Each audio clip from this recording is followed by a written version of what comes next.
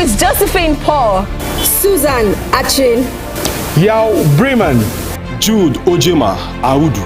Second Zilang. Richard Bassi. Ekanem. I am Mercy Joe, and we are African Patriot on African Patriot Radio.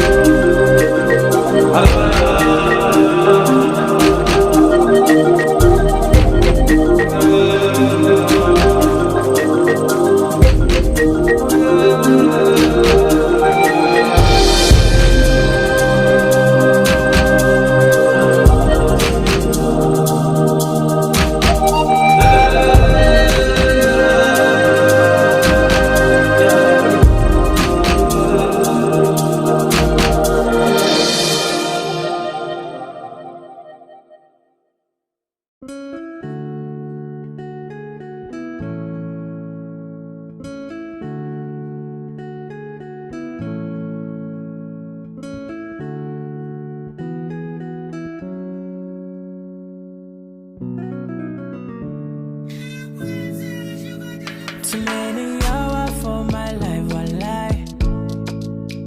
But I did pray me, Papa, shining lights. Us never paper, bad man still they grind. I pray that one day my mama will smile. Yeah. I'm on a journey, I don't know where it leads. Daco don't cry for me, Daco pray for me. Too many hassle things that lay before me. I pray that Baba shining light on me. See them go fair.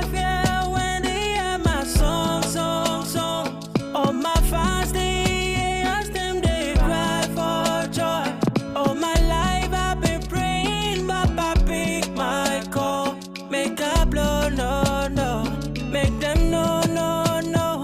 Them go fear, fear when I drop my Colombian coco. It dey sweet them for body, they do them totori, to. All my life I be praying, Papa pick my call. Make a blow, no, no. Make them know, no, no. So many nights I swear, things my mouth can't tell.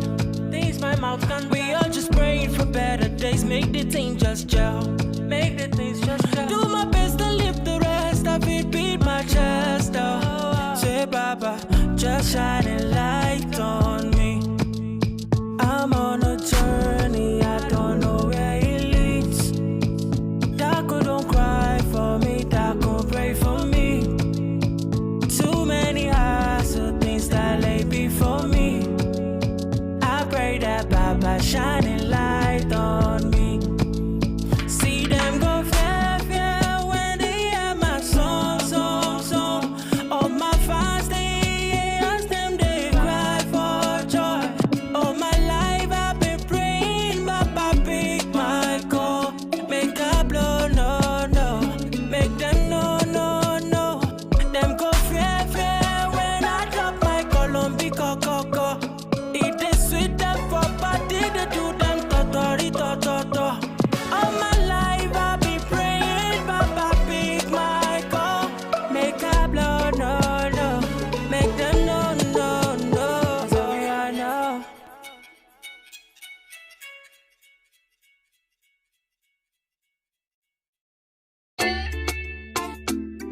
Yeah, it's Angelo.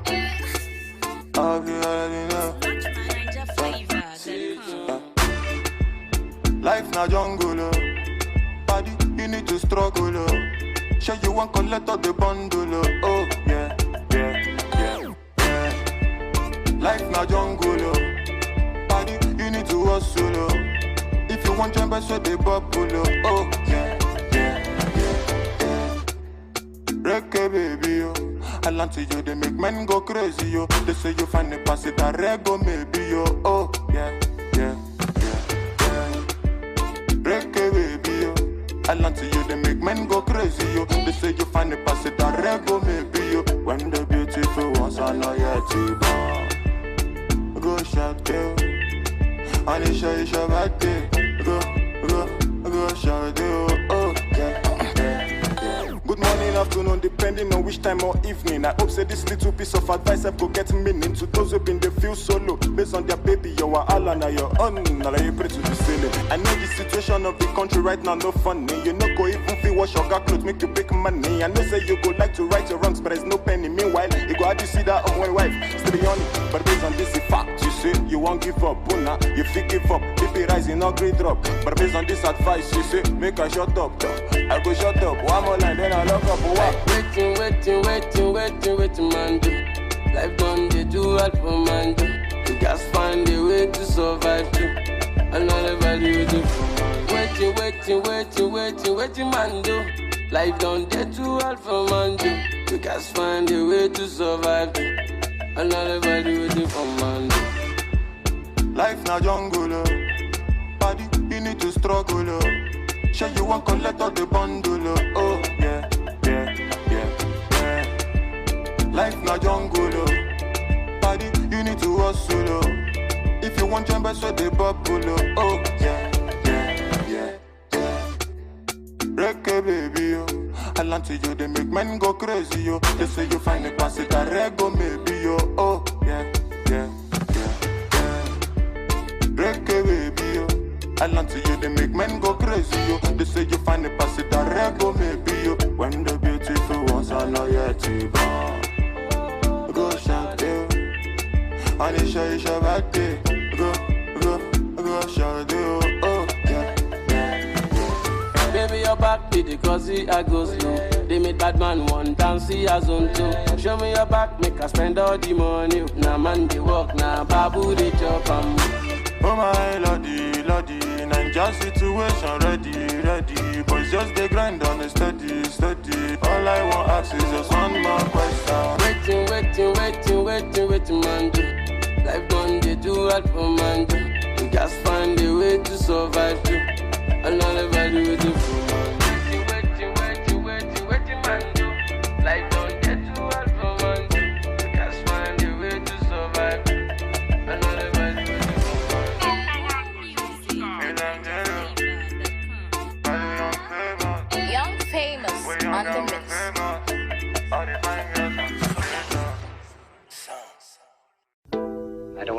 or conquer anyone. I should like to help everyone if possible. Jew, Gentile, black man, white. We all want to help one another. Human beings are like that. We want to live by each other's happiness, not by each other's misery. We don't want to hate and despise one another. In this world there's room for everyone, and the good earth is rich and can provide for everyone. The way of life can be free and beautiful. Once upon a time in our lives, situations stabbing like knives. Questions rising, how do I fight? That is not for you and me. Leave everything to the king. You need to feel nice. Painful feeling means you're alive.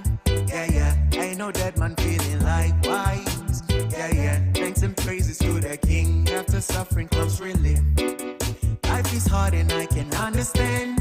Things we see sometimes don't match up to what we deserve. Not the same thing. Everywhere you live, you smile, you love. Hey, this ugly shouldn't be when you're the one involved. You were beautiful in every way. Sun or rain, you have me any day. Price for joy, you name it, I will pay. I will never trade you for no one in any way. They see bearing in you, I see babies. Had to love you all that I embrace. You were star, no one can take your place.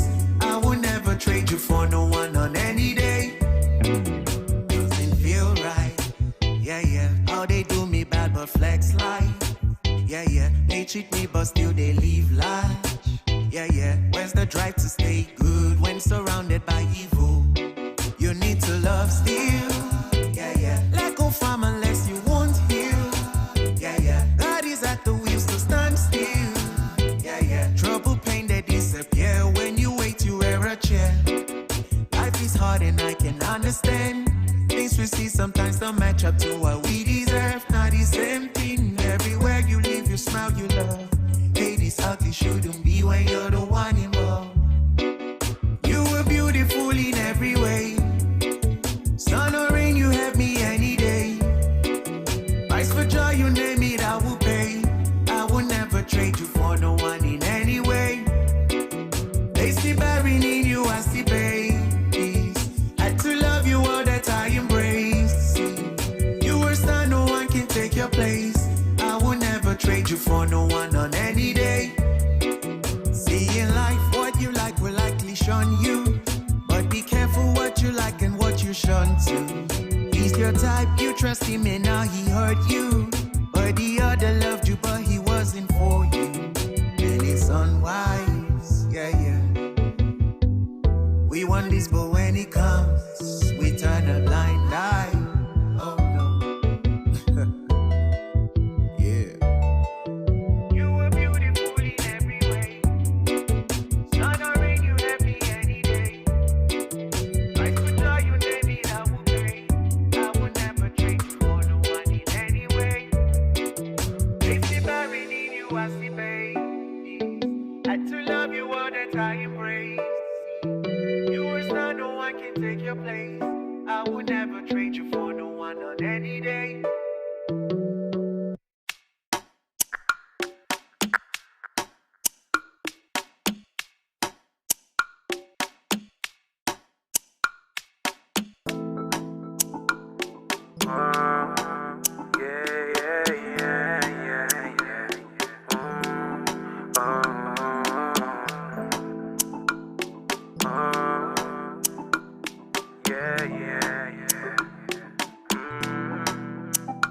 Baby, let me take you there.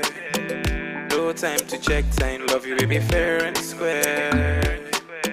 I'll be here beside you, baby, sure you know I care. Don't doubt my love for you now. Come closer, girl, don't back down. So far it's you I fancy. See, no, they come too far from the roadside bar, cause not there they see you. See, I say bad sharp guy, not the shy type. See a girl, I dey feel you. Connect with me now, baby, let's go crazy. Cause I know, say you go be my number one. Baby girl, I tell you. Biggie, heavy, baby, turn up, go down, don't stop, go steady. International, one chief rocker. Baby, go down, go shut the one showstopper, yeah. Biggie, heavy. Baby, turn up, go down, don't stop, go steady. International, one chief rocker. Baby, go down, go shut the one showstopper, yeah. Everybody, they call me the Confirmer. As them see your face from afar, them they call me the Confirmer. Yeah, as you find like that, my mama go they call me the Confirmer. See my guy for the hood, they tell me Ogbeni, I say you be Confirmer. Yeah, see I say you be, yeah. Baby girl, take your time. See the one thing with me, girl, me I know they ask 2 times. But that doesn't mean that I don't want you till they mine. No playing games now, baby. This time around you'll stay here. Don't slow it down, my baby. Biggie, heavy. Baby, turn up, go down, don't stop, go steady. International, one chief rocker. Baby, go down, go shut the one showstopper, yeah. Biggie, heavy. Baby, turn up, go down, don't stop, go steady. International, one chief rocker. Baby, go down, go shut the one showstopper, yeah. Everybody, they call me the Confirmer. As them see your face from afar, them they call me the Confirmer. Yeah, as you find like that, my mama go they call me the Confirmer. See my guy for the hoodie, they tell me Ogbeni, I say you be Confirmer. See I say you be, yeah. Everybody they call me the Confirmer. As them see your face from afar, them they call me the Confirmer. Yeah, as you find like that, my mama go they call me the Confirmer. See my guy for the hoodie, they tell me Ogbeni, I say you be Confirmer. See I say you be, yeah. Biggie, heavy. Baby, turn up, go down, don't stop, go steady. International, one chief rocker. Baby, go down, go shut the one showstopper, yeah. Biggie, heavy. Baby, turn up, go down, don't stop, go steady. International, one chief rocker. Baby, go down, go shut the one showstopper, yeah.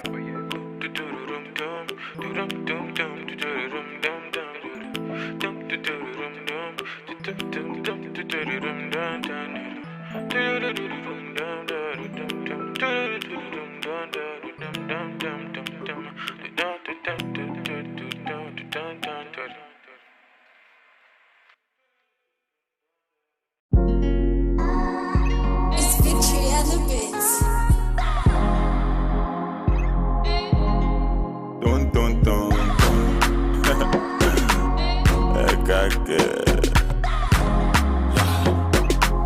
MJ when I been gonna leave the answer. What the value, that's why we get to Allah. Not until I met Fatima. My baby girl, she the answer. My baby give me assurance. Hey, we zero wahala. Not until I met Fatima. My baby girl, she the answer. My baby give me assurance. Hey, we zero wahala. She the boss my brain like. Yeah.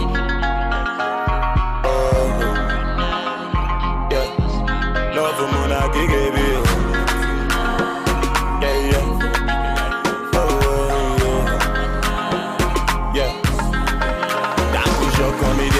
Yeah. For your love, I don't grow up, yeah. Marry me, let's born children. Hold my hands, let me take you there. I push up on me, yeah. For your love, I don't grow up, yeah. Marry me, let's born children. Hold my hands, let me. Auntie Vanessa. When I been gonna leave the answer. What the value, that's why we get to Allah. Not until I met Fatima. My baby girl, she the answer. My baby give me assurance. Hey, we zero wahala. Not until I met Fatima. My baby girl, she the answer. My baby give me assurance. Hey, we zero wahala. She the boss my brain like. Yeah.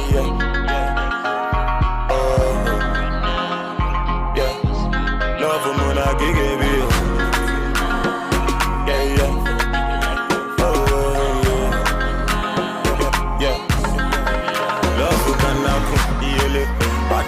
chop a proof. Now so him I sharpen. We enter Eve heaven, no. Love we can happen. Adam been chop a proof. Now so him I sharpen. We enter Eve heaven. But that no shock on me, dear. For your love, I don't grow, baby. Marry me, let's born children. All my hands, let me take you there. That no shock on me, dear. For your love, I don't grow, baby. Marry me, let's born children. All my hands, let me see Vanessa. Let me know on the mix.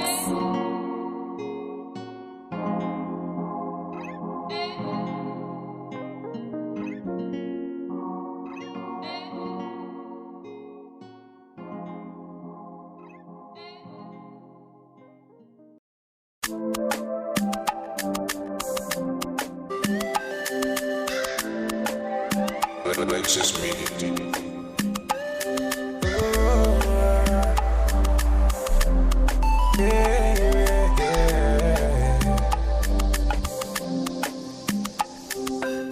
From the start, them they tell me, say definitely I go blow. Every time then they hear my sound, then they come ask me for more. Now the love I receive all true, they bring me tears of joy. Baba God, they beg you, oh, say you make my heart so pure. Although I change my story, now my prayer every day, make you change my story. Let your blessings come my way, change my story. Now my prayer every day, make you change my story. Oh, I make you change my story.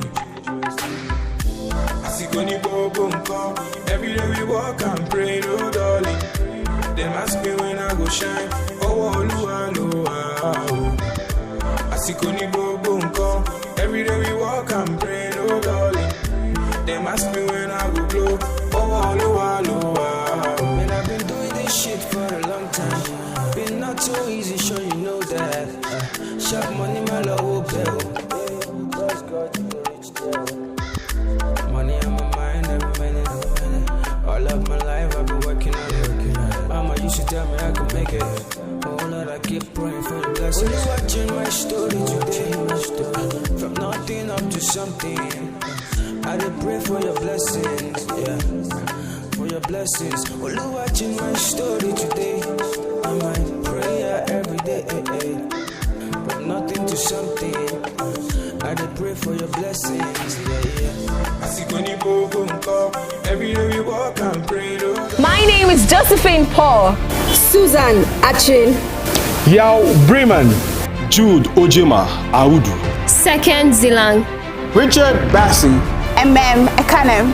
I am Mercy Joe, and we are African Patriot on African Patriot Radio.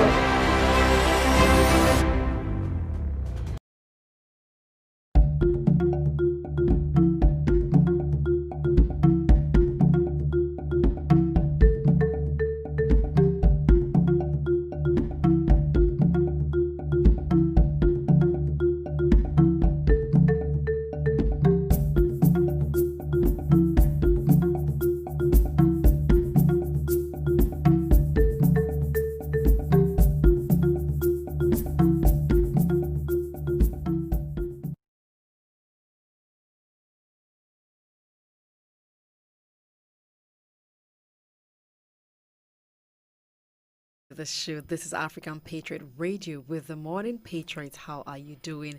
Of course, it's a great Wednesday right here in the studios of African Patriot Radio, and of course, the 10th day of June in 2020.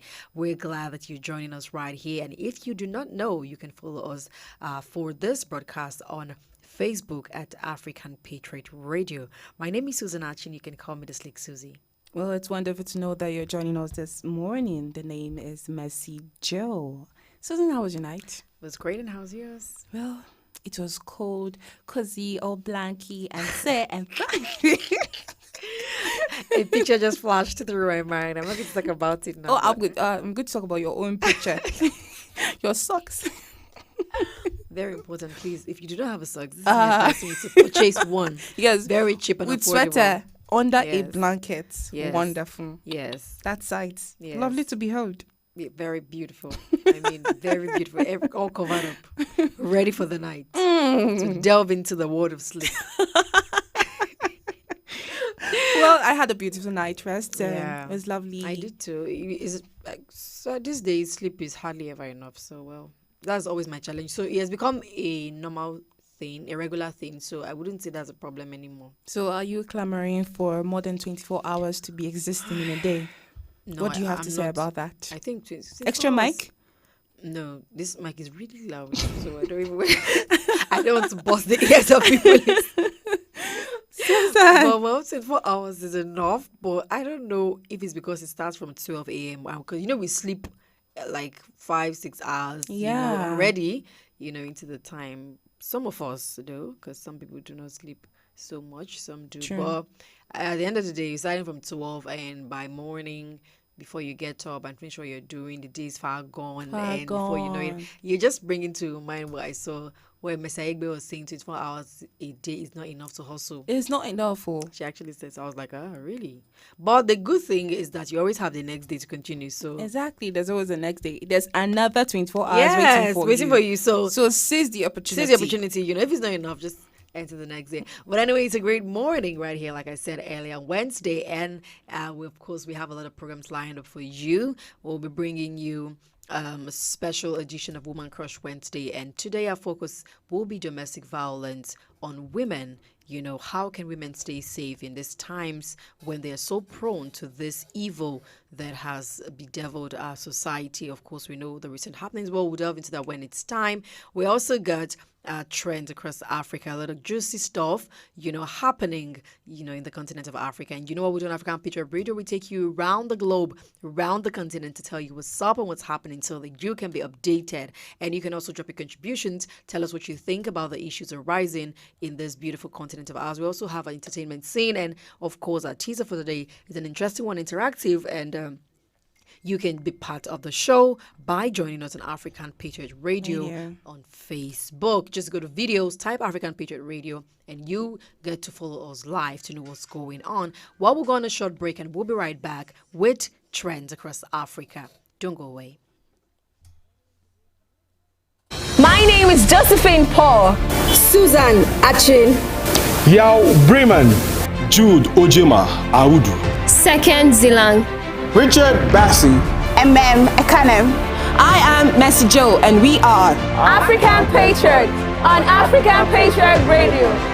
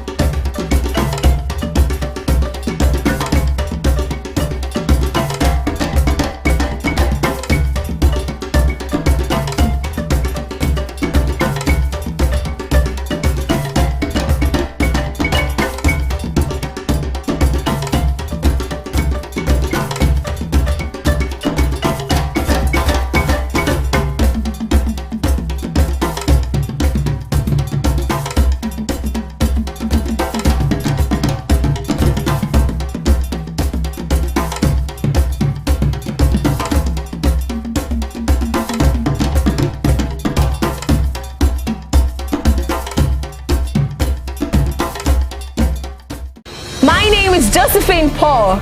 Susan Achin. Yao Bremen. Jude Ojema Audu. Second Zilang. Richard Bassi. Ekanem. I am Mercy Joe, and we are African Patriot on African Patriot Radio.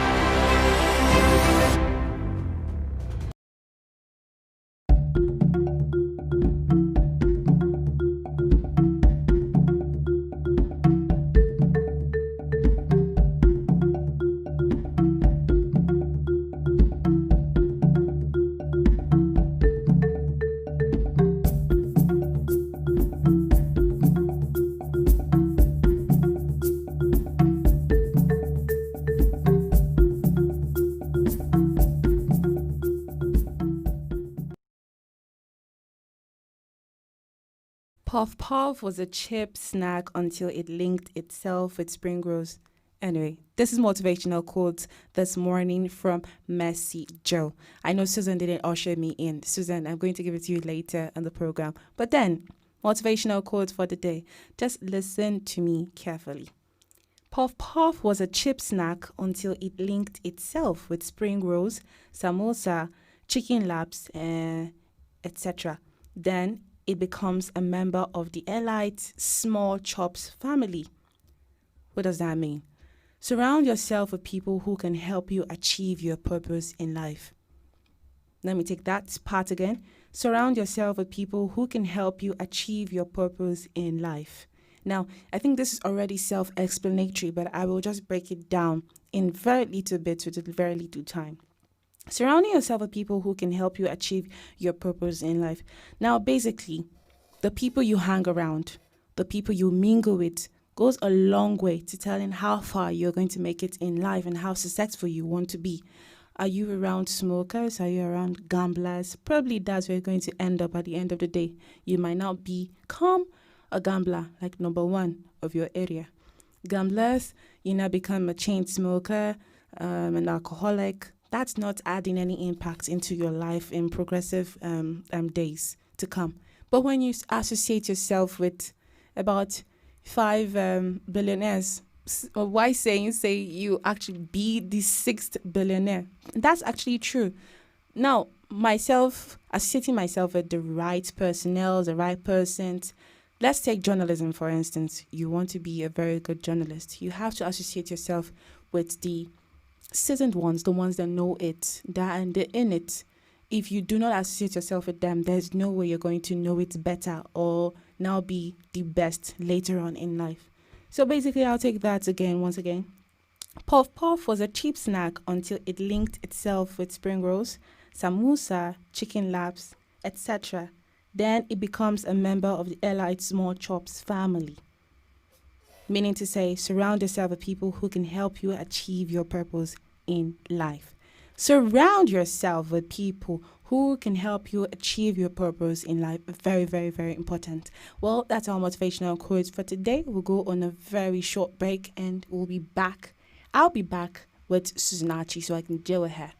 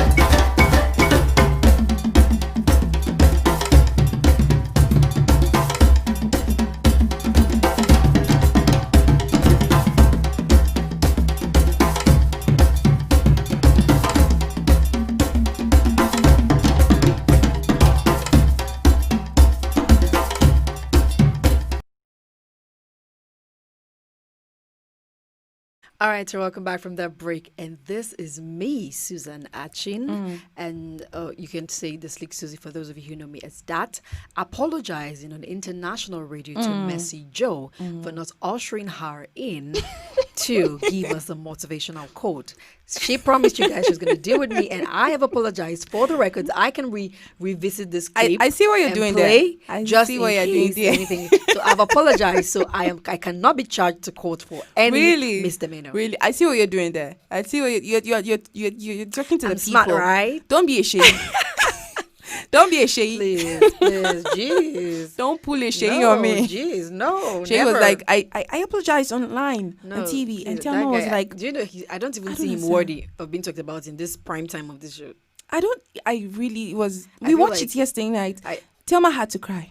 I don't want to even talk about Shay here because he's not worthy.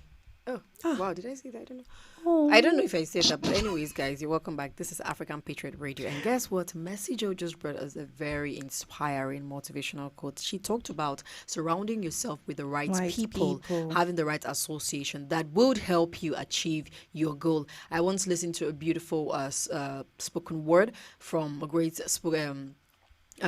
Afro-American spoken word artist who talked about friends with benefits. And in that context, he was saying that surround yourself with people that you will benefit from, and they also will benefit from you. So I do not see a reason why you want to be a pilot, but you're going about, how do I even put it? You want to be a pilot, but you surround, even in normal life situations, if you want to do a particular thing and you're surrounding yourself with a different association, you will get different results. Very different. You want to be a results. pilot and you're surrounding yourself with doctors. That doesn't Doesn't add up. It doesn't add up. You want to And be a musician, you want to be a musician. and everyone around you are doctors, nurses. You're being around scientists and you want to be a musician or something. I don't know. Science also plays in music. There's also the science of music. But basically, you need to surround yourself with people that will help you achieve your goals. Because if you're around the wrong people and you want the right results, that is highly misplaced, if you ask me. You are purpose driven. Yes. You have an achievement to meet up with. And you have the wrong people who You have keep the wrong vibes. I mean, you're rolling with a bunch of lazy folks. How do you get there? And you want to be a success You need story. to be somehow, our environment plays a vital role in pushing us to be motivated. Yes, that's true. So when you're not in the right environment or having the right vibes from people around you, it's a dull moment. Your circles are very, very important. You need to watch your circles.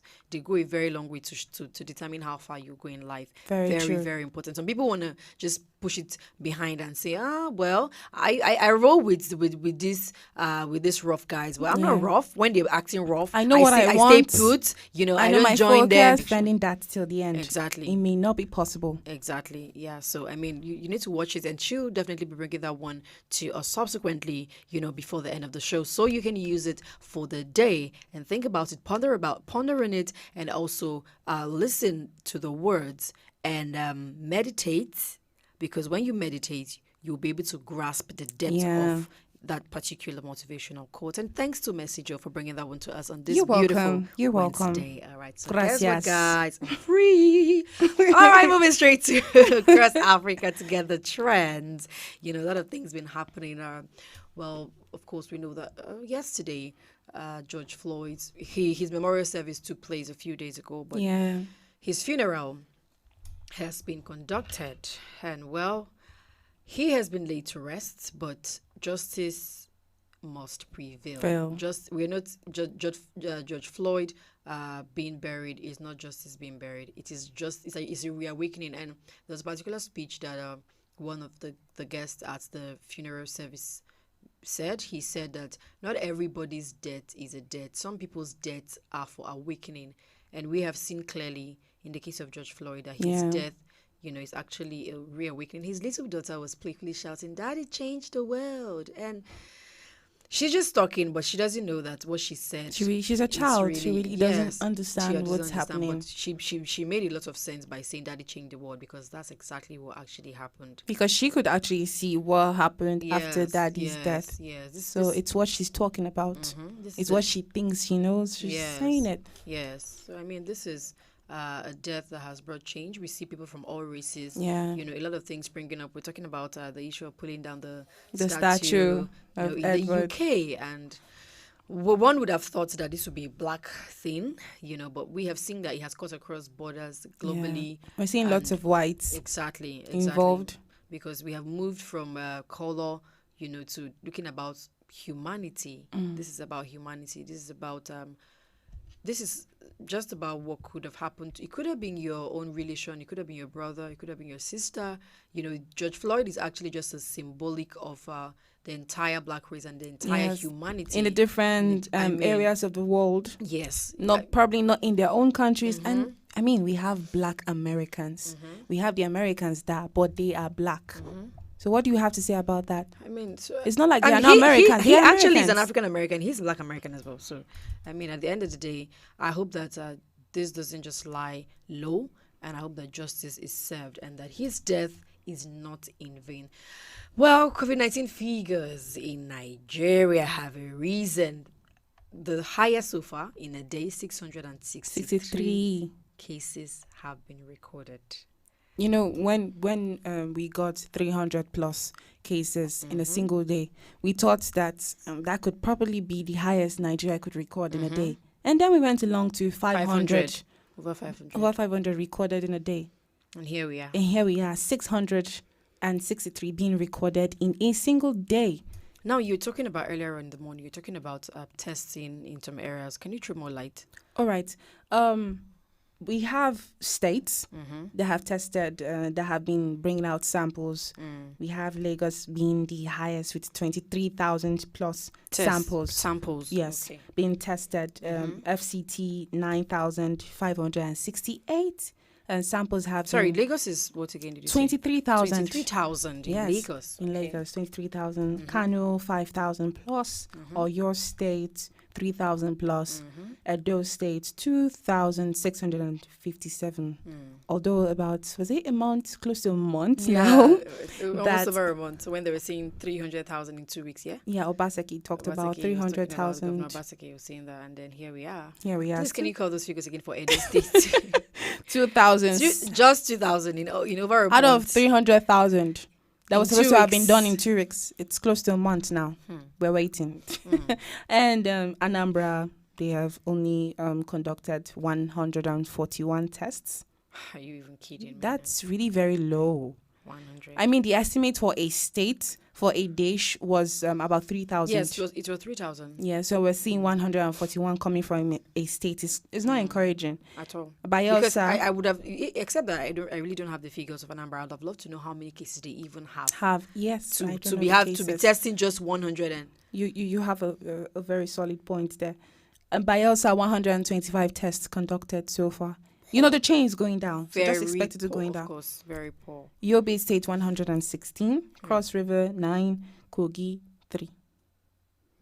Okay, well. I can't tell what's happening. When you start coming down, when you start saying Cross River, Kogi, well, that's where our tunes will drop. But the other states, well, Lagos, 23,000.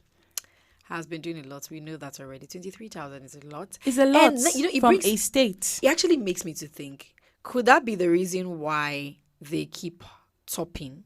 I know that Lagos is a highly commercial, is the hub of commercial activities in Nigeria, and even from other parts of the world, people come in to do their business and all. But the fact that they will have the highest number of tests or should I say samples, I think that could actually result. Why they have more cases. I mean, why they keep having more cases because they keep testing. Like I was saying, if we actually focus on testing, we would even be having probably be having over 1,000 in a day. This is small because right now we do not know how these 663 figures came about. How they said they had a test. I think the whole test that came along in the country yesterday was 1,420. So out of those tests, 663. Now, NCDC claims that about 79,000 tests has been conducted in Nigeria so far. 79,000. This is away from the 2 million that has been estimated that they will conduct tests for within 3 months. And the third month is lapsing next month here. We're a little over 100 days and we've just done 79,000 out of 3 million. 2 million. I mean, beg your pardon, 2 million tests that were projected earlier on. And we're wrapping up on the 3 months. Well, how encouraging is this? And the fact that the issue of... We're not even close to 100,000 yet. No. We're not even at 100,000. We're not even close. And we're projecting 2 million, and here we are still struggling to even attain 100,000 testing figures. Yes. And the fact that there is this silence in the whole testing. There's not much talk. And even the NCDC, even if they're releasing the total samples that they have collected so far, they're not even bringing detailed analysis of the figures from which states. And then, like how? How are they doing this testing? Are they going How to the road and exactly? just testing people on the road? Are they going How to are people being communities? tested? You just tell us these are the figures you have tested, but we don't even understand how. They're coming. I don't know who I'm going to call now and tell me, yes, I've seen that it came to my community or to my local government or to this place to actually test people. How? Is it that people are just coming to meet them and get tested? Is there a testing center? Are they going to the hospital to get How are they doing it? Yes, very recently the PTF was talking about the fact that we have gone very, very largely into community transmission infections, which we have been talking about for a while Gombe now. State, we were looking at it in the news this morning. Yes, we're talking about community transmission. And then they were saying that they are leaving this on traditional rulers and all that. And it's getting to the point where we might have to start doing house-to-house testing. We have been on this matter, talking about house-to-house testing. Kano State. Talking about bringing this thing down to the state levels and then down to the local government levels where people are tested from house to house. Now, why not concentrate on testing everybody so that we can separate those that are infected, those that are asymptomatic, those that have fewer symptoms, those that have severe cases, and those that do not even have the virus at all. True. So at this stage where we're looking at samples, these are even samples. These samples are not even confirmed yet, right? No, they aren't. They're not confirmed yet. So how long is it going to take for us to even confirm these samples to even know those that actually... positivity. Yes, positivity and the rates and the negativity. negativity. Those who are positive, those who are negative. We do not even know. And I'm wondering, if we are not focusing on testing and we are already having 663 cases in a day, eventually, if we now decide to, hopefully, I hope that we really look into this issue of testing. When the time comes, when the time is ripe, I hope that we start doing that. But if we start testing, we'll be having more cases. And it will be worse because... It will be worse. At the point when it was just contact tracing, it was better. But now that we have entered community transmission, the testing will even the be more. tracing that they had started. The other time before the first address by the president, he talked about 92% of the contact tracing that has already been done for the people with travel history. Yes. 92%. We didn't hear of the remaining 8%. Well, you still say nothing about that. Now we still have 74% being unknown, tagged as unknown source. Do you know what? So they all of a sudden the COVID-19 is now on the air surface. Out of 100, you cannot say that 74% of they don't know how they got the virus. And you were saying something. Of course, she has medical background as well, so I wasn't surprised when she said that. Talking about people that must have come in contact with people that have this virus, but have strong immune systems to resist it. Because you would not tell me that with this second phase of the easing of the lockdown restriction, one person's have with what I have been seeing in the markets. No, I doubt. So this comes a long way to say that the immune system, which is a fighter. Definitely. You must, one way or the other, I feel some people may have come in contact with COVID-19 already, but they didn't know. Do you know why? Their system, their immune system fought its back. Yes. It's just like HIV. You've seen a situation where people are in direct contact with HIV victims. Positive patients, direct contact, but unarrested them, and then later they go and check themselves and they see they're free of the virus. They're free of the virus. How did that happen? That's your immune system playing out. Yeah, that's very true. That's very true because with the level of easing and with the level of freedom and sort of, I would say, unlimited movement as it is now, as it stands, at least in the FCT, we know that people are free to move about. And moving. Of course, most of them are with their masks. Nobody is stopping them. Yes, they're wearing face masks, and all the majority of the people outside are doing that, which is very commendable. But that notwithstanding, at this stage, I will really, really take what Mr. Joe is saying seriously. It means that there could be a lot of people with such immune systems. And like we know, this disease is more... elderly people with underlying illnesses are more prone. So we also understand that the stronger, the younger, the less prone to the disease. But anyways, we're even looking at situations whereby both in Nigeria and even in other parts of the world, I mean, talking about the continent of Africa, we hear of strange, mysterious deaths. Yes. That they come out and say, like in Bonny Island recently now. There are some mysterious deaths that have been going on. So they're trying to investigate the deaths to know if they're linked to COVID-19. Imagine Kano State of recent, the 900 plus cases and deaths that occurred. 500 plus of them related to COVID-19. related cases. Now, you see the irony of it. This morning, one would have expected that those deaths that have now been confirmed to be linked to COVID-19 would have been added to the figures released by the NCDC. So, you see, each and every other day, they confuse the layman in Nigeria. That is the reason why a typical Nigerian will stand, beat his chest and say there is nothing like COVID-19 in Nigeria. Because the other day we were out to get views of people, and I saw this particular lady. I'm talking about an educated young lady. I'm not even talking about someone that is maybe illiterate or something. She's very educated, and she kept saying there is nothing like COVID-19 in this country. I tried to talk her out of that, perspective, out of that. She kept saying, no, show me, Yeah, so it seems like this that happened. When we hear things like this, we hear contradicting, information here and there. There's some gray areas. Yes. Some places are not really clear. You calculate it's very easy. You calculate the figures from each state. You're seeing this figure, and NCDC is picturing another figure. They are telling us they're testing people, but we do not know who they are testing. Exactly. Nobody's coming out to say, okay, I have gone to be tested. I was among those that were tested, and I came out negative. We're not seeing situations like that. So at that point in time, what do you expect the naturally laid back Nigerian to think? I mean, the layman will find it very difficult to believe these things, because a lot of comedy skits are coming up and people saying a lot of things and all that, saying all we see is figures. We do not have evidence of all this. No evidence, we wake up to figures every single other day, and we cannot just work with figures. We need to see for ourselves. We need to be sure. The lady that you spoke to on the street, the lady, she talked about an isolation center that when visited was empty. Yeah, she said isolation centers are empty, that I should go and check and all that. But there's a claim in the news that some of these persons have been taken to this particular isolation center, and it's that same isolation center that we are hearing news of being empty. Being empty and all that. I don't really know how factual that is, but it just goes to say that no matter the level of sensitization and orientation that is carried out, there are still people, because you know what happens. You know the problem. The problem is people have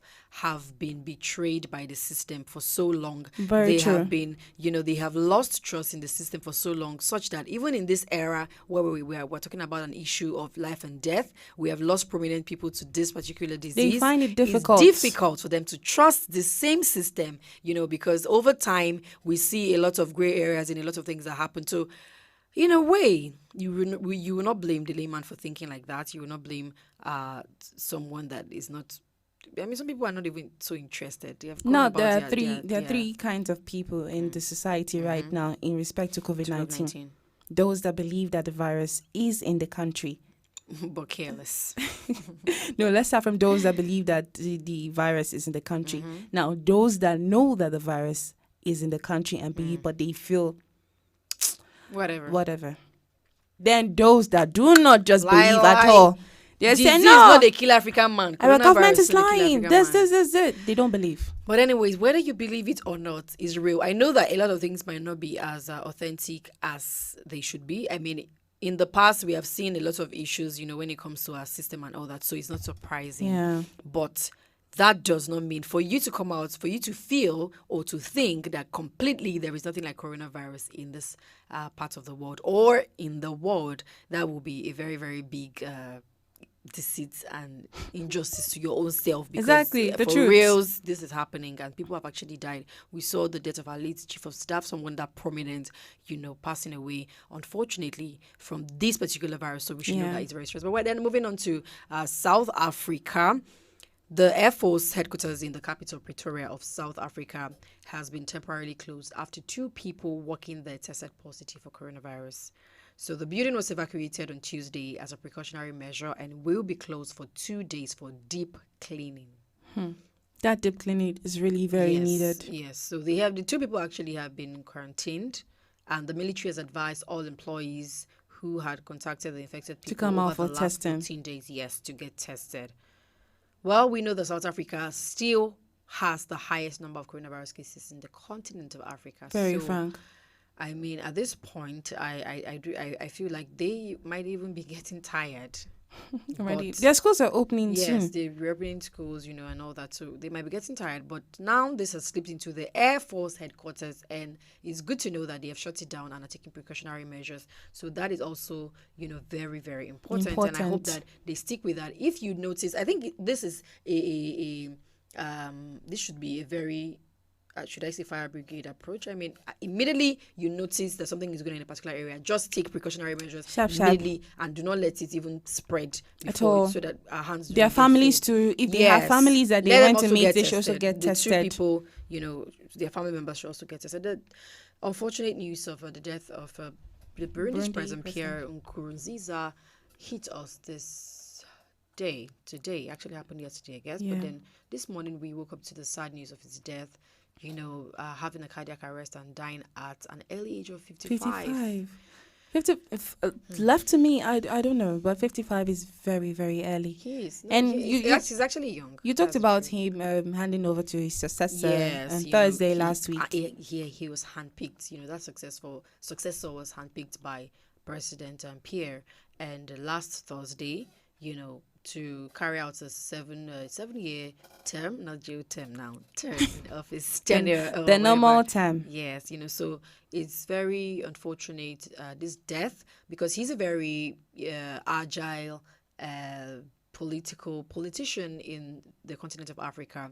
A lot of political issues have trailed the nation of Burundi when it comes to elections and all that. And we've been hearing about elections even in the midst of COVID-19. Mm-hmm. But in the wake of this, I think they were the first African country that conducted elections amid COVID-19. This whole thing. So they've been going back and forth, having issues. But the young president was actually someone that was very, should I use? I don't know if I should use the word dogmatic, but actually a strong heart when it comes to the issues of the politics of Burundi. So it's a sad one, and I know that the country has already been thrown into mourning. Yeah, and not just him, because President Muhammadu Buhari came out to, talk about the president, the whole issue, how much the grief has hit him as well, and of course Nigeria as a whole. So rest in peace to Pierre Nkurunziza, from the president, and I hope that the people of Burundi are able, and his family, also our condolences goes to them. With the Morning Patriots and African Patriot Radio, we send our deepest condolences to the family of the family. And I hope that all is well, and I hope that they're able to resolve their issues as regards politics and all that. But talking about moving back to Nigeria, the issue of strike actions by medical personnel. Now, it's very unfortunate that we would even be talking about the issue of strike in this very, very crucial and desperate times. And we always know that when it comes to strikes, it's always about their needs not being met or conditions that were put in place being neglected and all that. This is a very serious time, a very critical time. So I wouldn't have expected that the federal government should actually let whatever it is that is the confusion or disturbance within them and the doctors pass like this. To now even because they've actually slated a date for their strike. Yes, that's June 19th. So if they don't hear anything from the government before that day, then they are going to strike. But very good to know that, because that the speaker came out to address them, talk about the issue, saying that the federal government was going to look into it and ensure that their complaints were heard, and to ensure that they didn't go on this strike. So the federal government has actually agreed to pay 2 months hazard allowance to health workers in the front line battling encouraging the COVID-19 That's better. Yes, pandemic. And the Minister for Labour and Employment, Dr. Chris Ngige, confirmed this yesterday at a meeting between representatives of government and health professional associations in Abuja.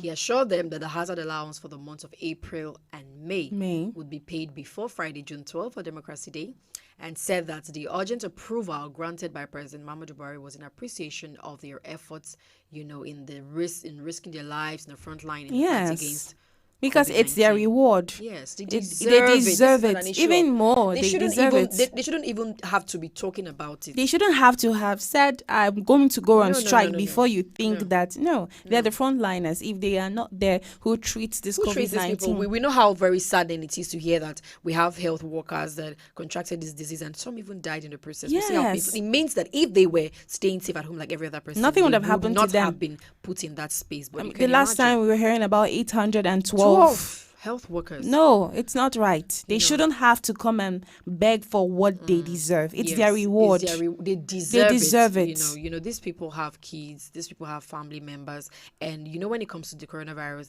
it's not a one-person thing. It means that if one person has contacted it, it means that the risk of any other person that is close to that person and contracting it is really high. Yes. So we're talking about families, friends, and relations involved. So for one person to go to work knowing fully well that he or she will come in contact with a COVID-19 patient, and the issue is you're treating these people, you're rendering help to them. So you are sure that you come in contact, and then we know the issue of PPEs of the whole issue. They're talking about it not being enough for We all have of been the talking about isolation this issue. centers. We have been talking about these PPEs for quite a number of times now. Joe, for one, has been very passionate and emotional about this issue of PPEs. I'm very serious. You can't be in the same vicinity and give to the particular set of health workers. Now, if you notice, most of these health workers, they are scattered along all the various departments in a particular hospital. It's not even just those ones that are really front lines. Yes, there are a lot of, there are attendants, You get my point. and other Attendants, people that receptionists, just- when they don't know that they are already attending to a COVID-19 patient. And I gave a very quick explanation to this story when I said you might be thinking the person has malaria and the nurse is just with her bare hands actually, okay, let me check your administering. BP. Even in administering, even when even the pharmaceutical department of the hospital where drugs are being sold and all that, where people are collecting drugs. Yes, pharmacies, normal nearby pharmacists, if they are even going to prescribe drug for somebody that they do not know is a COVID-19 patient, and the person is going to probably drop his hands on their table, as handing over that drug as well. You're collecting it too. So we need to provide all of this because, anyway, enough talk. Yes. So, but anyways, thank God that they have set a date, and we are watching to see that this is implemented. We would know if it is. Yes. And hopefully Friday is next tomorrow. Yes, we trust the government, and we trust the federal government and the President Buhari. He said this, and we know he will do that it. he will do it. So, there's an interesting story coming out from Malawi, where the former President Joyce Banda has told a campaign rally on Tuesday that the country has no coronavirus cases and accused the government of faking the numbers. Now, politicians are out on the campaign trail ahead of the presidential rerun on the 23rd of June after President Peter Mutharika's re-election last year was nullified by the courts. Okay, that's me delving away. But the issue is that huge political rallies have defied coronavirus prevention measures. They've been having rallies, so in Malawi. Now, so huge political rallies have defied coronavirus prevention measures like social distancing and wearing of face masks. So a recently conducted poll showed that 81% of Malawians are not afraid of coronavirus and are more concerned about hunger. So the former president, Ms. Banda, is quoted as telling supporters in the northern town that the government should redirect funds allocated to the pandemic to rather develop projects, even though she had accused the government of hiding cases 3 months ago. Now she's coming out to say there are no cases. 3 months ago or now? Yes, 3 months ago. No cases as of 3 months ago. 3 months ago, she accused the government of hiding cases, and now she's coming out to say that there are no coronavirus cases, and the money that are being channeled to curb the pandemic should rather be channeled to other projects. The Malawi has have they done any testing? Yes, the confirmation is that they have 455 coronavirus cases, 4 deaths, and 55 recoveries. Okay, so they are saying that there's no more coronavirus in their state, in their country. The former president of Malawi, Ms. Joyce Banda, has come out to say that she does not believe that there's coronavirus, that they have been doing elections, and 80% of the people that come out to do elections do not wear face masks. They do not maintain social distancing. Nothing has happened to them. Nothing has happened to them and most Malawians also believe that there is no coronavirus. They are more concerned about hunger. Are we really still getting to this stage again? We were just talking about this, Nigeria, and then Malawi. we're hearing this issue. How very interesting and how very funny. So, well, they are saying it, but it will not stop those that will be infected from being infected. Neither will it stop people that will eventually maybe pass away from this. Unfortunately, I hope it doesn't happen, but this will be happening. So if they are denying what the entire world is facing, we're not talking about just one place. We're not talking about just one continent, the entire continent. All the continents are facing this, head face to face. And then you're saying, well, the problem I have with this kind of declaration is that she's a prominent figure. She was a past president. It will go a long way. True. To, trigger the wrong information. She's triggering the wrong mindset already in the minds of people, because there are people that are already feeling there's something like that, and for her to come out as a prominent figure to now, is that she's coming to support. She's that coming to notion support. That's again. my problem. So everybody will now flow with that. You're about to cause harm. More. You're causing way more harm than good. You're not even causing any good here, because even if you feel that there is no, then keep it to yourself. These people are already carefree about the whole situation. Because when that happens in a situation whereby Malawi tomorrow, you now hear there's this outburst of outbreak in Malawi. You see, Malawi has recorded 40,000 cases. I mean, that's what's going to happen. What's going to happen. Because she's telling the people there's no COVID-19. I so people now start going about the normal movement. Imagine them now entering their markets just like that. I can't even imagine. I don't want to imagine that there is coronavirus in the country and there is denial. That's the worst thing that can happen. It means that anything can happen. So it that means that everybody will be contracting it. There's hope. Yes, we have more hope, because at least we're talking about guidelines every single other day, and we see people because that are even the ratio is not like that. So the percentage is not like that. Not 81% that don't believe of COVID-19 in Nigeria. It's not up to that at all. It's not up to that. And she's saying that 1% of people have come out for elections. They have not worn face masks. They've not maintained any social distancing, and nothing has happened. So there's no COVID-19 in our country. And rather than channeling money to fight the pandemic, they should rather channel it to other projects. Well, I have a problem with her coming out to say this loudly, because she's going to be getting a lot of people to believe wrongly. Yes.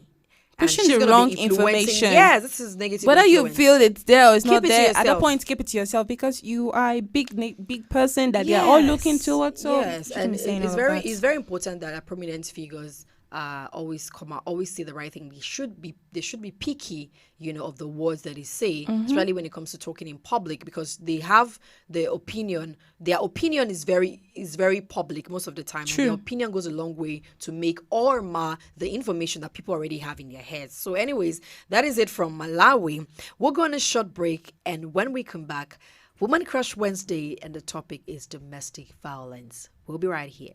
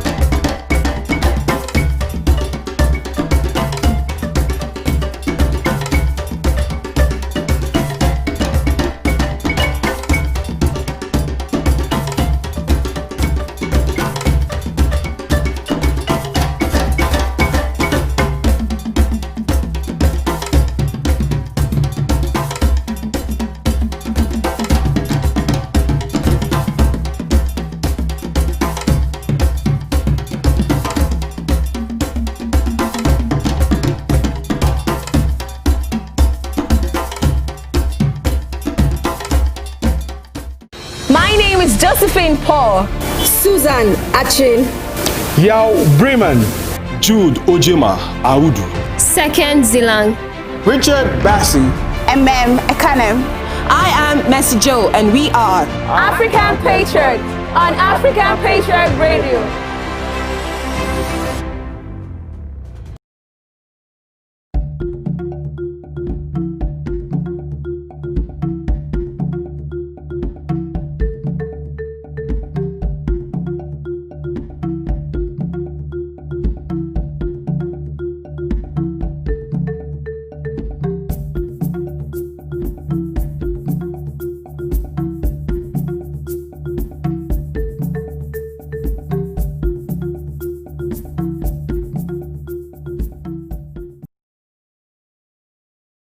All right, you're welcome back from that break. This is African Patriot Radio, and you are hanging out with the Morning Patriot, MJ, and the Slick Susie.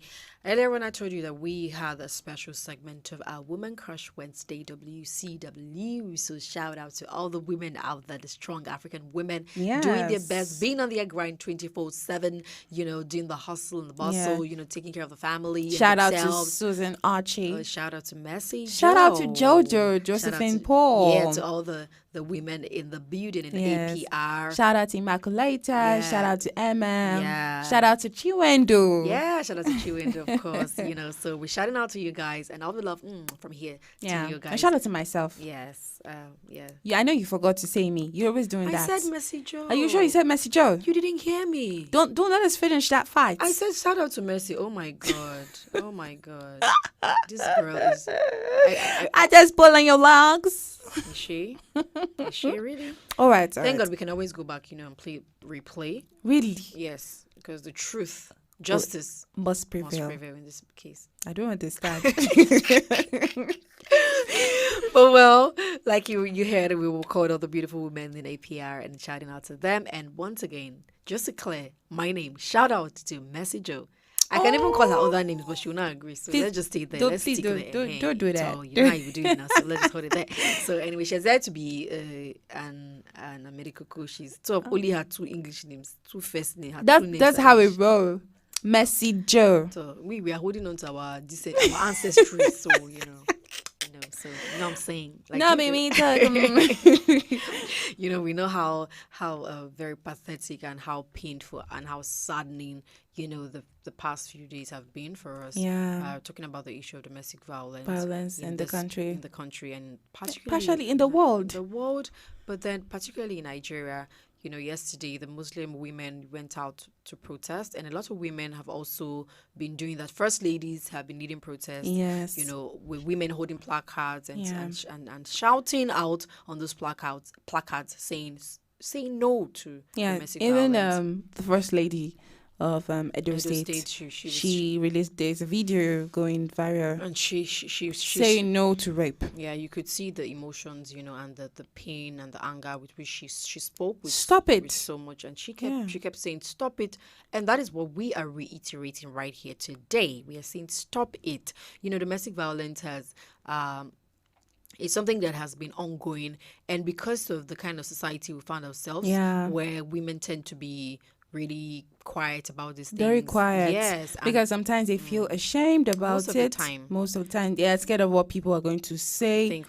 Or about them, how it happened, or if it's probably chase affects away. The future, prospective suitors and what have you. Talking about single ladies, and all that, because we've seen situations whereby people, and our teaser is related to this, so we'll talk about that one. People find out that this happened to you, maybe you were abused or something, and then it now goes to tell whether. But let me tell you, the truth of the matter is that I personally believe that anyone that will hear such a pathetic story, something that you could not control.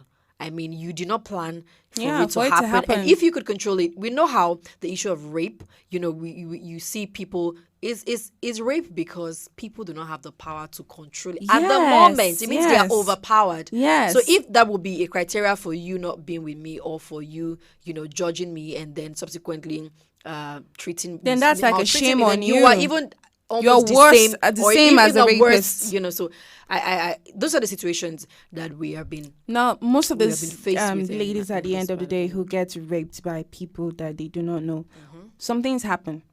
They now have unwanted pregnancies. Yes. They now end up being single moms for no reason, what they didn't plan for. The baby is a blessing, but the baby is a constant reminder of that very ugly occurrence, and it's something that is traumatic, and for years people keep this pain within them. So they even now need psychological help, because and all that. They tend to push that anger to the children sometimes, and bitterness, and they treat them really bad. We've seen stories like that surfacing online, and then when you go deeper, you notice that this person has been hurt. She gave birth to the child out of wedlock, and how was that? How did it come about? Rape case.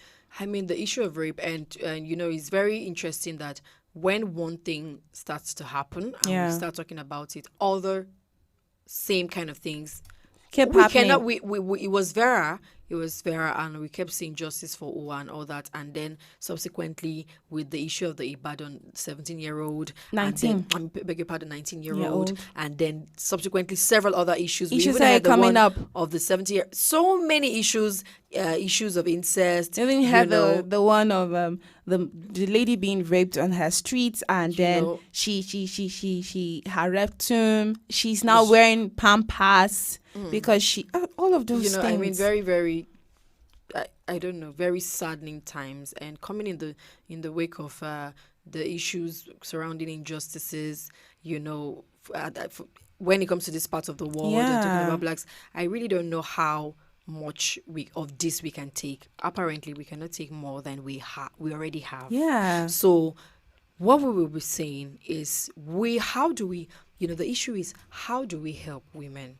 How do we put them in a safe space that they can talk about what has happened to them and what is going on, who is molesting what are the things, them? the steps we can take, and then how can we prevent women from being in situations whereby they, how do we prevent them from being in a space where they can even come in contact with this kind of people? Yes, because the other day I was trying to give you state an instance. I was like, if as a lady or a young lady you're going to walk outside. And probably that place is isolated. Walking through that place, I would actually pray and prefer that you go along with somebody, because most of the times things that happen, you think they have whoever comes to do that hasn't planned you, hasn't been monitoring you, hasn't been looking. No, it didn't just actually happen from the booth. Yes, they actually plan stuff. It's just like armed robbers. They're coming to probably like a politician's house. Some of them trail you for months before they come. So now the person must have okay, yes, Stephanie is always walking in this area at this social time. Of the night. Now, one time growing up, I made sure that things like this didn't happen, in a way that my movement, I fluctuated it the time. You can't just get me at that particular time that, okay, she will come out this time. No. And even if you're going to come out that time, see, you have to be very smart as women. Yes. Even if you're going to come out by that time, get somebody along. Even if you want to take walks, because some ladies like to take night strolls and all night that. walks, probably from hectic work and they couldn't go to the gym, so they take long walks. Even if you do that, go with somebody and go early enough when probably the night is not dark, so it's still before bright us or something. It's still bright a little. Go for that walk, and then make sure you are in areas that there are people. Yes, where there is light. Stop walking in dark zones. Areas or dark areas. What will you be expecting will happen? I'm not saying it's a good thing for it to happen, but we prevent it. Exactly. The thing is, we can't control what these people can do, but you can control what you can do to avoid yourself being hurt by these people. Because the truth of the matter is that some people are just possessed, and no matter what is said, they're looking for who to pray. They're looking for who to pray. We saw the very irritating comment from one of these followers of Simi when she gave it to her baby. We'll not be talking about that one because it's irrelevant. We can't even say that here, but he made a very, very I'm trying not to say the wrong word here, but very, very irritating and disgusting comment. And when you see such people, even if he did not mean it, for such a person to come out to say attempt to rape, you should know that even if we keep talking about this, there will still be rapists, because the rapists. How can he have harbored that in his mind? It goes to tell you, put it out there as the comments. Imagine no fear in the midst of this whole domestic violence issues that have been training us. Someone will come out and say that kind of a thing. So it goes to tell you that some of these people are highly unrepentant, and a couple of them have been taken over by different things. And it means there are lots of men that have been doing this, and they've been getting away with it. That is why they can still confidently. That man is a suspect. He is. He's a very big suspect. And he dare not delete that comment, because we will need it very soon. There has already been a screenshot of it that has gone viral, so we have it. So in case of tomorrow, we'll now know what to do in such situations. So I mean, we like I was saying, Messenger has really pointed out a lot of important issues. About women. Women need to really take care. Like we say, prevention is way, way better than cure. And sometimes there is no cure. Like, unfortunately, in the case of Vera, she couldn't even be cured, because by the time they were rushing her, it was already too late, and then she passed away. Now, in the case of Vera, she felt safe because she was going into a church to go and read. Some other guy came out to say, "Oh, this girl was dating 2 guys, and that was why she found herself." Does that in give a situation." justification why That she is should no be raped and justification. killed? But I'm really wondering how somebody will come and rape. They probably must have even known her. Sometimes these people are planned most of the like in a times. Nigerian language, chikas. They try to chike you, Yes, try to and toast then you, you and when you refuse. refuse, It you know, becomes they a begin to trail problem. you, and then they want to hurt you. That's and why you all have to be careful. That's what I'm saying. Most That's of them are why- actually planned. You can't Exactly. have been walking somewhere alone. Someone is watching you. Yes, yes. Just have it at the back of your mind, whether it's a rape case or not. Mm-hmm. Somebody might have been watching you, so you never can tell. I mean, the people that perpetrate this kind of evil, you cannot, like I've said, you can't control what they will do, but you can control what you can do. True. You can try to stay safe. Like we're talking about COVID-19, staying safe, about being responsible for yourself. Yeah. Stay away. And then sometimes when you get to mix up with the wrong crowd, the True. wrong association, it's also, some people do not have a problem. But like you're talking about, you see, I mean, today is just such a day. I mean, everything is linked up. I don't know. I'm going back again to our motivational quotes for today. You know, talking about associations. Surrounding yourself Yes. with the right people. I mean, if you look at the picture of her, you could see an innocent, good girl in her. I really don't True. know, but I mean, you could see. I mean, for her to even be going to read ahead of whatever our institutions have been closed down, and someone is going to go and read. I don't know. Probably if she going was to reading. refresh I don't know, but her memory. it means that she's someone that is focused, and you know, maybe And she just got into the university, she's 100 she's level. fresher. So I really don't know what. But let us try.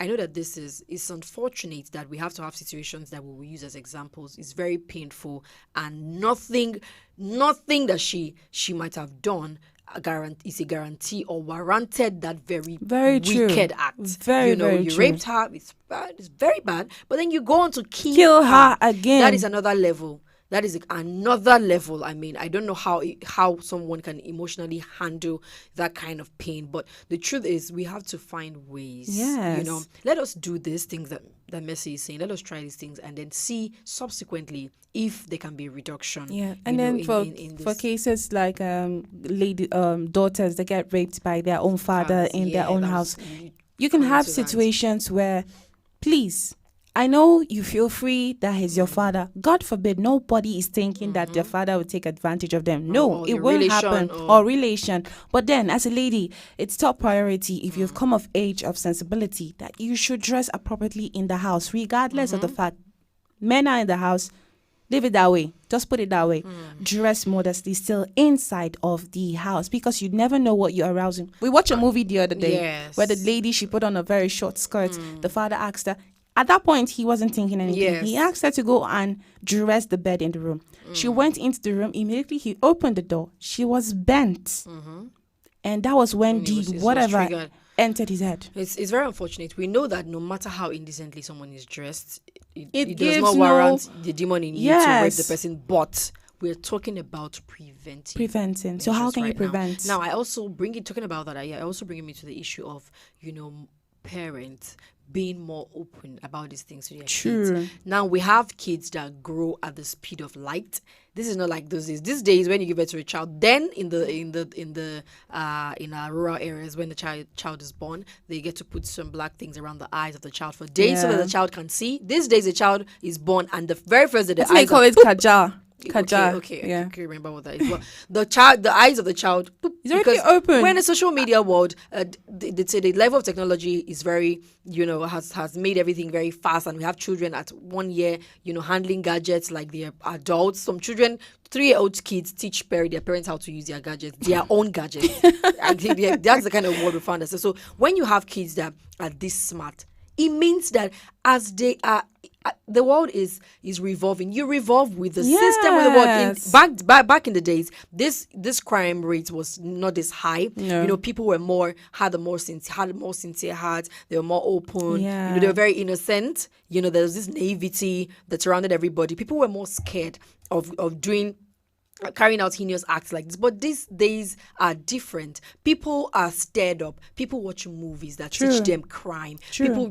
People are taught how to do these things everywhere. They can go on social media, you know, the level of a lot of things out there. So when your child is growing up, when the girl child is growing up in your home, as soon as you see that this child is beginning to assimilate to a particular level, you can educate her. More on other things tell her, baby, that will if actually affect her. Because we're not even just talking about violence, sexual violence. We're talking about sexual molestation. Sexual, is it molestation? Is that the word? But yes, because some people are not necessarily violated, but they are molested because it might not have gotten to the level of rape, but you're being maybe harassed. Okay, that was the word I was looking for. Sexual harassment. Maybe you're being approached inappropriately or being touched inappropriately. That is sexual harassment. It's not gotten, but sexual, like someone once said, sexual harassment. Or a situation where a lady has to beg so much before whoever that was there not actually say, okay, you will not longer do it. You know again. what I'm saying? You should. That situation shouldn't even happen. It shouldn't even get she to shouldn't that have point. to have been begging you that, no, please, I don't know. Why?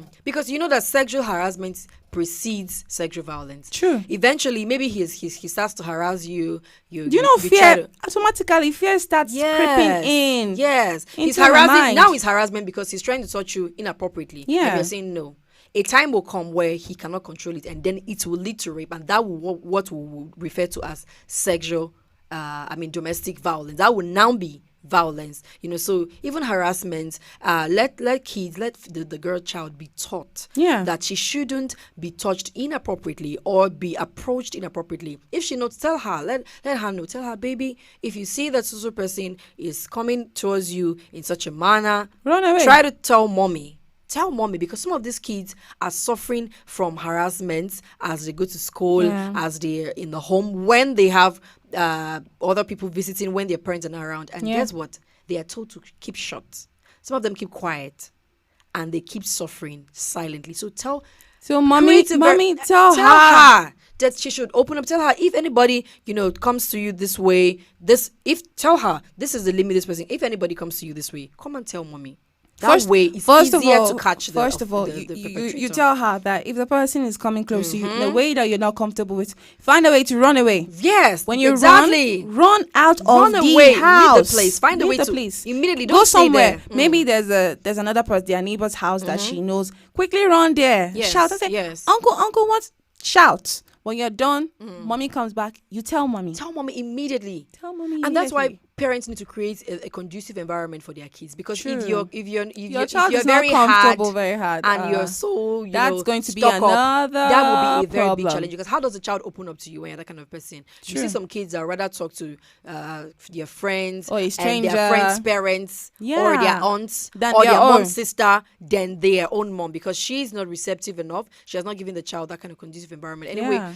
This topic is highly inexhaustive, but I am very, very sure that we have been able to pass across the message on ground. It has been domestic violence, and we're looking at how the girl child can be protected and how she can stay safe. We talked about the younger version of the girl child as well as the adult version. At that stage, you're responsible for yourself to a large extent. I know there's some things that cannot be controlled, and we hope that those things do not happen, that this frequently. But for the ones you can control, just like Messi was stating, you really need to, look into that. Look into it. Find a way around. That you and probably go around with pepper sprays. Please go. Yes, go about pepper with sprays and tasers. Pepper sprays. Yes, hold them tight. If you can afford them, get them. Yes, and these other measures, if you can't get them, you can also employ those measures. Stay home if you need to. You don't need to be outside. If it's very urgent, let a male person go, or go with a person. It's very, very important for you. If you have a brother in the house, move around with him. It's very important. All we want is to see a society that we hear less of these kind of things, because this is the time. Since this is happening now, we had better talk about it now, address it now, and face it as it is hot. And you know how we do it right here on African Patriot Radio. But anyways, because of time, we'll just be moving straight into the entertainment world, where cheese food today. Since they happen, since they really happen. Anyways, we're talking about the protesters that were dancing to Burna Boy's in the UK. Yeah, British people. Yeah, they were protesting, and then I don't know. But listen, let's go on a quick break. I don't know. All right. She's saying we should go on a quick break, so we'll go and the food is ready. We want to bring it down from the fire. When we come back, we'll tell you a lot more from our entertainment world. Stay with us.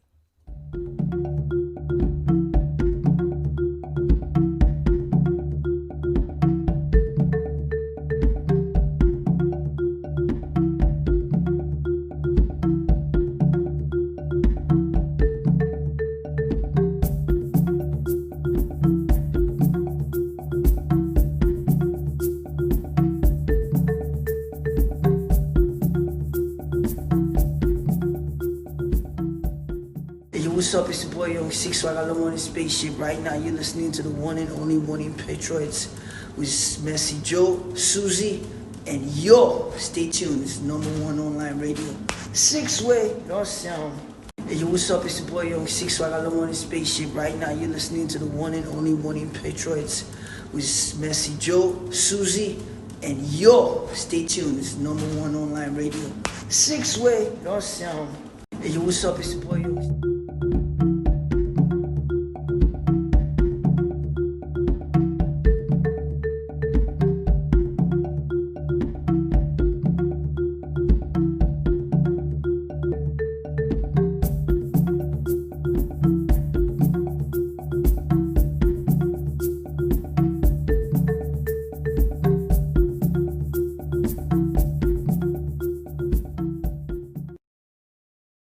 All right, welcome back from that break. This is African Patriot Radio, and like I told you before we went on that break, that we're going to be delving into the entertainment world to tell you what's going on.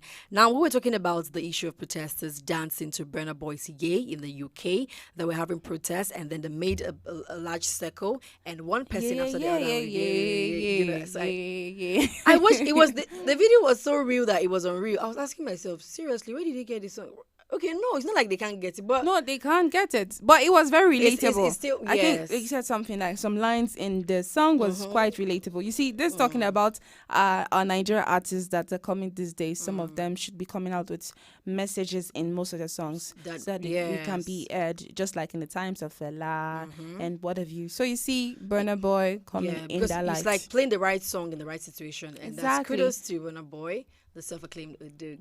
Anyway, Stanton Dickie celebrates 35th birthday. She bragged about, she brags a lot. She brags about her achievements. She said she lives in the most expensive estate and she's got how many cars and this at 35. Anyways, congratulations to her. Congratulations to her. And I don't know what is the issue with she and this Churchill guy. Churchill was also celebrating his white girlfriend the same yesterday, and he called her a silent queen.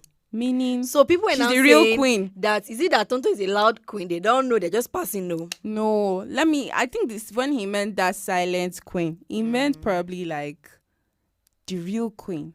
Yes, but very silent. Yes, but that's what he means. He's saying the real queen. That means there's another queen that is loud and like not really a queen. Yes. So she's like the real. She's like the real one. Queen. You know, queens, they don't talk much. They're quiet but strong and queenly and royal and all that. Like you just see their action, but they don't talk. They don't talk. brag. You understand? So we know a lot of braggers. I know. We know braggadocious. We know braggadocious people. Susan. Yes. My hand is not here. I know now. You like calling name. But anyways, there's a lot of things that were happening during Niger reunion, and yesterday, I don't know what kind of BB Niger reunion they will do that somebody will not vex. The other one, Alex Vex cried, who followed was going. This one now, Ella. I mean, I'm waiting for today's one because I was seeing Mashallah and Messi facing. I was like, please, nobody should poke anybody's eye or something because so yesterday during the reunion, something happened. Okay, I'll just give you a quick story. So Ella she said her mom was sick, needed to do surgery at the time, and then she asked for help, and then the housemates reached out to her and sent funds, and after that she shut them all out. So they were coming to say that they feel she's a pretender, she's a liar, and Venita even said it's possible that her mom wasn't sick. It's possible that why did she just switch off? I think she switched off her phone or something, or she shut them out immediately. They helped her. She gathered money, and even Jaruma came to say that she gave Ella #1 million, and Ella squandered it in a day. So it's more like them saying she's a pretender, and she must have lied about her mother. So it got her really emotional. Wow. So what did she have to say about it? She tried to defend herself, and she looked very, I don't really know, but the way she was talking, she didn't sound convincing enough. But then she said that her mom was actually sick. Then she shutting them out had already given a very bad message. So, I mean, people help you and the next thing you do, you shut them out. Left to me, she would have put all of them in a group chat if you felt you were too busy. Put them all in a group chat and be dropping messages. It was actually on their Pepe Dem WhatsApp group chat that somebody came out to say, I think it was Joe that came out to say, okay, let's help her and all that. And then I don't really know what happened, but she shut everybody out and then it seemed so. But she was trying to defend herself, and it became too toxic for her. And the atmosphere was fired up. She cried. So why was she crying? She cried away that they are accusing her. And then Kafi said they have been toxic. And then one of the funniest things, I don't know if it's even funny, Kafi said that they have removed her from the Pepe Dem. Why? Why? You've removed her. Oh, they just felt she was lying. But did she send footages of taking her mom to the hospital already? You see, because if they did, I think they won't be saying all of this. Nothing was seen. Yes, because she didn't show anything. She was kind of she said my mom was actually sick and did the surgery.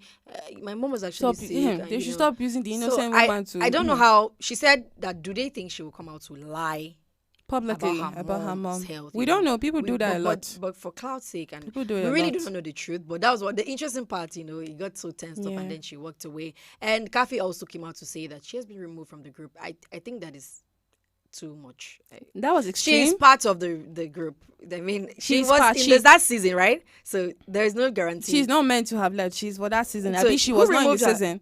She was there. So regardless of whatever is happening, she's supposed to still be there. So I really don't see the need, So lots of celebrities. It's not Big Brother house. It's just WhatsApp thank you very much. Chats. WhatsApp group. I don't know why they take this thing, so personally. They gave money. That's all. Whether she did or she not did, they did their part. But Kathy was saying that it's not good that something that happened on a WhatsApp group, they'll bring it out to the open and be spreading it. I actually somehow. Feel, yes, because they talked about everything and then they're now saying it out. So they should consider people's real feelings, according to Kathy. And this might be for show, for people to be entertained, but they should also remember that people's feelings and emotions, real feelings, are involved, so they should watch it. But anyways, that has been what's been going on in entertainment. Well, D'banj also clocked his birthday, and I think Sophia Mamudu. Oh, yeah, lots of people yesterday. Tonto, D'banj, happy birthday 40. to D'banj clocked 40. Everybody. He's young. 40, he's young. He's quite young. Yeah, so congratulations to all of them. Happy birthday to everybody. Happy birthday to everybody. Happy birthday, Susan. Okay, in advance. My birthday is too far. She's giving me pre-birthday gift. She just said it. I just said it. She just said it. Happy birthday to me. Yes. How old is your father? You cannot even give you pre-birthday gifts. You don't wait. Hold on, be patient. It's too far. But anyways, it will come. Now. You know how we're already in June. We're almost wrapping up June. Okay. So we were talking about earlier on, we were talking about some issues, and I was saying that it's kind of going to lead us to our teaser. A quick one because we don't have so much time, but just a quick question. And please follow us on our Facebook and drop your comment. Tell us what you think about this particular topic or this particular teaser, like you may want to call it. Is it safe to talk about your past to your present? Yeah, I'm just being rhythmical, but what I'm saying is it safe to talk about something that happened in the past to your present, like in your past relationship, to your present partner? Well, it depends. It just depends on the information. It just depends on whatever happened in the past. Okay, how? If it's something that your partner needs to be aware of, just in case of anything in the future, like someone maybe accusation, whatever. It's fine. You really need to. But if it's a situation whereby maybe probably what happened to you in the past was something that happened to be inside of the family or what, I don't think.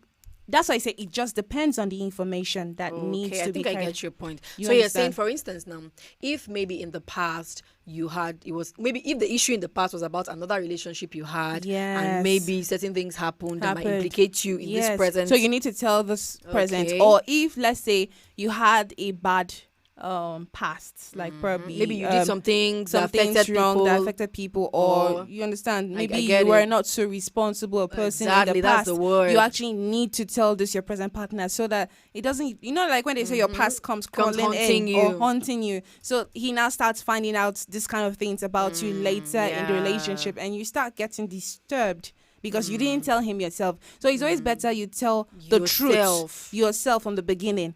So you now know if a person will stay, he will stay. If he won't stay, we're talking about, yes. He will actually, it's very important, because if somebody is with you because he feels you do not have let me say a dirty past, then that person might not really be meant for you. It means the day the person hears something, he's gone. Yes. So is it not better for you to even test their loyalty to you by telling them, opening up? Tell them.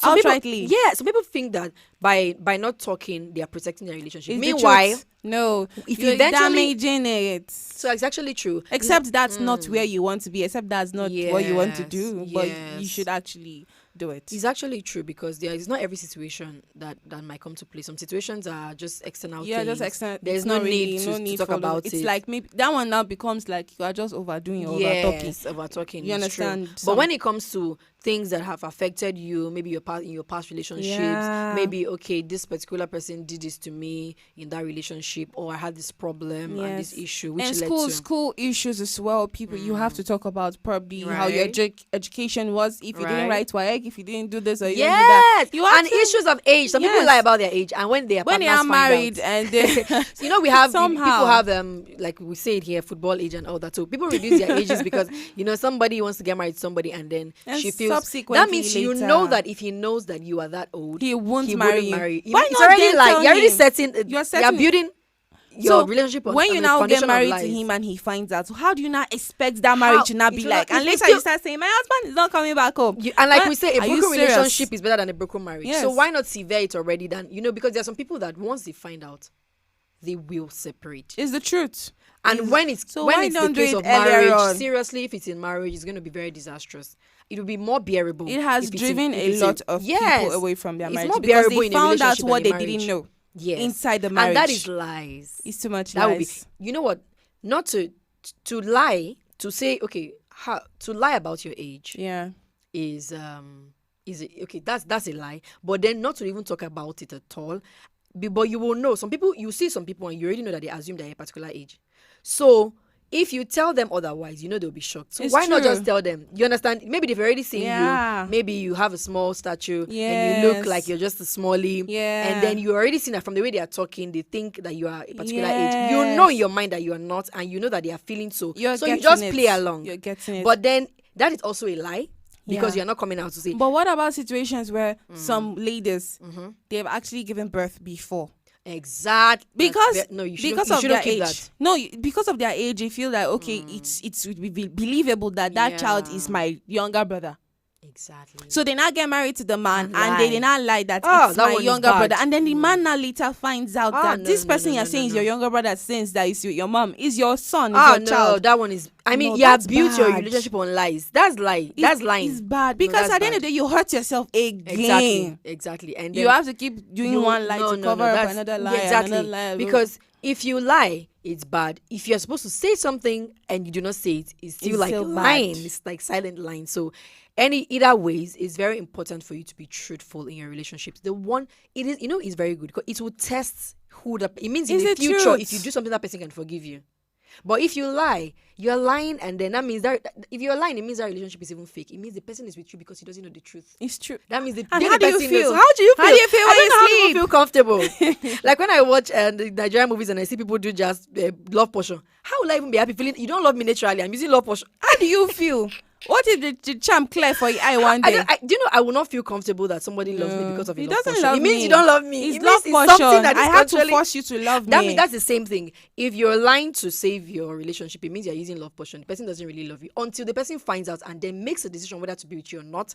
You are not really sure of how authentic and how sincere that person is towards you. So the thing I have to say to people out there, when you find yourself in relationships where your partner has actually told you about your past, about their past, or probably you found out about their past and you confronted them and they had to own up to the truth to themselves.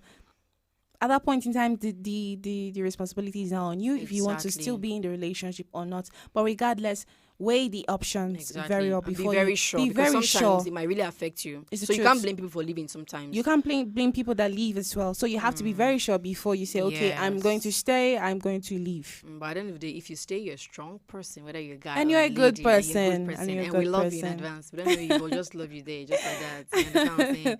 So it's very, very important, to do that and to please, even in this one, we're saying take precaution and guidelines. That's why there's this saying that if you're going to be good, whatever you do, just be good and just be the good one. Yes, and don't take advantage of what somebody tells you. Don't go and spread it. Some people will tell their partners some things. They will not go and start telling people. Why fire? Please, even if you did not work out, just keep it. Keep it to yourself. It will not kill you. Don't destroy the person. You're going to destroy the person completely. She was working in this whole house. Blah, blah, blah, blah. You now go and start telling other people, and then you spoil the person's chances of even meeting someone that might better. Love the person regardless of the person's past. It's bad. Yeah, so it's very important, and she's going to introduce herself to you once again, and she's going to give us a motivational quote as we wrap up for the day. All right. I know you know my name is Mercy Joe. Mercy Joe. Susan, don't like say somebody would anything. say message out. You say like somebody would rightly say. Well, the motivational quotes once again goes: surround yourself with people who can help you achieve your purpose in life. Surround yourself with the right people today, tomorrow, and forever. My name is Mercy Joe. Peace out. Okay, and at this point, we'd like to say thank you so much for staying tuned, for following us on African Patriot Radio. Join us tomorrow at 10:30 for another interesting edition of the program with the Morning Patriots. And don't go away, because the Media Patriots will be coming your way shortly. And my name is Susan Achin. You can call me the Sleek Susie. This is saying you should have a great Wednesday. And congratulations to all women out there. You are loved, you're cherished, and you are adored. And never think of yourself less than who you really are, because you're strong. Bye-bye.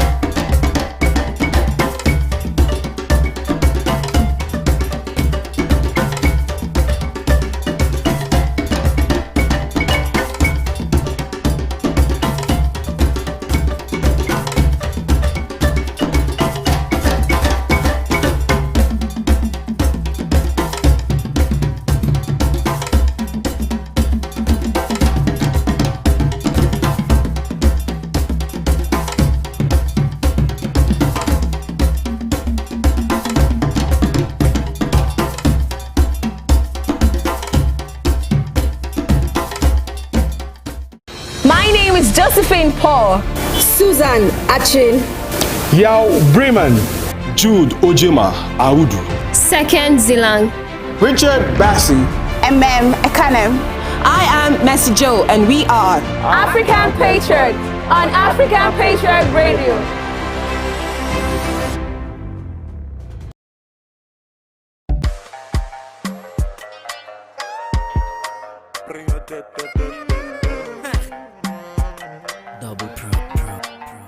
I beg you carry shoulder up, oh baby.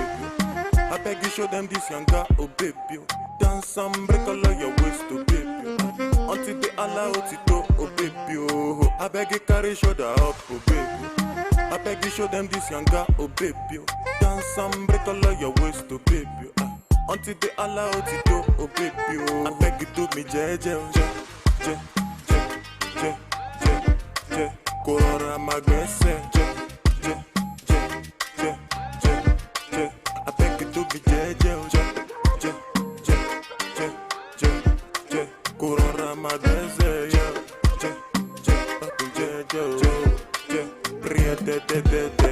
I fit thought about my proposal and the life I want for you. I beg you, baby, make you come closer when I'm singing this song for you. This love song got me stay up all night, cause I'm tryna compose for you.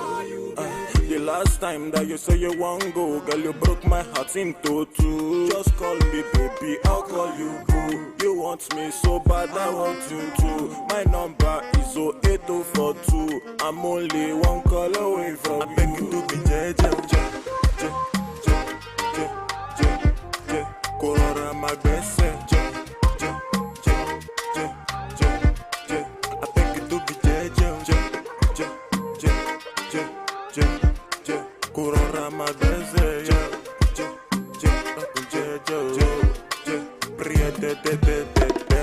Gonna go fit to get to big back, but no be done with the drum loco.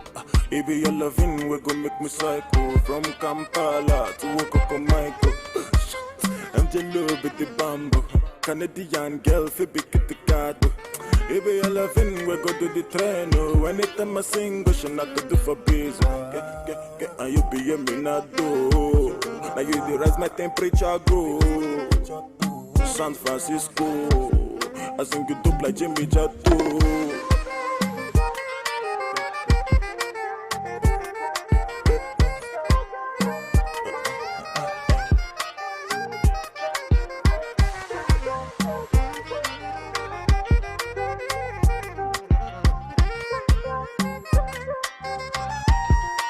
I beg you do me, je. my best I beg you to be Kurora my best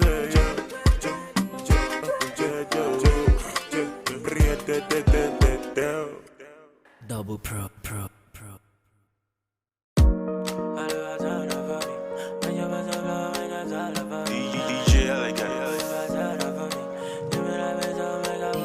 She move my day bed, don't oh yeah, everybody get their own story. Yeah. Kira kita odola laye, if you're making that dough, you know me shalaye. Ozu go pay muraba lagbade, no one mamu body check and your shit. If you think it, you can make it. Enter studio and start to make it. Omo, I believe and then I made it. One emulation and then I break it. Muma lowa, muma kole mole ni waju ele amatu yon fanda.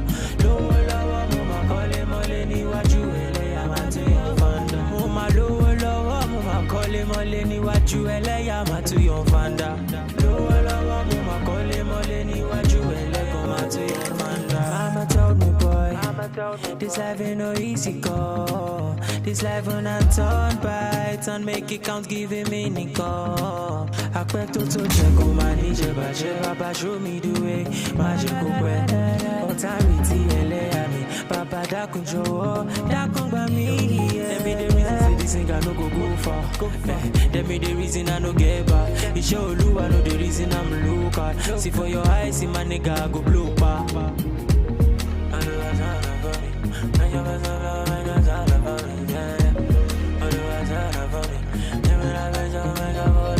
Muma lowa, muma kole mole ni waju ele amatu yon fanda. Lowa, muma kole mole ni waju ele amatu yon fanda. Muma lowa, muma kole mole ni waju ele amatu yon fanda. Lowa, muma kole mole ni waju ele amatu yon fanda. I remain your extraordinary DJ Elegant. Let's go. My soul, may all and all our prayers be answered. The vision is right. Let's go. Now soon.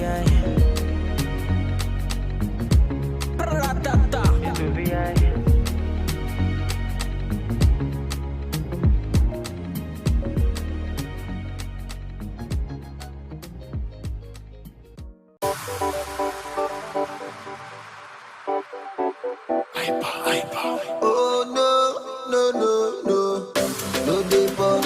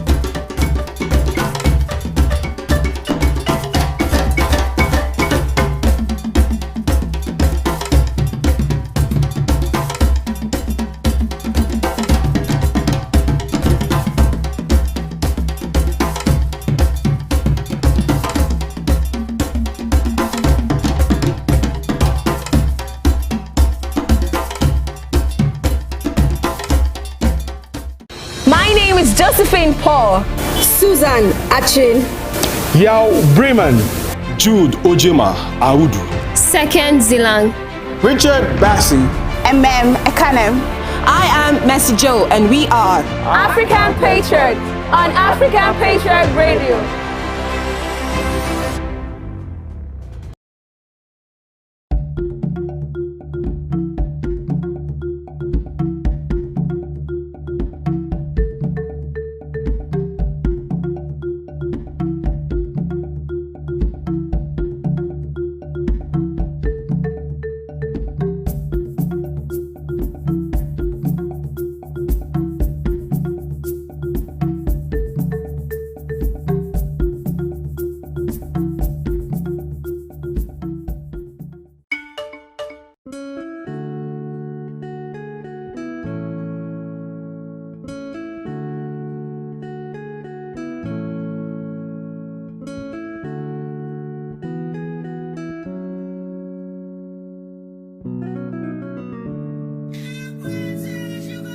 Too many hours for my life, one lie.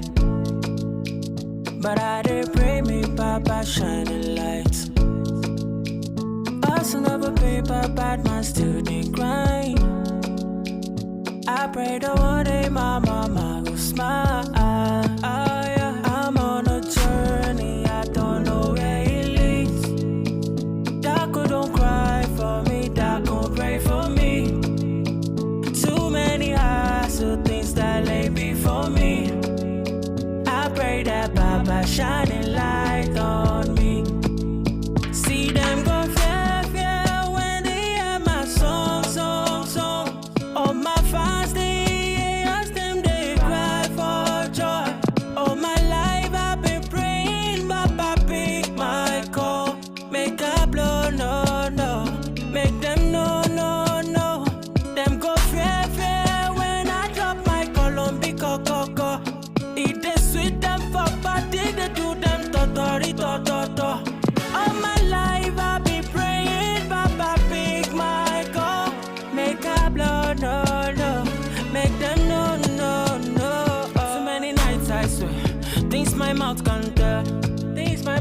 We all just praying for better days. Make the thing just gel.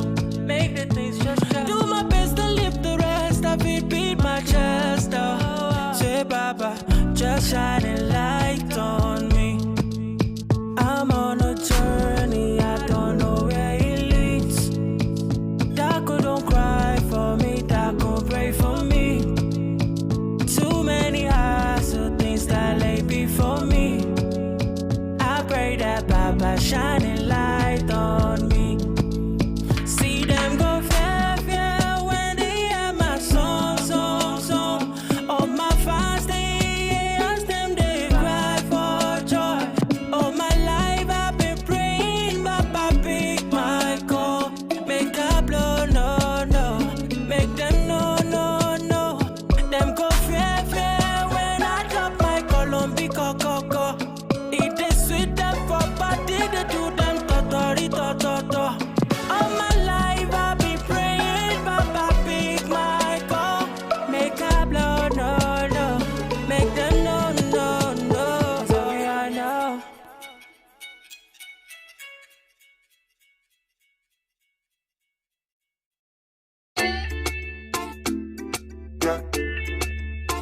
It's Angelo. I'll be already know. Life na jungle, oh. Buddy, you need to struggle, oh. Sure you want collect all the bundle, oh. Yeah. Life na jungle, oh. Buddy, you need to hustle, oh. If you want jump, so they bubble, oh. Yeah. Reggae baby, yo. I land to you, they make men go crazy, yo. They say you find the pass it a rego, maybe, yo. Oh, yeah. Reggae baby, yo. I land to you, they make men go crazy, yo. They say you find the pass it a rego, maybe, yo. When the beautiful ones are not yet born. Go shout, yo. And it's your birthday. Go shout, yo. Oh, yeah. Good morning, afternoon, depending on which time or evening. I hope say this little piece of advice I go get meaning to those who been they feel solo based on their baby. You are all on your own. Now you pray to the ceiling. I know the situation of the country right now no funny. You know go even feel wash your clothes make you big money. I know say you go like to right your wrongs, but there's no penny. Meanwhile, you go how do you see that on one wife still be on it. But based on this fact, you say you won't give up. Buna, you feel give up. BP rising, no great drop. But based on this advice, you say make I shut up. I go shut up. One more line, then I lock up. Waiting, man do. Life done, they do all for man do.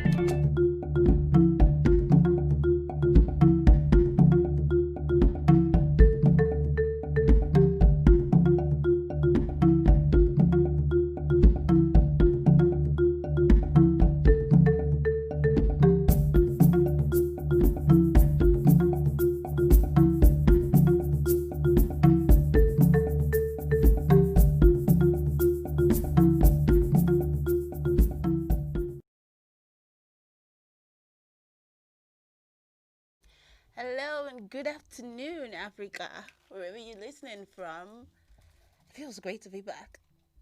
Well, this is your number one radio station, African Patriot Radio. And like you know, it's about that time where the Midday Patriots take over, well, the baton. You know how we do. All right now, it's just me in the studio. Later on, I will be joined by the others from the gang. Yes. So we have a lineup of interesting programs for you today, and it's Wednesday. You know what we're doing Wednesdays? Yes, I'm going to give you a rundown. It's Afro Motion. We have Afro Motion today. I think that's probably why I'm kind of excited, or maybe a bit dramatic. I don't know. But it's Afro Motion, and then coming up after that, we have Diet Plan, and then Even the Odds much later. You do not want to miss this. And you know what, Afro Motion, you know what we do? We talk all things movies. As long as it's made in Africa, we talk about it. Or as long as it has some form of African touch in it, we talk about it. So we're talking from movies to filmmakers, producers, directors, actors, you name it. We talk about it. I mean, we love it, you love it, we talk about it. Last week, we started talking about the movie, reviewing the movie, the Nollywood movie Made in Heaven. Due to some technical issues, I couldn't conclude on that and actually give my rating on that movie. So I'm going to pick up from where I left off. First of all, let me give you a short recap of the movie. So now, this movie Made in Heaven was released in 2019, last year. It actually premiered. It premiered in September. That was the first screening of the movie. It was in September 2019. Now, this movie actually stars the likes of Nancy Sime, Blossom Chukwujeku, Uche Nwefuna, Richard Mofe-Damijo, RMD, Prince Jide Kusoko, A.Y. Makun, yes, Lasisi Elenu, amongst others. Well, as well as Tony Abraham, I have to mention, because I think the role she played in this movie was actually different from the usual roles we see her play. So this movie we talked about, it's about a young man. It's a feature-length fantasy movie, actually, comedy. Well, with a little bit of drama in between somewhere. Yeah, it explores I said last week, it actually explores the intervention of the spiritual in our everyday life. So now it tells a story about a naive young man who is surrounded by a lot of bad things and bad people, backstabbers, cheats, murderers, and despite all this, he's still willing to risk his life and eternity to find love and prove himself to be a hero. You know what? Still on the recap, let us take a look at the trailer of this movie one more time. Stay tuned. I'm sorry. I'm so sorry. The lady from the bar. Yeah. What's she doing here? What happened? My baboon brain boyfriend drove us into a truck. I am the alpha wolf of the pack. Every time you don't listen! Accident. Yeah, Jesus. So after all this I've been through, don't I deserve a chance at true love? You only have 7 days. 7 days? We were actually bidding for time. You witness a thing like that, call the police and stay out of sight. Let's go.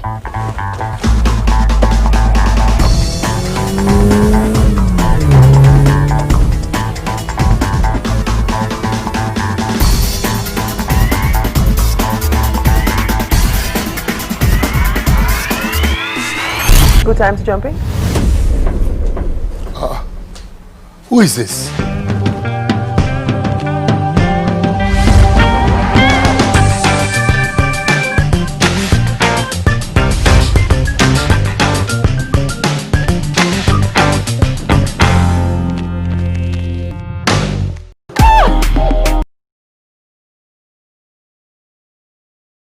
I mean, just take a look at that. I mean, look at the trailer of that movie. It actually shows that it holds a lot of should I say potential. I mean, you see that, and then you cannot wait for you can't actually wait to see the full movie itself. I mean, you know how I said last week I was actually talking about how you root for a movie, how you're rooting for a movie to actually succeed, to actually do well, you know, and then for some reason it doesn't. So I mean, you're probably rooting for this movie maybe because it was probably done by your favorite director, or it has some of your favorite actors in it. But you just want to see this movie win. But you know, most times it doesn't happen. And to me, I feel like Made in Heaven is actually one of those movies that, you know, I was really, really rooting for, but did not really, you know, it didn't really make so much wave like I expected it would.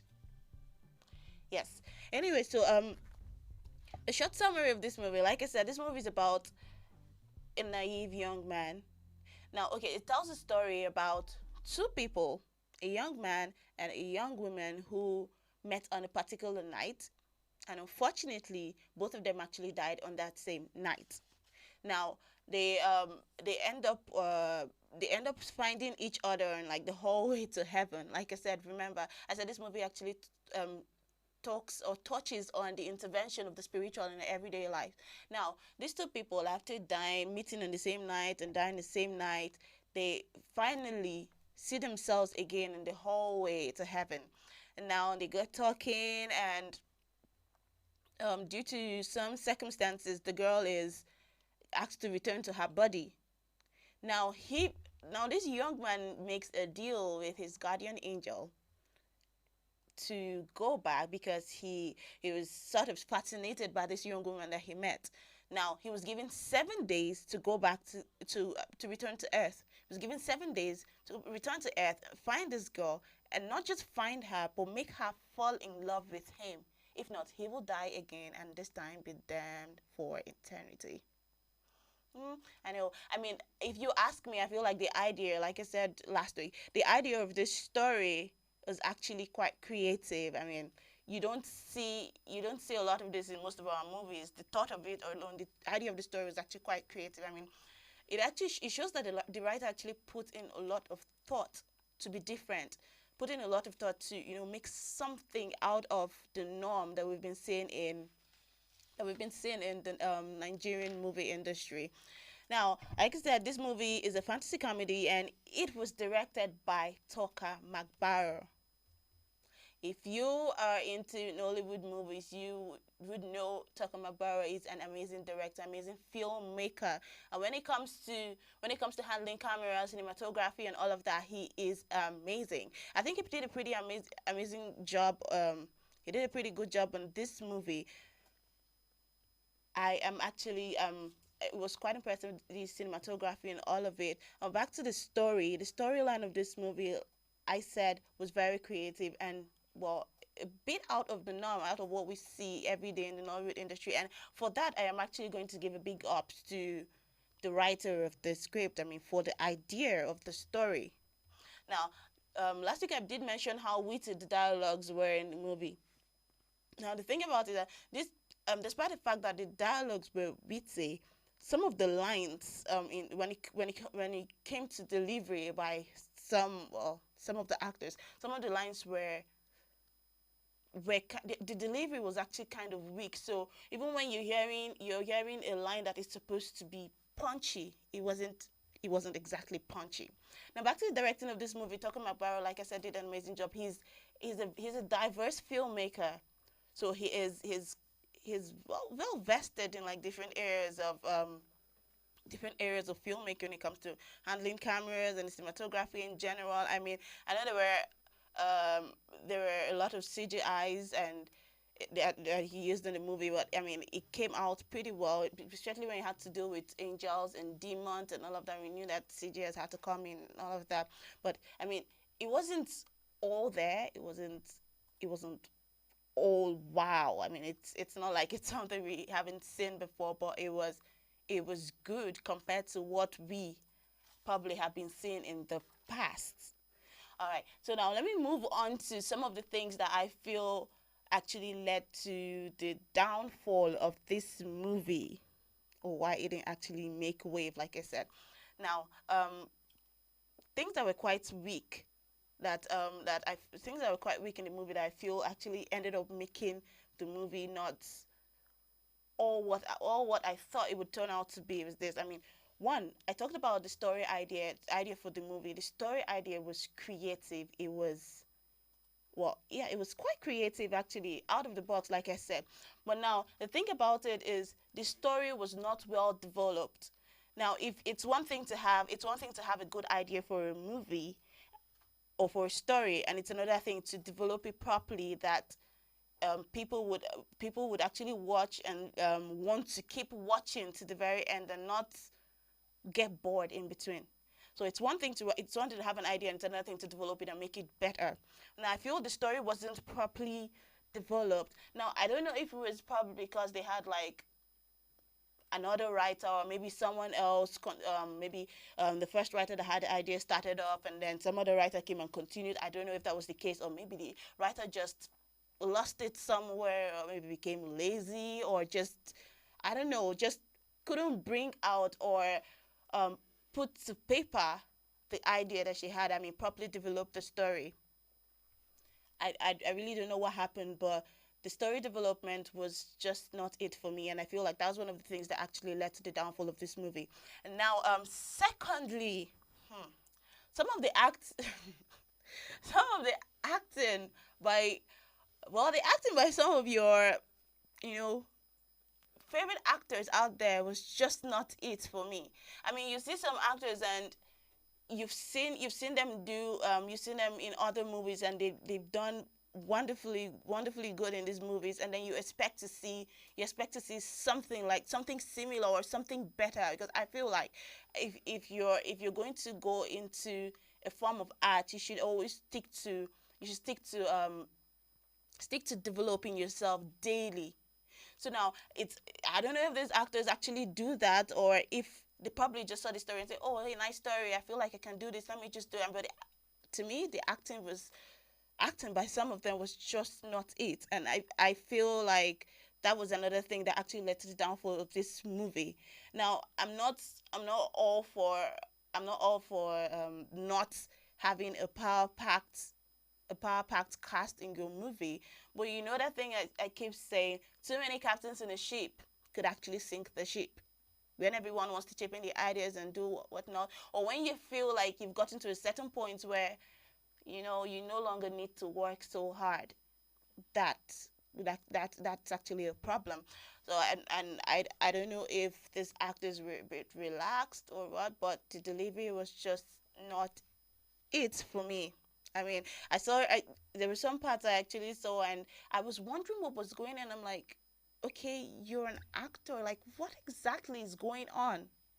But anyways, now moving on to the sound design of this movie. I feel like it should have been better. It should have been better. I mean, for a movie that is action packed, I mean, you have a lot of actions in it. I mean, come on, we had battle between good and evil. We had battle between angels and demons. We had all of those spiritual battles, and we had an angel in the movie. I mean, for the fact that, I mean, for an angel to speak alone, there should be this form of this power that comes with it. When I feel like the sound just didn't do justice to the movie. There should have been a lot of, power-packed sounds to it. So, I mean, the fact that an angel sneezes alone, you should feel it from as far as possible. But there was there was just something missing when it came to the sound design of this movie. And then over to the costume of the movie. Wow. The costume was okay to an extent. It wasn't what I would have expected. I mean, for the angel, for instance, her outfit, the white outfit, I feel like they should have put in more work to getting her outfit done. I mean, I'm actually going to applaud the dreads that they used for the angel, it was actually very creative. I mean, everyone would have thought maybe you just use like a normal hair or back hair. I mean, they use a lot of weaves these days in movies, but he actually used dreads. I feel like that was a creative touch to it. But then, if you're going to do something, do it well. Whatever is worth doing, it's worth doing well. If you're going to do it, I mean, you need to look at the edges of the angel's hair. If you're going to give her edges, do it right. Like, the edges looked forced. They didn't look natural. They didn't look real at all. Even if we know they're not real, but at least make them look real. I mean, and the makeup and all of that, I feel the actor herself that played the angel, Nancy Simmons. Nancy is actually a beautiful young woman on her own. She's naturally beautiful. So dressing her up shouldn't even be a problem. Getting the right costume, and you actually do not need a lot of work in terms of makeup and costume and all that. Just get your costume right. Dressing her up shouldn't be a problem. She is beautiful on her own. I mean, she's a fine girl. It shouldn't be so difficult. Then the editing of this movie was another thing that I felt they should have put a lot more work into. Now, I'm going to say that there were some parts of the movies that when they tried to put together, it didn't flow, it didn't match. There was just something off about it. And I'm going to say the fact that you shot it doesn't mean we have to see it. If at the end of the day you're trying to put the movie together, you're editing, and you notice this scene doesn't go well after this scene, or there's just no correlation between these two scenes, take it out. The fact that you shot it doesn't mean we have to see it. It doesn't have to be there. There were some scenes in the movie that didn't quite make sense to me, honestly. Well, that's much you can say on the movie. Well, it's Wednesday, so we have to pick our Woman Crush Wednesday. So Woman Crush Wednesday today is the beautiful Nancy Isime. Yes, from the movie. Now, she's a Nigerian actor. She's a model and a media personality. She was born on the 17th of December 1991, which would make her 29 this year. I mean, she's done pretty good for herself. In 2009, she actually won the Miss Valentine International Beauty Pageant and began a career as an actress in the TV series Echoes in 2011. And she has since appeared in several other movies and is known for presenting the gossip show, The Squeeze. Now, she also took over from Toke Makinwa as the presenter of the popular show Trending on Hip TV. Now, when I say Nancy has done amazing, she's done wonderfully well for herself. She's going to be involved in other movies apart from this one. She's been involved in the popular Merry Men. She was also in Living in Bondage, amongst others. And she like last year, started her own TV program, her own TV show, where she's the host, and it's called the Nancy Isime Show. And she is a woman crush today because despite everything that she's been through, especially when it comes to modeling, in an interview actually, when they asked her about her modeling career in her watch, she did say it is all about the ability to always try and to keep coming back until you get your big break. According to her, she said, in Nigeria, modeling is not as it is in the Western countries where you get your big break and that is it. Here, you can get your big break and still go back down. So it is very imperative that you get your big break and continue to work hard and continue to come back for more. Now, this shows resilience. This shows that she's hardworking. She's someone who is ready to put in the work to get what she wants. And I would say she's done beautifully well for herself. I mean, for her show alone, I was actually rooting for that show when she hinted that she was going to be premiering her own show last year. I mean, I was really happy for her when it hadn't happened. Well, that's a lot we can take today on Afro Motion. And like I said, a woman crush Wednesday today is Nancy Isime. Well, for the amazing things she's been doing in Nollywood. Well, you'd agree with me if you've seen her movies. She's done wonderfully well. And that's the lot we can take today on Afro Motion. The movie we've been reviewing is Made in Heaven. Well, if you haven't seen it, please look for it. See it. Tell me what you think about it. Tell me if there was anything I missed, or feel free to correct me. I'm very open to corrections. But like I said, this is my own view. And I forgot to rate the movie. Over 5, I would rate the movie 2.5. Just because I expected more from it. Yes. Well, that's because I expected more from it. A 2.5 over 5. I mean, it's average. It's not bad. But they could have done better. I expected more. I expected better. Well, this is still African Patriot Radio. Remember, you can follow us on all of our social media platforms. On Facebook, it is www.facebook.com/African Patriot Radio. And on YouTube, it is African Patriot Radio.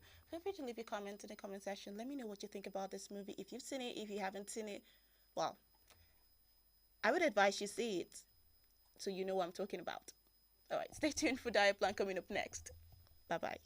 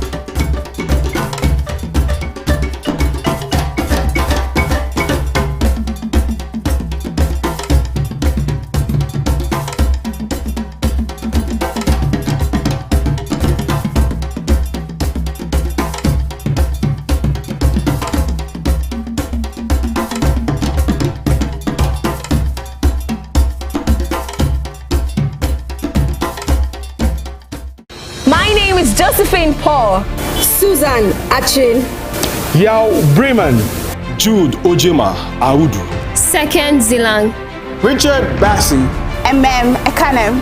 I am Mercy Joe, and we are African Patriot on African Patriot Radio.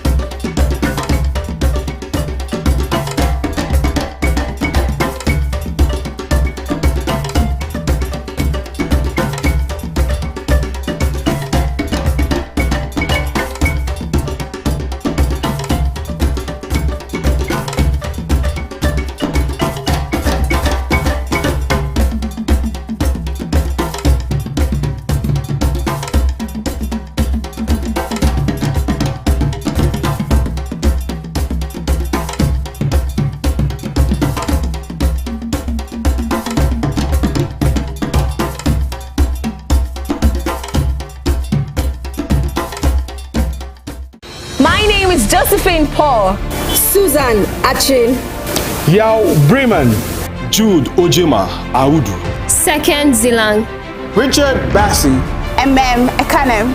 I am Mercy Joe, and we are African Patriot on African Patriot Radio.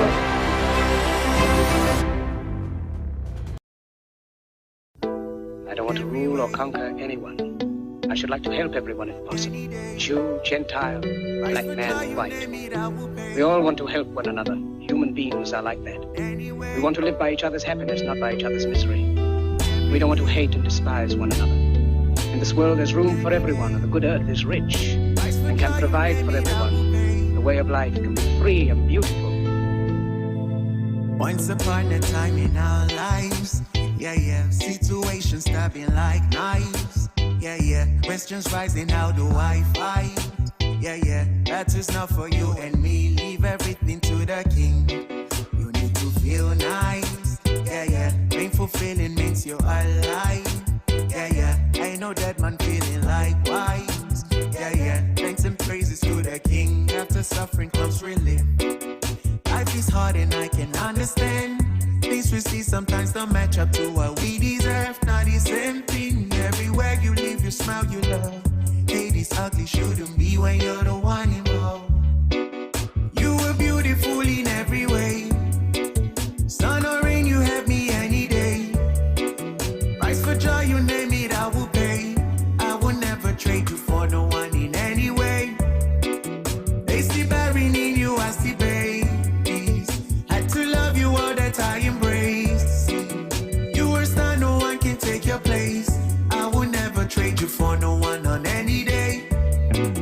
Doesn't feel right. How they do me bad but flex life. They treat me but still they leave large. Where's the drive to stay good when surrounded by evil? You need to love still. Let go from unless you won't heal. God is at the wheel, so stand still. Trouble, pain, they disappear when you wait, you wear a chair. Life is hard and I can understand. Things we see sometimes don't match up to what we deserve. Not the same thing. Everywhere you live, you smile, you love. Hey, this ugly shouldn't be when you're the one involved. You were beautiful in every way. Sun or rain, you have me any day. Price for joy, you name it, I will pay. I will never trade you for no one in any way. They see barren in you, I see babies. Had to love you all that I embrace. You were star, no one can take your place. I will never trade you for no one on any day. See in life, what you like will likely shun you. But be careful what you like and what you shun to. He's your type, you trust him and now he hurt you. But the other loved you, but he wasn't for you. Then it's unwise, We want this, but when he comes, we turn a blind eye. Oh no. You were beautiful in every way. Sun or rain, you have me any day. Price for joy, you name it, I will pay. I will never trade you for no one in any way. If the barren in you, I see babe. Had to love you all that I embrace. You were star, no one can take your place. I would never trade you for no one on any day.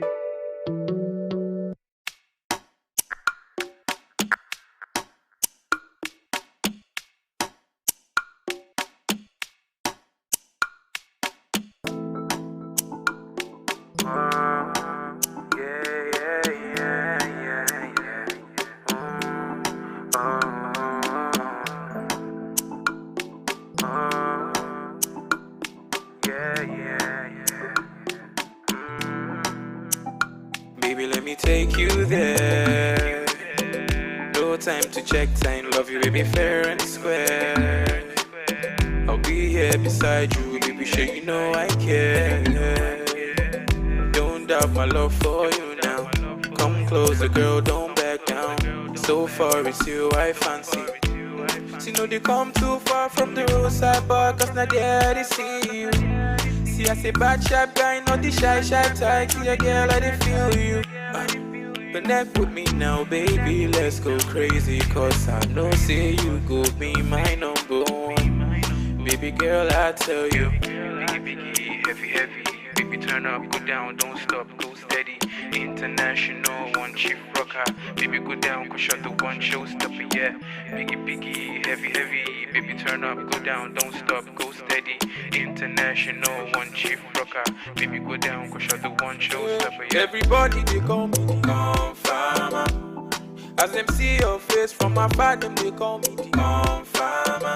Yeah, as you find like that, my mama go they call me the Confirmer. See my guy for the hood, they tell me, oh Benny, I say you be Confirmer. Yeah. See, I say you be, yeah.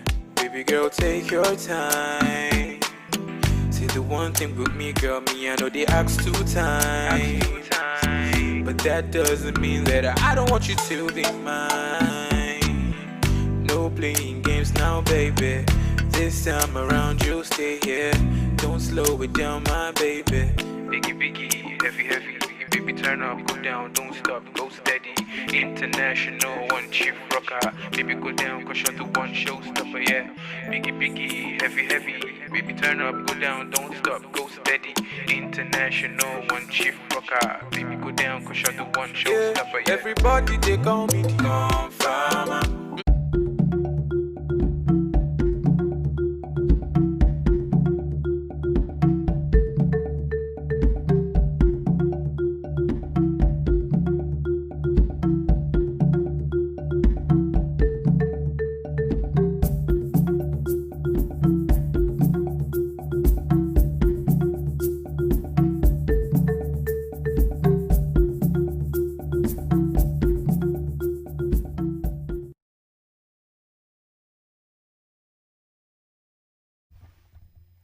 Hello and good afternoon. How are you doing? I'm doing okay. Thank you for asking.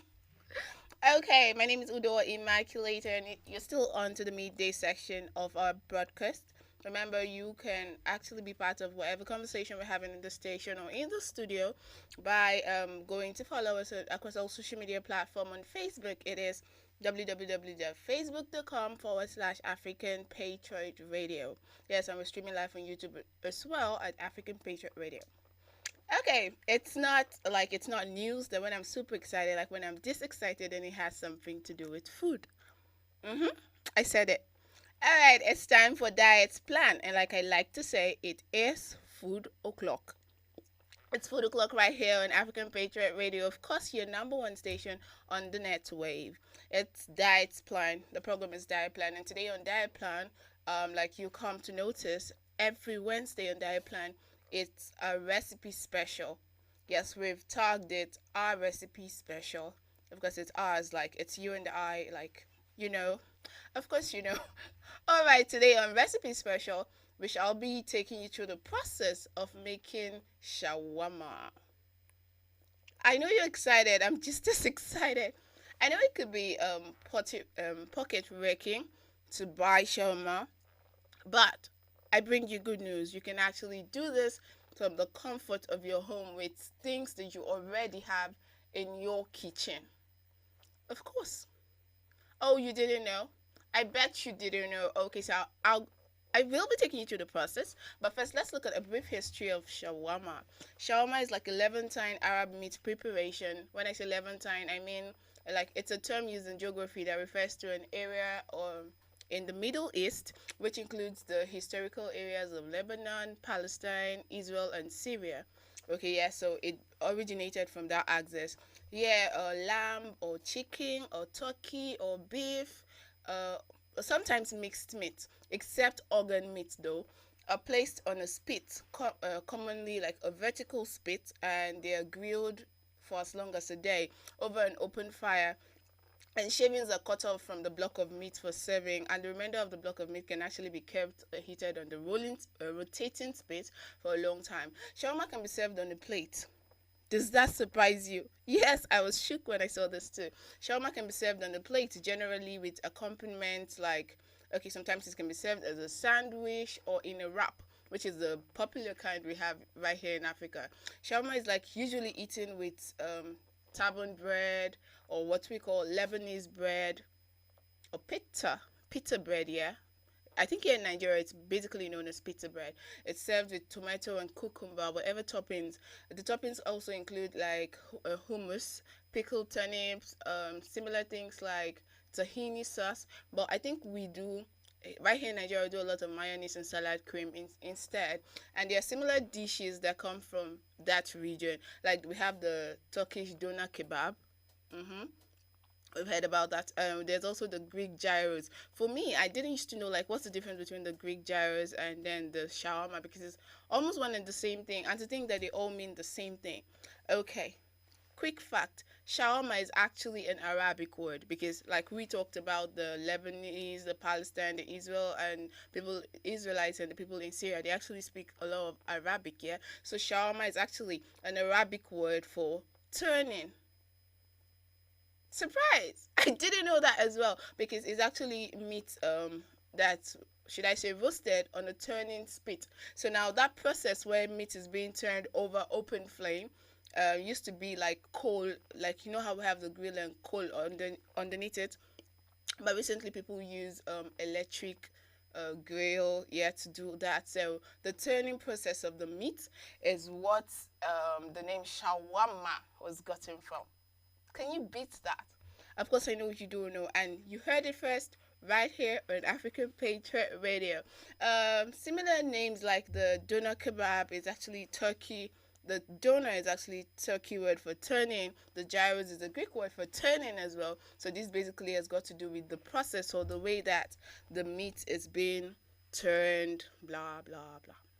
So, are you ready to make your own shawarma? Because I am ready to take you on this journey. I know there's something about we Africans, we always look for a way to like customize our own things. Like it's not ours, it's actually made, it's that should I say meal or fast food has been made popular in recent times, and for some people it's like a luxury meal.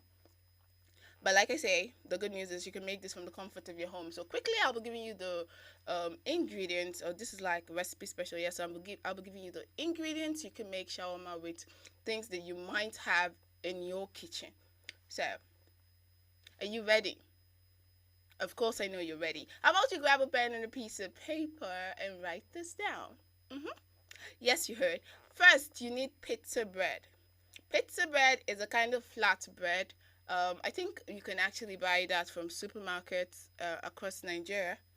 It's called pizza bread. You know how the shawarma bread is? It's thin and round. And the good thing is, from 2 pizza bread, you can actually make 4 wraps of shawarma. Yes, the one I made last, I actually used just a piece of 2 pieces of pizza bread, and I actually had 4 wraps. You can actually peel it and then wrap 4 shawarma out of just 2 pizza bread. It's sold, like I said, in shops, supermarkets across Africa. In Nigeria, let's use that like a reference point. In Nigeria, it's sold in supermarkets. And next thing you'll be needing is 2 chicken laps or breast. I prefer breast because it's more meaty, and you need to debone it. So you'll be needing 2 pizza bread, 2 chicken breasts. With this, you're going to be able to make 4 wraps of shawarma. And then for the shawarma sauce, okay, now they use tahini sauce, which is made of lemon zest, a lot of things, but we might not be able to get that. And you know, we're African, so we can customize it and make ours.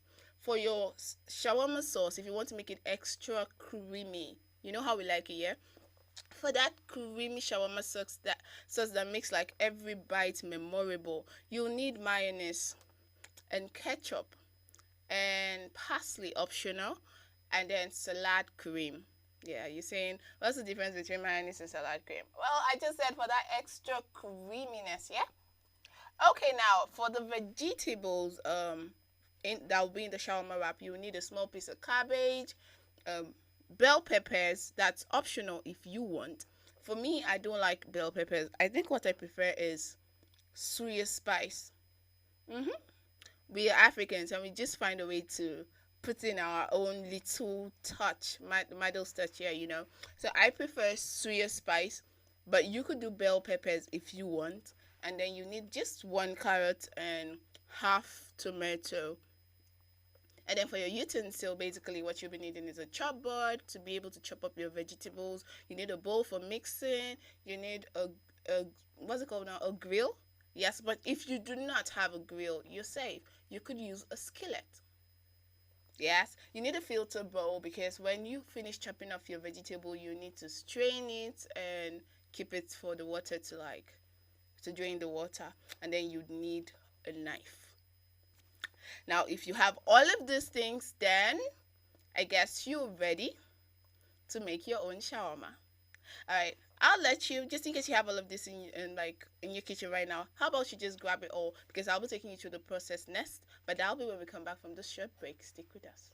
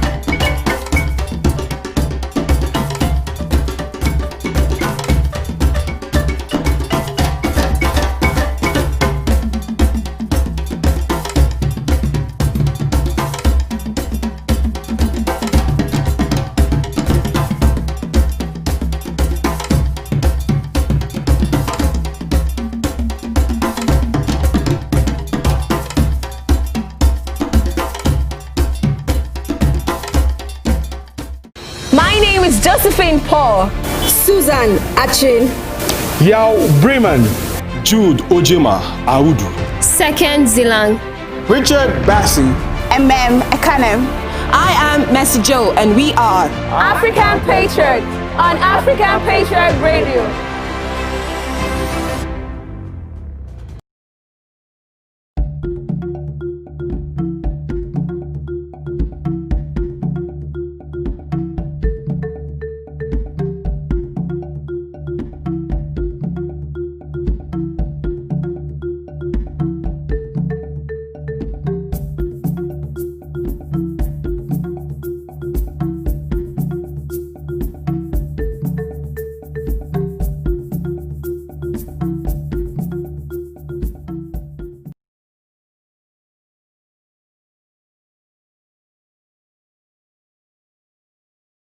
Okay, welcome back. In case you just tuned in, the program is Diet Plan right here on your number one station on the net wave. Yes, you heard it. Your number one. I know we're your favorite station.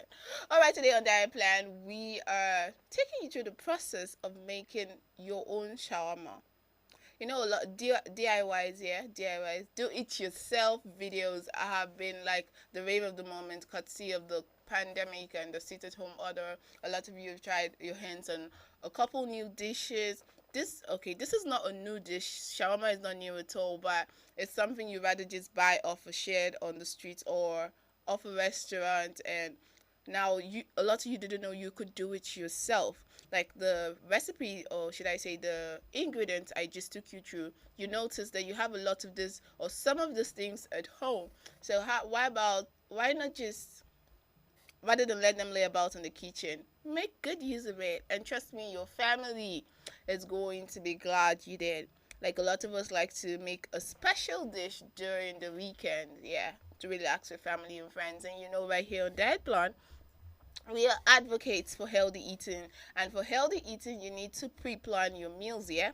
So while you're thinking about that special dish you will be cooking for your family, or that special little something you want to do for them over the weekend, maybe shawarma, and this recipe will come in handy. So we gave you a breakdown of all the things you've been needing. Right now, let's take you through the process.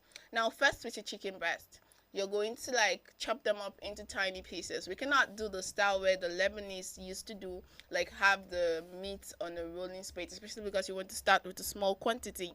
Then when you like get become a master of the art, you can actually make larger quantities. But here, you just cut your chicken breast or leg after deboning it into tiny pieces, and then place them in a marinating dish or a large plastic zipper bag. You have to marinate the chicken. You marinate the chicken to your taste. I like to use mixed spices, but if you do not, okay, because if I begin to say use a small piece of onion, 2 cloves of garlic, a tablespoon of thyme, a tablespoon of cumin, a tablespoon of parsley, I like the taste it gives me, and cayenne pepper and black pepper, and a teaspoon of salt, and 2 stock cubes. That will do. That's how I like to marinate my own chicken. But rather than like save you the stress of going to look for all of these things, you could just use mixed spices. It's actually sold in the market. Yes, a lot of ladies know about mixed spices. We like it for jollof rice and stuff. Yes, it's sold at the spice rack off spice racks in the market. So you get mixed spices and then a little red onion and then salt to taste. Now marinate your chicken for, I think the minimum should be an hour, and then the maximum overnight. Marinate your chicken overnight or for an hour at least if you do not have the patience. When you cover the marinated dish or the plastic wrap, put it in the refrigerator and let it sit for an hour or overnight.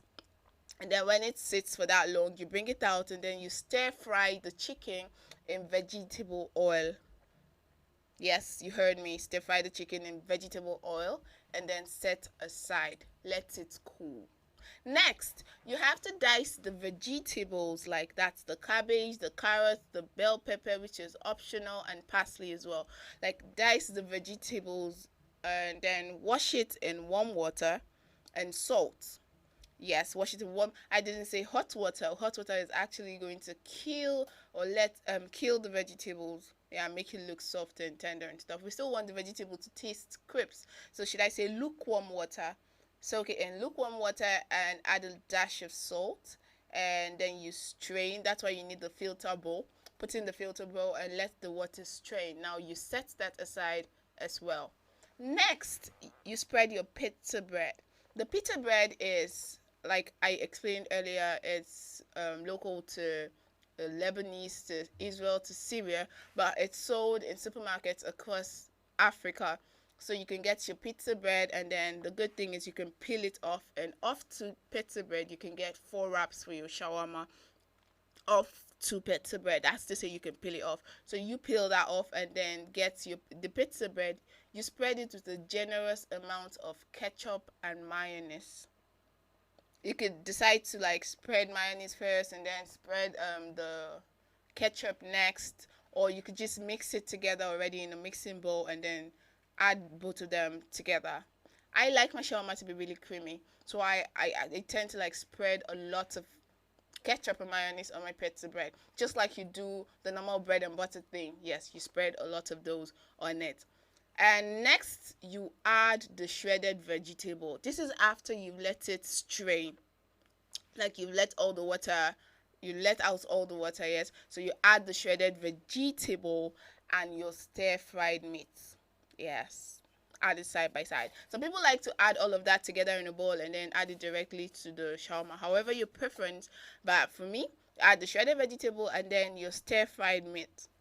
And this is the point where I add my a dash of the suya spice. That's if I'm not using bell pepper. Add a dash of the suya spice and then another topping of salad cream, please, because I like it really creamy. But if you don't, you can skip this part. Then for a creamier option, you can add another dash, or should I say another topping of salad cream, and then wrap it up.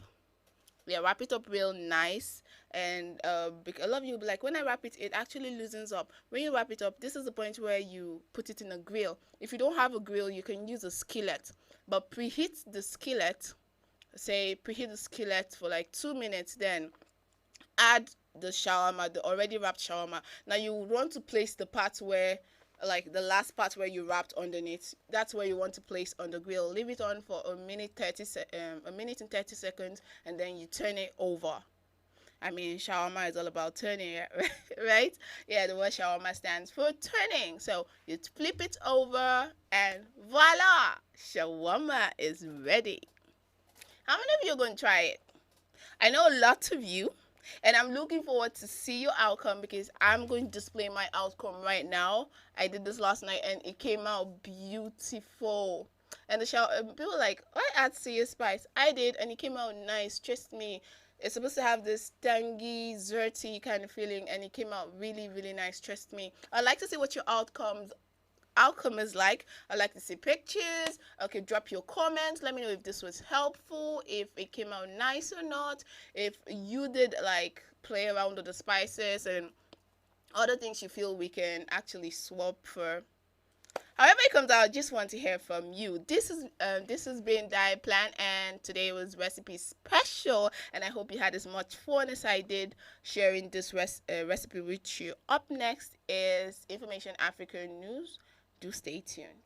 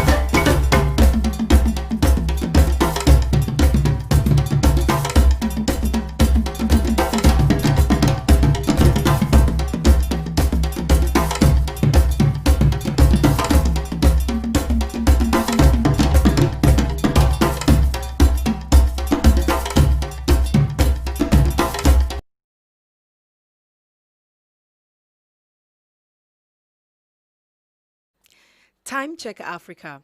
The time is 1 o'clock in West Africa, 2 o'clock in South and Central Africa, and 3 o'clock in East Africa. This is Information Africa News reaching you from African Patriot Radio. You can listen to this broadcast by live streaming at www.facebook.com/African Patriot Radio/videos. My name is Susan Achin. Ethiopian Prime Minister Abiy Ahmed earlier this week rejected the idea of forming a transitional government when his term of office expires in October, brushing aside fears of a constitutional crisis. The August election was viewed by many observers as a test for Abiy Ahmed since coming to office in April 2018. But the Election Commission announced at the end of March that the coronavirus outbreak has made it impossible to organize the poll as planned. Answering questions in Parliament, the Prime Minister noted the formation of an interim government would be unconstitutional. He also reiterated the willingness of his Prosperity Party to contest the election, adding that he is not afraid of elections. A former Tanzanian lawmaker and leading member of the main opposition, Chadema, has announced presidential ambitions ahead of polls expected in October. Tundu Lissu has had a tough last few years in the country's rigid political terrain, but seems motivated enough to challenge incumbent John Magufuli, who is seeking re-election. Lissu made the announcement to seek the Chadema ticket via social media, despite currently being in Belgium, where he has been receiving treatment after a 2017 assassination attempt. And in the world of business, in a bid to help farmers overcome the challenges of the coronavirus pandemic, the Central Bank of Nigeria, CBN, has offered to fund 1.6 million farmers in the wet season across the country. The CBN Director Development Finance Department, Mr. Yila Yusuf, made this known during a flag-off of farm input distribution for cotton farmers for the planting season in Kwale, Abuja on Tuesday. Represented by Mr. Ayola Quadri, the director explained that the bank would finance the farmers under the bank's 10 focal commodities, which would cut across the value chains and guarantee food security in the country. And onto the entertainment scene, pop singer Keisha Bochanan has spoken of the trauma she experienced as the only black member of the Sugar Babes. The singer, who was a member of the platinum-selling girl group for more than a decade, said she was often portrayed as a bully who the other members were scared of. According to her, she has never bullied anyone in her life, but after a while, she felt like no one would believe her. The 35-year-old added the scrutiny and judgment had left her in therapy. And into the world of sports, Lille striker Victor Osimhen has ruled out moving to the Premier League this summer. Osimhen signed for the Lille last summer and enjoyed a fruitful debut campaign which saw him net 18 goals and grab 6 assists before the French league season was curtailed last month. The 21-year-old's fine form in front of the goal led to reports linking him with a move to England this summer to Manchester United. Suggestions of a move to United were amplified when fans' favourite Odion Yalo labelled his Nigerian compatriot as the future of football 2 months ago. However, it seems as though they'll have to wait either to sign the forward, as the player's brother-in-law and agent Osita Okolo also shot down reports of a move to England while addressing rumours that a deal with Napoli is close. And onto the weather, scattered thunderstorms with a 60% chance of rain is the expected weather forecast for Nairobi, Kenya at a temperature of 21 degrees Celsius, while Conakry, Guinea was mostly cloudy earlier with scattered thunderstorms developing this afternoon at 29 degrees Celsius, and Khartoum, Sudan will be mostly sunny at 39 degrees Celsius. And that was Information Africa News is produced by Ekanem. Before we go, our African proverb for the day is a Congolese proverb that says, "No matter how full the river is, it still wants to grow." I am Susan Achin, thanking you for listening. Good afternoon.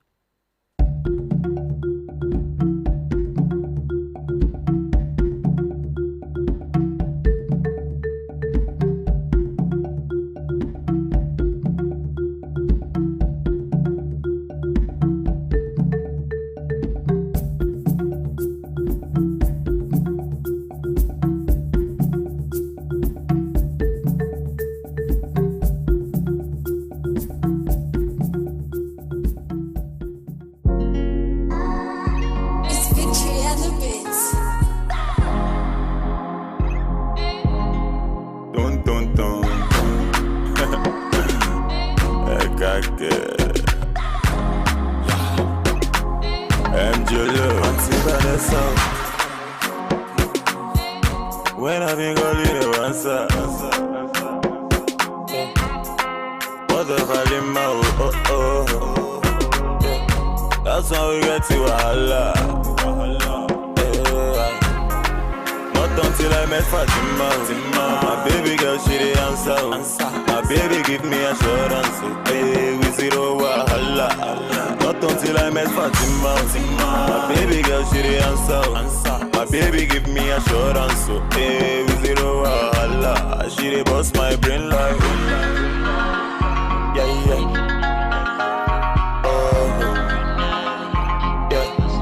Love for Mona Kigebi. Yeah, yeah. Oh, yeah. That push up on me, yeah. For your love, I don't grow, yeah. Marry me, let's born children. Hold my hands, let me take you there. That push up on me, yeah. For your love, I don't grow, yeah. Marry me, let's born children. Hold my hands, let me. Auntie Vanessa. When I been calling you answer, what the value that's why we get to Allah. Not until I met Fatima. My baby girl, she the answer. My baby give me assurance. Hey, we zero wahala. Not until I met Fatima. My baby girl, she the answer. My baby give me assurance. Hey, we zero wahala. She the boss my brain like. Yeah, yeah.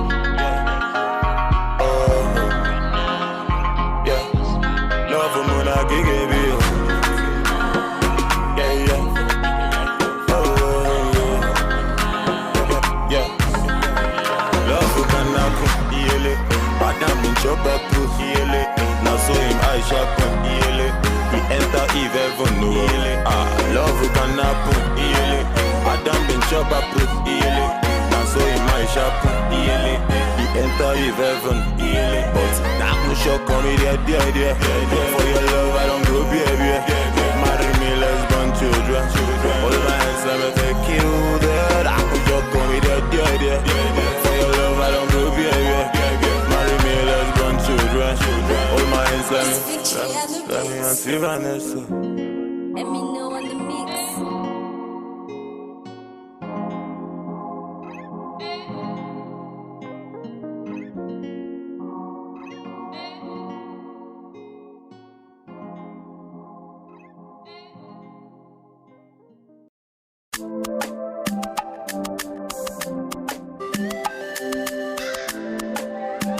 Lexus Media.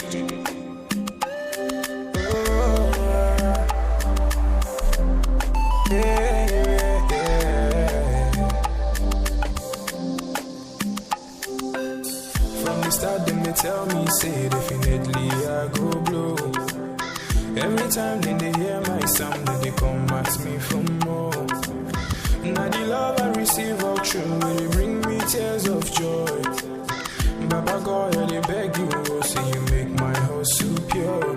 Although I change my story, now my prayer every day, make you change my story. Let your blessings come my way, change my story. Now my prayer every day, make you change my story. Oh, I make you change my story. I see Goni Bobo come, every day we walk and pray, no darling. Them ask me when I go shine. Oh, I see Koni Bobo come. Every day we walk and pray, no darling. Them ask me when I go blow. Oh, man, I've been doing this shit for a long time. Been not so easy, sure you know that. Sharp money, my love, bill. Money on my mind, every minute.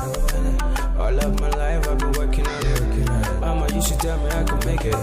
Oh Lord, I keep praying for the blessings. Only watching my story.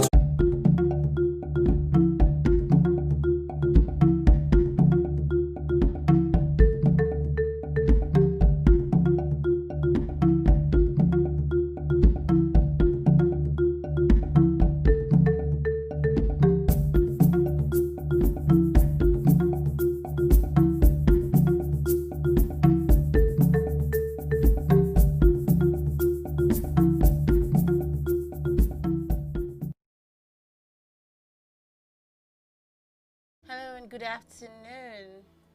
This is still the Media Patriot on your #1 radio station, the African Patriot Radio. This program is called Even the Odds. We did an introduction a couple of weeks back where we've been trying to put it together. And this program centers basically on peace building and conflict resolution. My name is Ekanem. And I'm not alone today in the studio. I have an amazing personality with me this morning, Barrister Michael Ejer. Good afternoon. Good afternoon. Thank you for being here today. I mean, it means a lot. Thank you for having me. All right. So today we would be looking at a very important issue. I mean, it's been making rounds in the news lately, and I think it has gotten to the point where it's even become even more popular than the pandemic that we all know about. And I'm talking about the issue of rape. Now, today we're actually going to be looking at a story that actually, I came across this story this morning and I just couldn't help but talk about it. Now, this video actually I came across is about a mother lamenting. But before I talk about this deeply, I would actually just play the video so everyone can look at it and know what I'm talking about. Ọmọlára mi Àjọkẹ́ ẹni mo jẹ́ ọmọ Sájà. Ọlọ́run fún mi ní rọ̀rùn. Ọlọ́run sì ṣe lọ́mọ ìdùnnú fún mi. ọmọ mi bá mi sọ̀rọ̀ tó pọ̀ gbogbo ohun tí ó ṣe fún mi wọn ò jẹ́ ó ṣe nǹkan kan wọn ò jẹ́ ó ṣe nǹkan kan.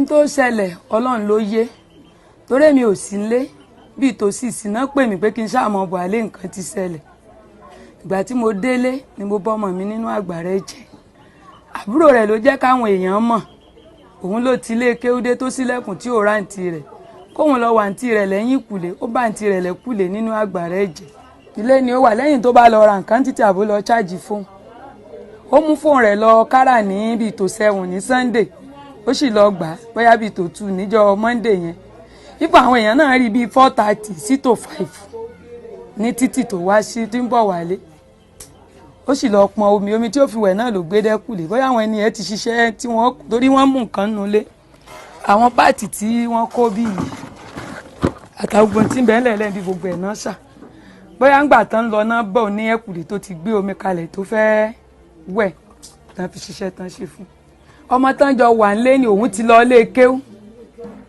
ọmọ yìí náà ló bá níbi tán ti ṣe léṣe sí tán ti pa sí tó dáa kó ń bímọ fojú wo òkú ọmọ rẹ̀ tá fi gbà fọ́ ọlọ́run tá fi lọ sí nìyí pípọ̀ náà lọ́lọ́run fún mi ó lé lọ́mọ ọdún 18 ọmọ mi bá mi sọ̀rọ̀ tó pọ̀ gbogbo ohun tí ó ṣe fún mi wọn ò jẹ́ ó ṣe nǹkan kan wọn ò jẹ́ ó ṣe nǹkan kan ògo tó yẹ kọ́mọ mi rí lò wọ́n ti pọkọ mi lábùjá lónìí àmọ́ bó ṣe débẹ̀ wọn ò jẹ́ ó rògùn ẹ̀ lò wọn ò jẹ́ ó rí lò wọ́n kúrò ẹ̀mí rẹ̀ àmọ́ ó yé sàtíà kí ni mo fẹ́ kí náà ṣe fún mi tó lè dẹ̀mí ọmọ mi kò sí tán lè ṣe fún mi tó lè dẹ̀mí ọmọ mi àmọ́ nǹkan kan tí mò ń sọ fọ́lọ̀ ni pé ó sọ ọmọdé ni ó ṣàgbà ó sọkùnrin ó sóbìnrin ló bá lọ́wọ́ nù kú ọmọ mi kíjọ́ méje tó pé kọ́lọ́n ó tú láṣìírí kọ́lọ́n ó tú láṣìírí torí inú pátá ń gbé nì tá a fi ń gbìyànjú kọ́mọ ó jẹ́ èèyàn pé tó bá ti jẹ́ èèyàn ni ó dá sọ́bù wọn.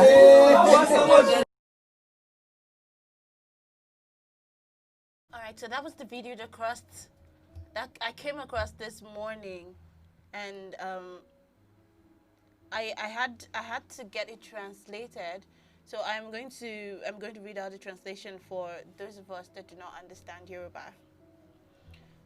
Now this is a video of a mother lamenting, like I said earlier, and she goes, "My Omolara Joke, God gave me peace, and God made her a happy child for me.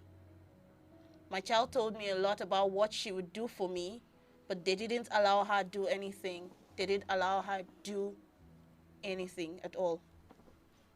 She goes on to say, "Only God understands what happened, because I was not at home. It was around to 6 that I was called to come home, that something had happened. When I got home, I met my daughter in a pool of blood. It was her younger sibling that alerted people. He was the one that came back from Arabic class and couldn't find his sister. He went to look for her at the back of the house and met her in a pool of blood." She goes on to say,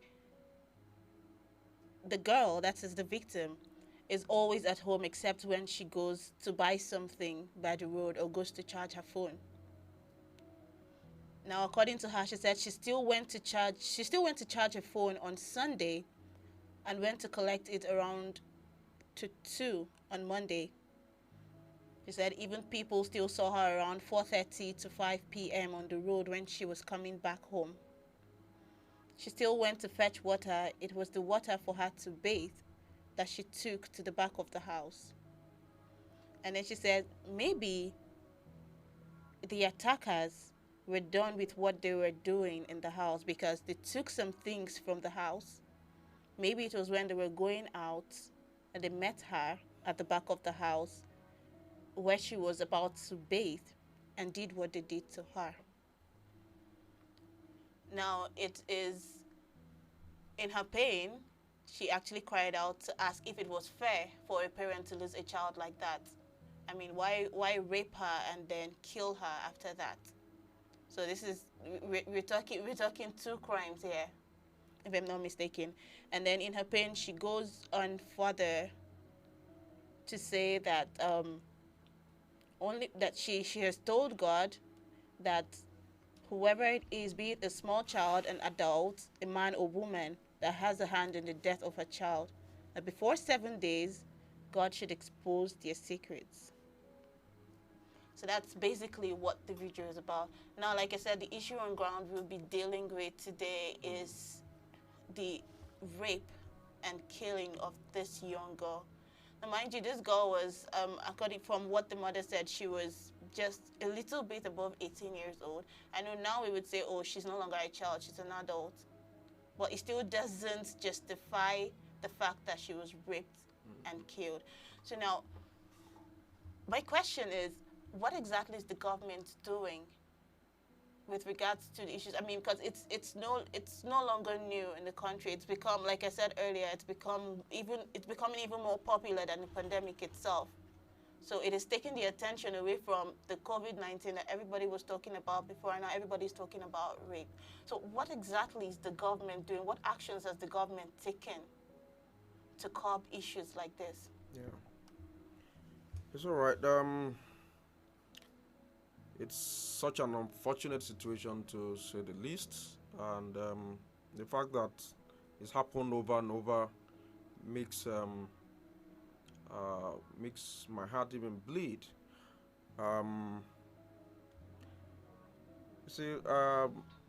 The Constitution of Nigeria, Section 34, precisely made provisions for the right to dignity of the human person. And that right is a natural justice that comes with you being a human. Nobody should infringe on that right. That right is inviolable. Nobody should infringe on that right except by the pronouncement of the court. The act of rape itself is an infringement of that section. It impinges on the dignity of that particular girl and all the girls who have been victims. Yes, it's not news the fact that the law has made ample provisions for, prescribing the offense of rape. It's criminalized. But beyond the statutes, beyond the written laws, enforcement is one thing. Okay, because I was going to ask, how effective have these laws that have been put in place been so far? Yes, the laws are sacrosanct. The laws are very effective if they are implemented. The lawmakers have given us the laws. It's left for, or left to the, the various security agencies, to implement these laws. The Nigerian police, NAPTIP, and several other organizations are charged with this responsibility to apprehend, culprits and bring them to justice, in accordance with this law. With the law. Yes. So there are laws. There are laws. So the question is whether this is an absolute matter of law or whether it delves into the issue of morality. Morality, yes, I was going to go to that. Oh, fine. Now, I mean, why should people rape? Why should there be gang rape? Why should this issue become top burner in our society today? It leaves us wondering. There is gap, perhaps, in the nurture of individuals. Yeah. Because it takes a very wicked heart for somebody to go this extra mile. I mean, we just talked about Uwa, and we've been shouting for justice for her. This happened, and a whole lot of other ones that are unreported are happening on a daily basis.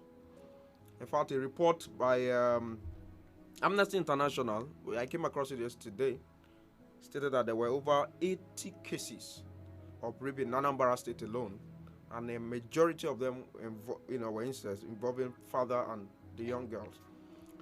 So, yeah. So it's speaking when you talked about morality. Now, it actually begs the question, like, why would individuals engage in things like this, especially when we're looking at, because most rape cases that happen, the abusers are most times people that are close to the victims.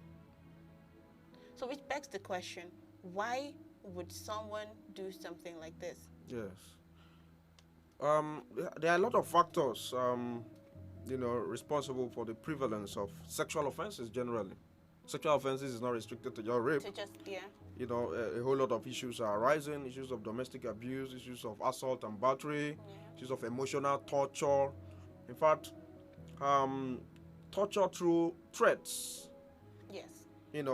Threats through text messages or social media platforms and several others. Just last year, I handled a matter of a young woman. Her ex is engulfed with moral decadence. There's this gap between, there's gap within the family circle, and that is actually responsible for a lot of these things. Now, a lot of young people are engaged in sharp practices of all sorts, the Yahoo, the 419, and all of those things. And part of the demands would be to indulge in, atrocities of this nature in order to gratify to fulfill the not just the urges, even the rituals and all of that. So it is considered to be one of the factors. Yeah, so some of them, you're trying to say some people actually see this like some kind of rite of passage to manhood or adulthood or whatever you. Yeah, that could be it, but what I'm even driving at is that for a lot of young people who are involved with issues of fraud, 419, Yahoo, and all of those things, they go through a lot of stages of rituals and oath. Part of the requirement is for them to get involved with issues of rape and all of that. It's been established a number of times that a lot of people who commit this violent act are doing it in fulfillment of certain obligations to actualize their game. Okay. Still speaking on some of the reasons people actually engage in, I know a lot of people would actually say most times the dressings of the victims could actually lead to them being raped. Now, which begs the question, some of these rape cases we've had, some of them have actually occurred in the north. And we know how women dress in the north, they are always all covered. So how do you say, how would someone come out now to say, oh, the way this person was dressed was what should I say, tempted me to rape this person, if it happens in the north? I mean, you ask me, can a woman be raped because of what she's wearing? Yes, it can happen. But should she be raped because of what she's wearing? I think not. So now, let's actually put most of these things into consideration. Now, when we're talking about dressings and all of that, you did mention a state of law that actually covers all of this. Now we're talking. We mentioned something about criminal law earlier. So what are the stipulated penalties in the law? What has been stipulated in the law to that would actually show the kind of punishment that offenders of this magnitude should get? Yes. We've talked about earlier. We talked about a number of penal laws. We have the criminal, the Violence Against Persons Act 2015, which is a federal law and covers FCT. The court charged with that mandate is the FCT High Court. Now, each of the states have various criminal laws that proscribes or prohibits or define rape and other sexual offenses. If I read some provisions just for us to be very specific as to what constitutes rape, and all of that, because we need to know it before we establish the punitive measures. Yeah, it's the laws that actually created those punitive measures. Okay. Yes. Virtually all the laws we've talked about, the Criminal Code, the Penal Code, the Violence Against Persons Act, and all of that, have made provision for the maximum punishment, is life imprisonment. Life imprisonment. Okay. Yes. Now, for example, the Violence Against Persons Act, in defining rape, states as follows, and I'm going to read it. It says a person commits the offense of rape. That is if A, he or she intentionally penetrates the vagina, anus, and the mouth of another person with any other part of his or her body or anything else, it amounts to rape. B, the other person does not consent to the penetration.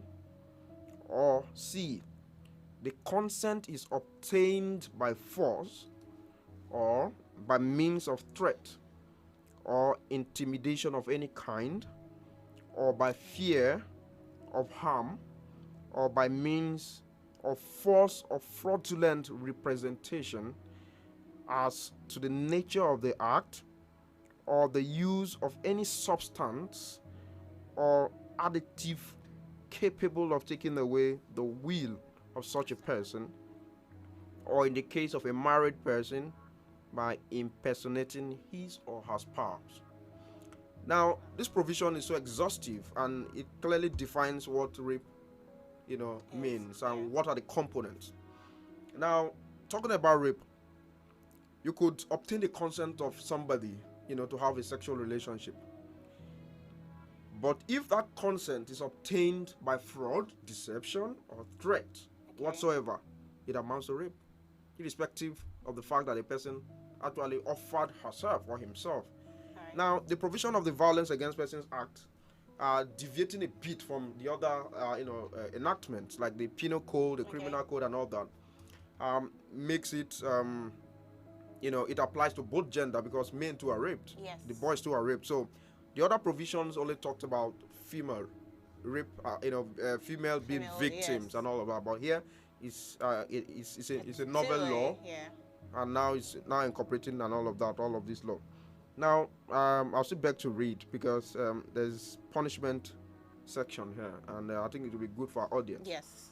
Now, section 2 of section 1 of the Violence Against Persons Act 2015 provides that a person convicted of an offense under subsection 1 of this section is liable to imprisonment for life. That is the maximum punishment. Anybody who commits the offense of rape is punishable by imprisonment for life. Now, except these are the exceptions are A, where the offender is less than 14 years. In other words, people who are less than 14 years can commit the offense of rape. Now, where the person is less than 14 years, the offender is liable to a maximum punishment of 14 years imprisonment. Okay. Yes, maximum punishment of 14 years imprisonment. Now, in all other cases, to a minimum of 12 years imprisonment without an option of fine. All right. Now, see, in the case of rape by a group of persons, the offenders are liable jointly to a maximum of 20 years imprisonment without an option of fine. I mean, which better law can you get? Which better law can you get? Well, I kind of feel this is a bit contradictory to what we know, because, I mean, normally you would say a minor cannot get arrested. So it's someone who is less than 14 years old, or he's 14 years and below, is a minor, as long as you're below 18 in Nigeria. Yeah. So don't you think this actually contradicts the initial law that has been set already in the Constitution? No. I mean, we have juvenile offenses, we have juvenile offenders, and we have juvenile justice system. A lot of young people are in prison and incarceration. What about a young person who kills? The person is arrested and is taken through the processes. Now, I think at best, the only difference is that a young person, a person who is less than 18 cannot be sentenced to death. That is just the only difference. Do you understand? So, young persons can also be convicted. Nigeria has a juvenile justice system where young people, are treated. As a matter of fact, a lot of them are in various correctional institutions right now, but they're separated from the adult prison, in some instances and all of that. So that's the way it is. Anybody who commits an offense, whether it's a young person or an adult, has to go through the legal processes. All right, we actually have a message here. This says, "Good day to the host and guest of Even the Odds. Please, my question is to the barrister in the studio. Good day to you." And his question goes thus. With the recent advocacy by the International Federation of Female Lawyers, TFEDA, for death sentence to anyone who is declared a rapist by law, do we see that as a sure way to peace building and conflict resolution? Sure way. Justice is not a one-way traffic. In law, we learned that justice is a tripod. Justice to the victim, justice to the state, and justice to the offender. Is an accused person.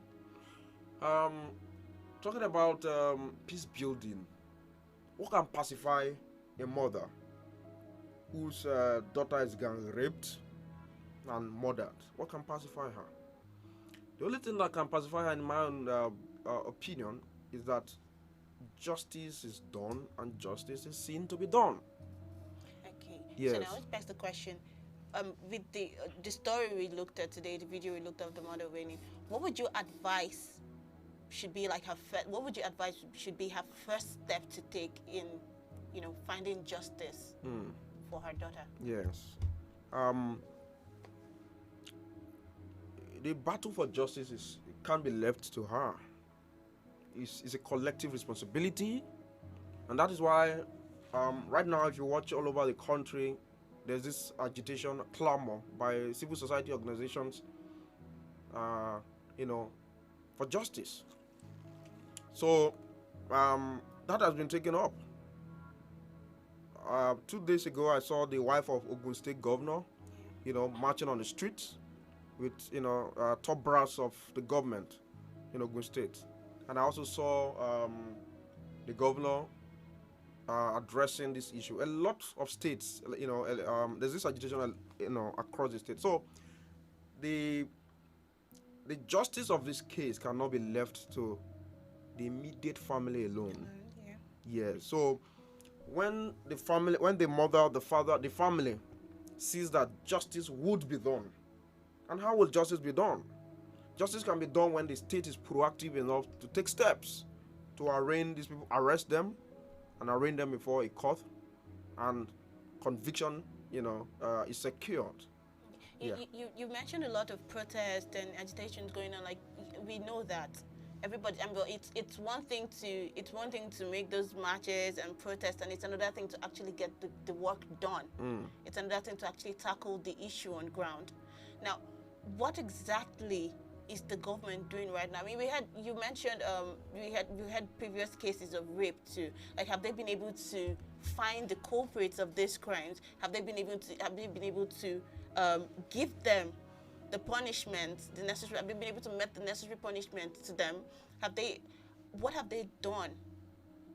Or how far have they gone in finding these offenders and bringing them to justice, or giving them the punishment Now, in arriving at justice for any case at all, there are processes.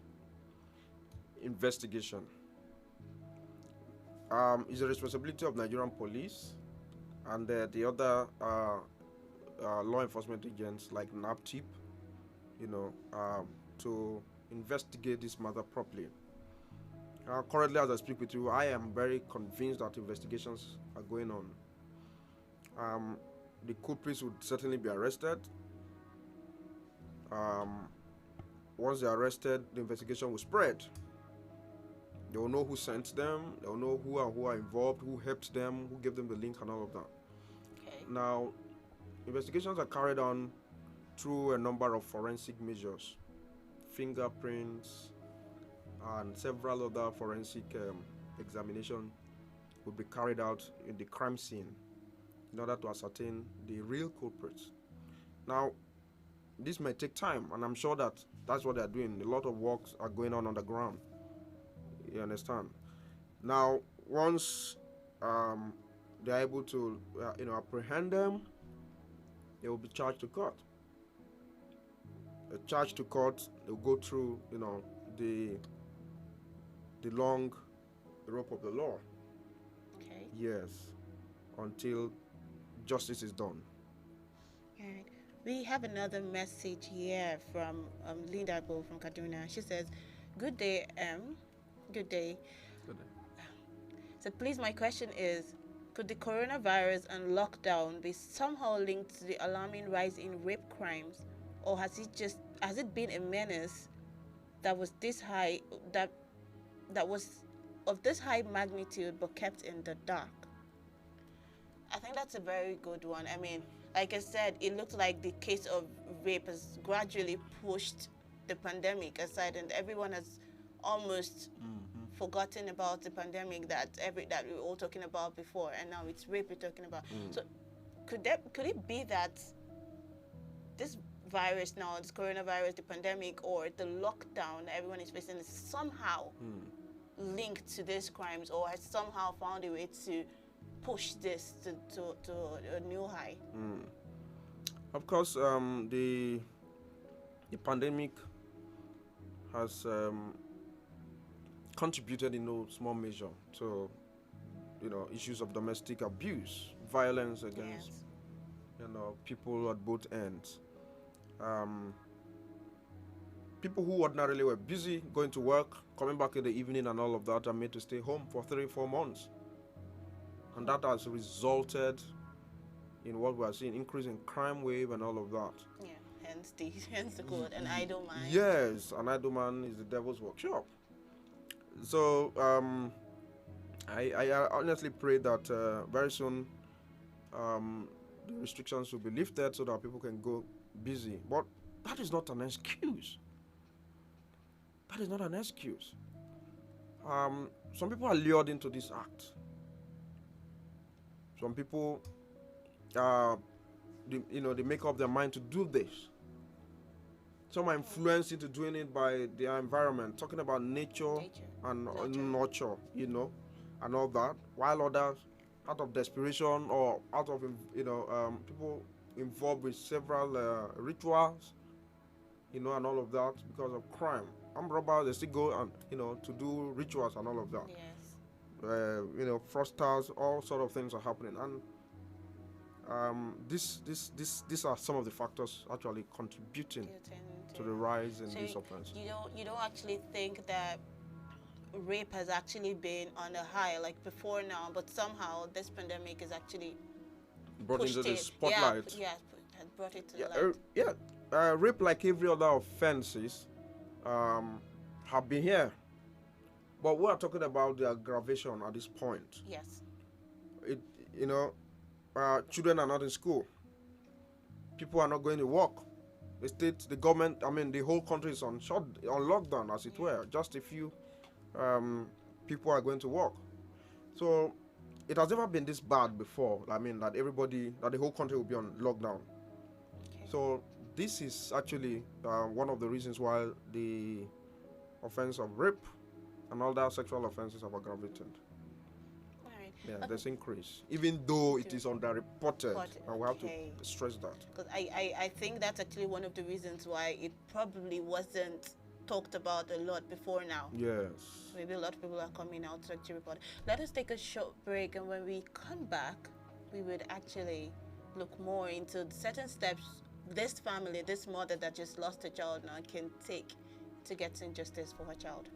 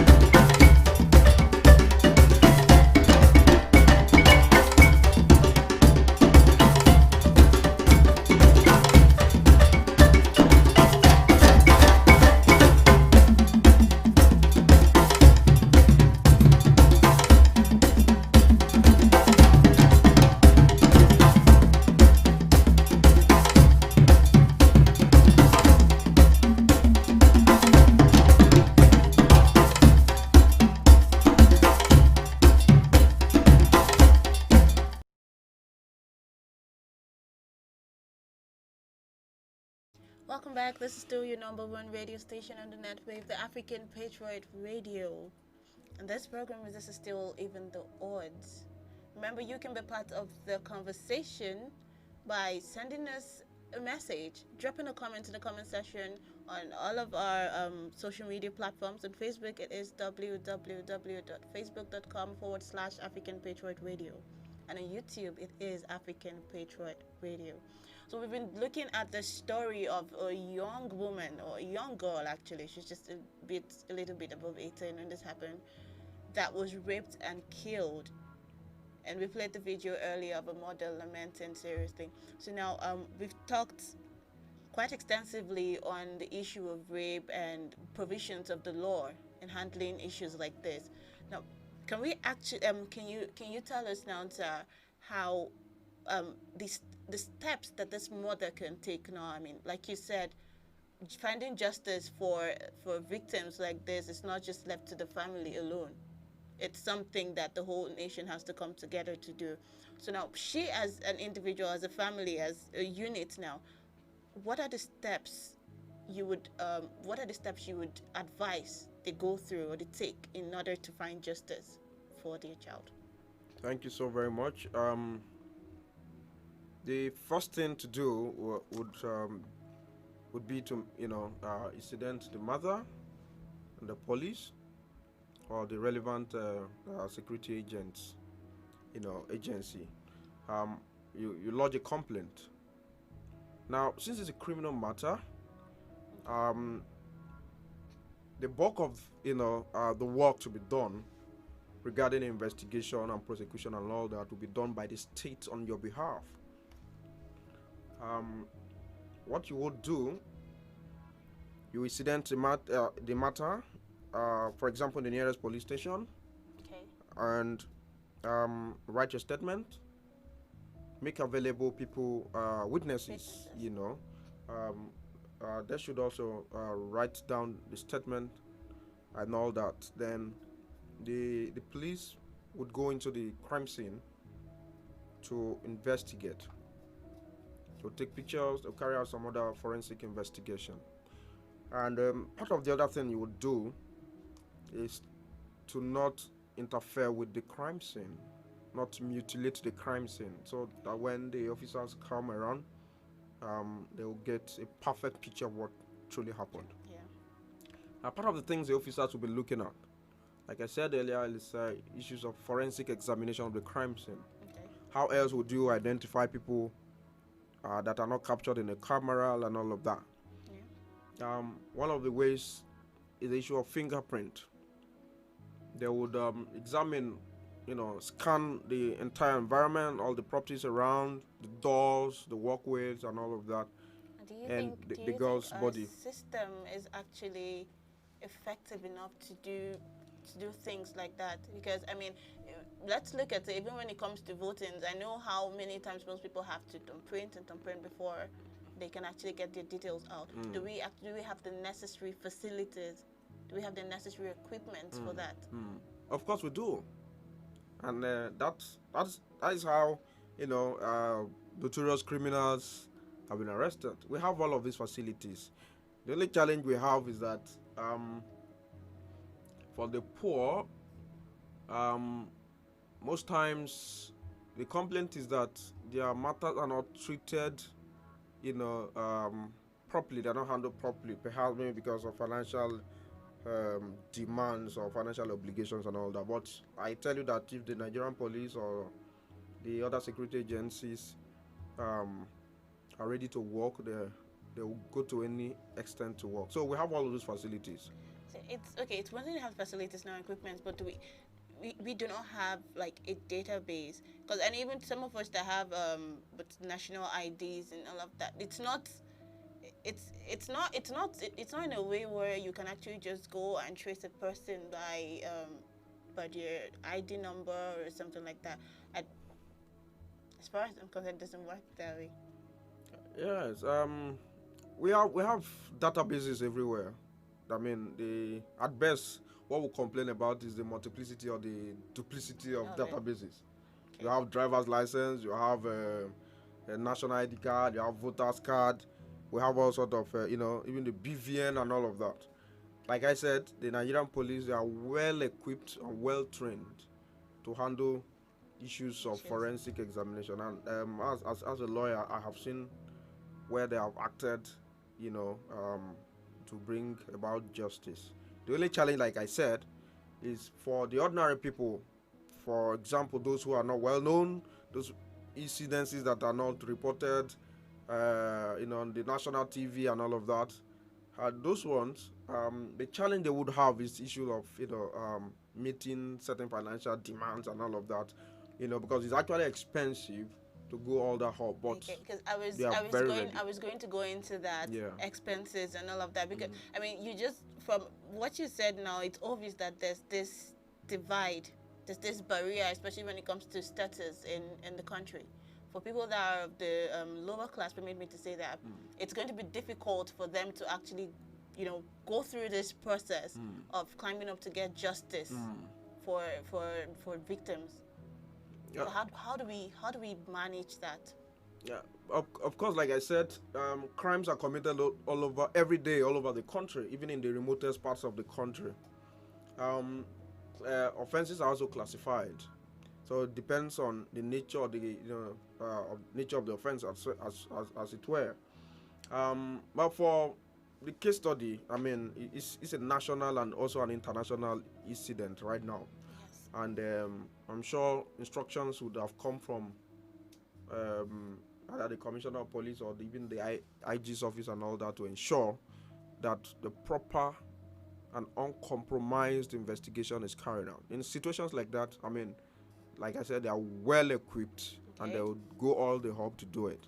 All right, the only challenge we have is for people who are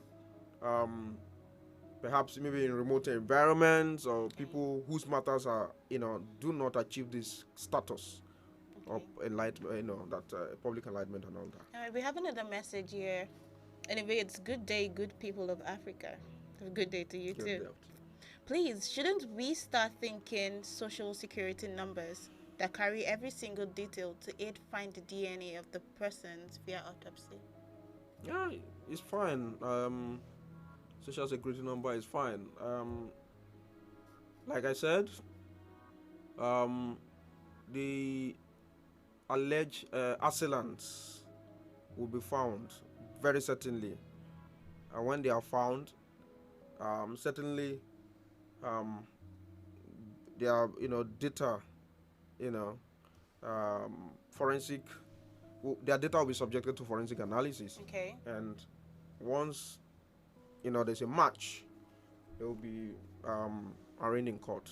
And I know that the Nigerian police, for example, is well equipped to handle that. They have means of tracking these people, and everything in Nigeria cannot just be based on the social security number alone. There are people hear things, people know things. Okay. Once one person is arrested,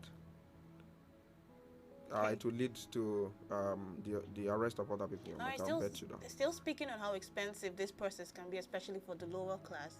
I mean, don't you think it would be right for the state government to actually take care of the legal fees of these victims, just like how lawyers actually take up pro bono cases? Of course, incidentally, the state should prosecute. The state is even the prosecutor, right? And the state should take responsibility for, all the financial implications. Yes, but we're in Nigeria, and talking from practice, talking from experience as a person in the field, that's certainly there is no way that families do not make financial contributions to some of these things.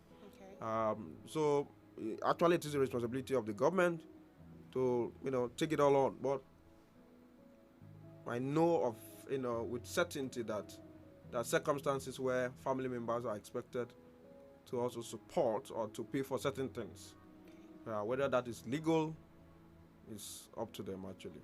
All right. Yeah. We actually fast spent on time. That's the lot we can take today on Even the Odd. Remember, you can always be part of the conversation by following us on all of our social media platforms. leave in the comments. We want to know how you feel about the topics and issues being discussed here. Leave a comment on Facebook. It is www.facebook.com/African Patriot Radio. And on YouTube, it is African Patriot Radio. I've had with me today in the studio Barrister Michael Eje. Thank you so much for coming. It was an honor having you here. Thank you so much for having me. All right.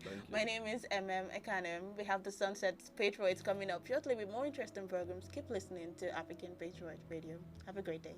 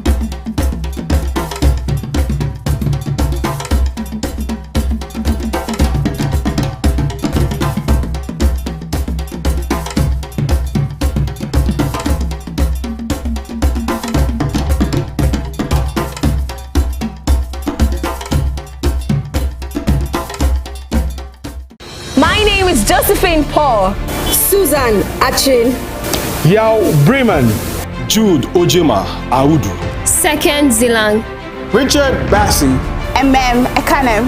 I am Messi Joe, and we are African Patriot on African Patriot Radio.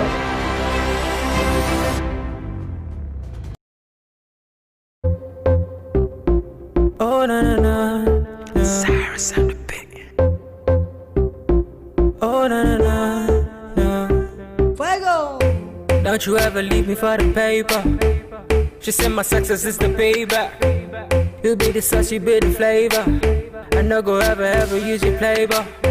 If you give me love, I no go run away. And every other day go be like holiday. Maybe scatter body or your wide ways. The way you hypnotize be like I the crazy. You know say body no be firewood. Come make I show you up for my hood. You know say body no be firewood. Come make I show you up, yeah. You be my rhythm and blues.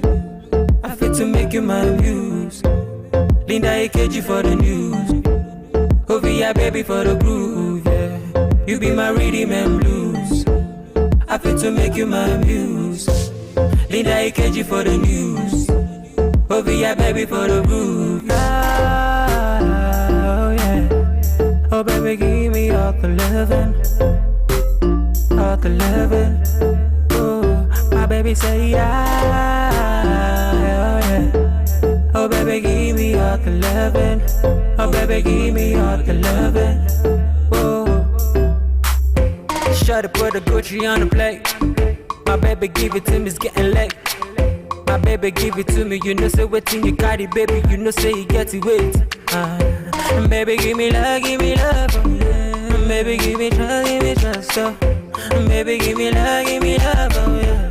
Baby give me trust. I no go lie, what I'm feeling inside. You make a nigga wanna turn upside down. The way you roll, the way you shake, come on me baby girl, oh yeah, give me brain.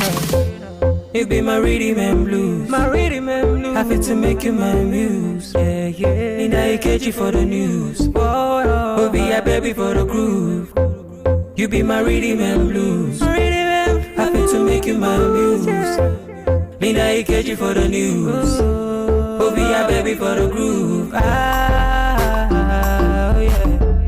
Oh, baby, give me all the loving. Oh, baby, give me all the loving. Na na na. My baby say that. Oh, yeah. Oh baby give me all the loving. Oh baby, give me all the loving. Na na na.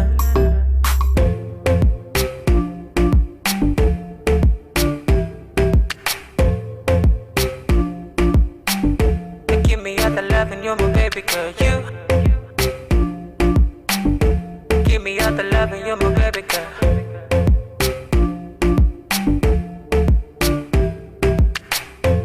Don't you ever let me go. Don't you ever let me go, no. Don't you ever let me go. OVI.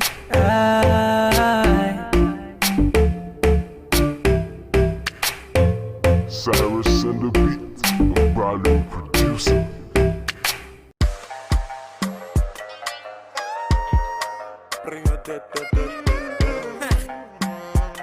Double prop. I beg you carry shoulder up, oh baby. I beg you show them this younger, oh baby. Dance and break all of your waist, oh baby. Until they allow it to, oh baby. Oh, I beg you carry shoulder up, oh baby. I beg you show them this younger, oh baby. Dance and break all of your waist, oh baby. Until they allow it to, oh baby. Oh, I beg you do me jeje, je. Corona magbese, je. I beg you to be jeje, je. Corona magbese,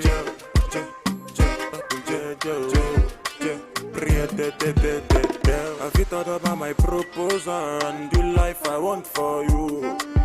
I beg you, baby, make you come closer when I'm singing this song for you. This love song got me stay up all night, cause I'm tryna compose for you. The last time that you say you won't go, girl, you broke my heart into two. Just call me baby, I'll call you boo. You want me so bad, I want you too. My number is 08042. I'm only one call away from you. I beg you to be jeje. Corona magbese, I beg you to be jeje.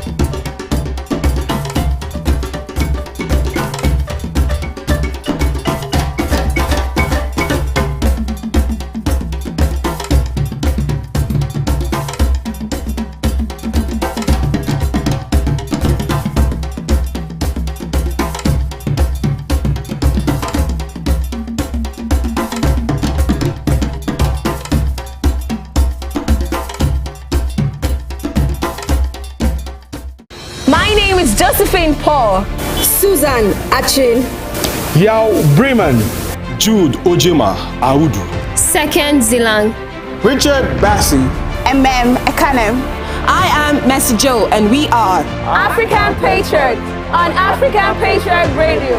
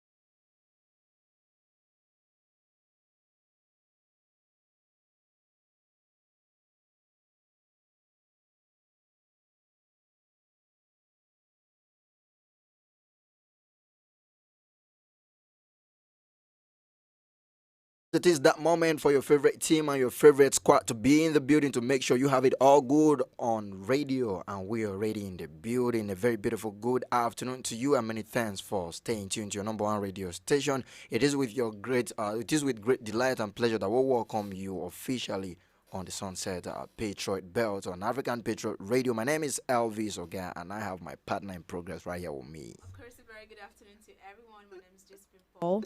Yeah, Josephine Paul, how you doing? Very well. It's actually Women Crush Wednesday, and I don't know. I feel so excited. Like you should be the one excited, but I don't know why I'm so excited. I'm excited. It's Women Crush Wednesday. I should be asking you who your woman crush. You always ask me, and I never get to ask you who's your man crush. On a Monday. You always forget it's Monday. Not so that today's Wednesday. Not so that I forget. I don't just want to put you on the spot. Probably you can ask me that on Wednesday. So every time you ask me who my woman crush Wednesday is, I come through with just a particular question to every single woman or female gender. You come through a particular answer to everyone. Every woman is your woman crush Wednesday. Not like every woman, but every woman who has been trying her best to see that we have a better society. Of course, that's the amazing one. All right, studio time check is exactly 7 minutes gone past 2 o'clock, and it's a very beautiful, lovely, and amazing Wednesday afternoon, the 10th day in the month of June 2020. A whole lot actually happened today. Yeah, it's a whole very lot. interestingly on the entertainment side. Okay. A friend of mine just dropped his song. He calls that song My Blessing. Amazing. Are we going to be playing down on Urban Vibes? True, trust me. We just have to do that. All right, meanwhile, we have so many interesting programs that will be coming your way from now through 5 p.m., which happen to be the destination time for our belt. And they will be coming in this particular order from now through 3 o'clock. You already know how we keep it every Wednesday. News expression is what we do between 2 and 3 o'clock. And at the top of the hour, 3 o'clock, we turn the tables around for some musical riot segment. Okay. Where we draw a conclusion to that at about 3:30.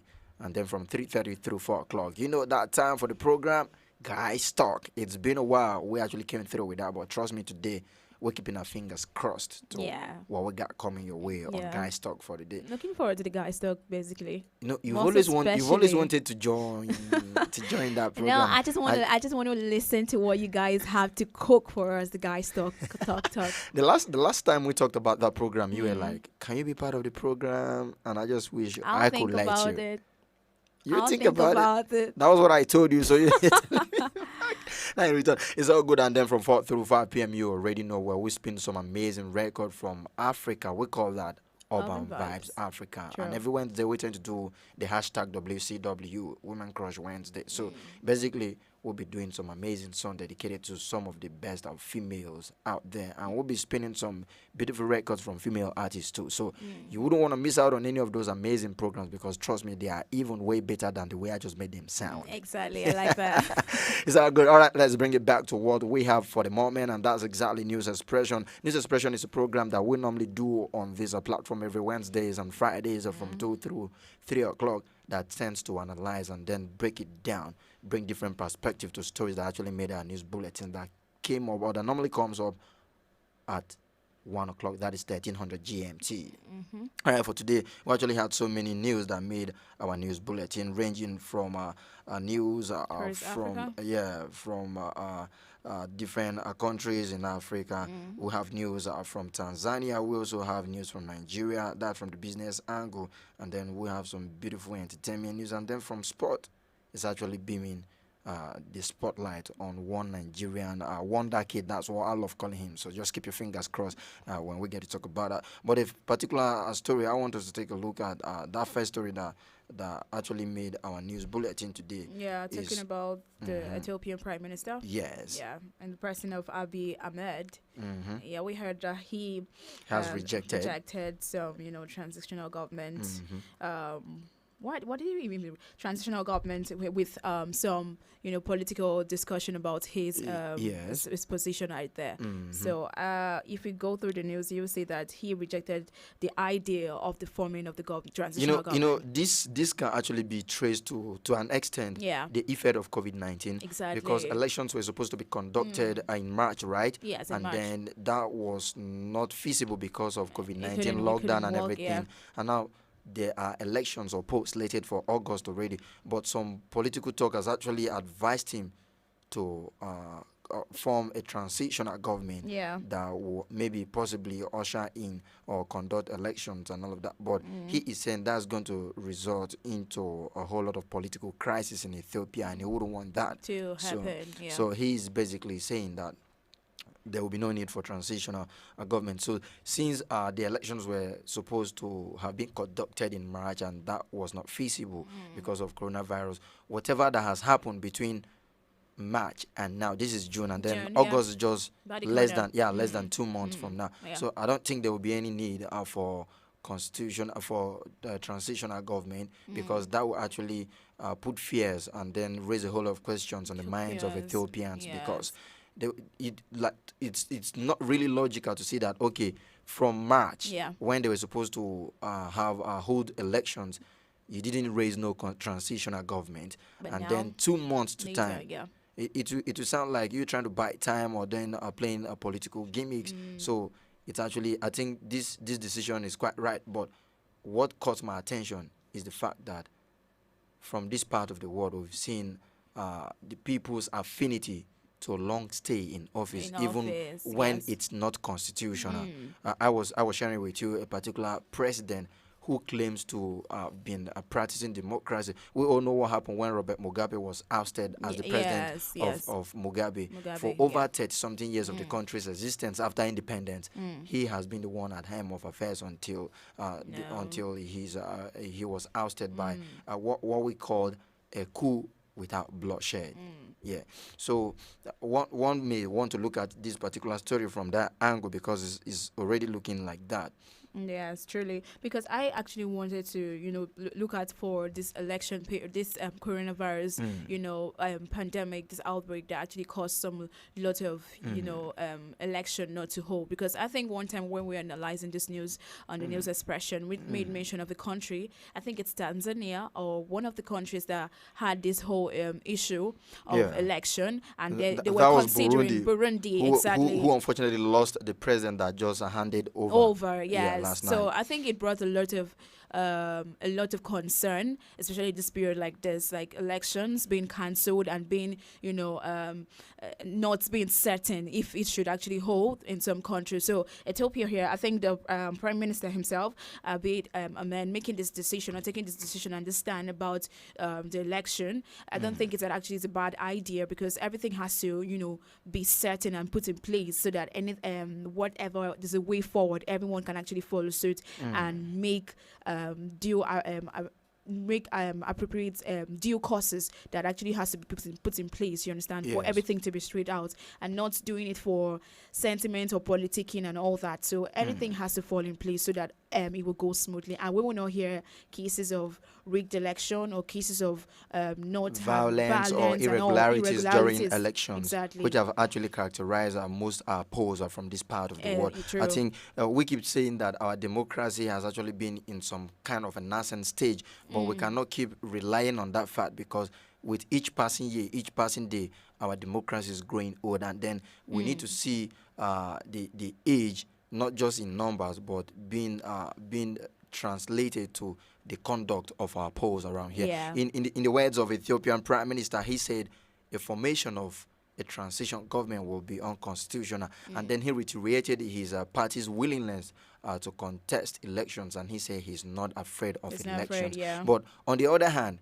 since he is more like the incumbent in power, people might want to see that, okay, if had it been he constitute a transitional government that will usher in or conduct fresh elections, that would be more like allowing him to step away, so that the election can be more on a neutral ground. But you still want to have an argument that, okay, do you think he's going to put people that are not willingly or that are not ready to do his bidding in government, even though we know that, okay, it is electoral bodies that conduct elections and they are supposed to be independent, even though there are some questions attached to the independence of those things from this part of the world. Yeah, truly.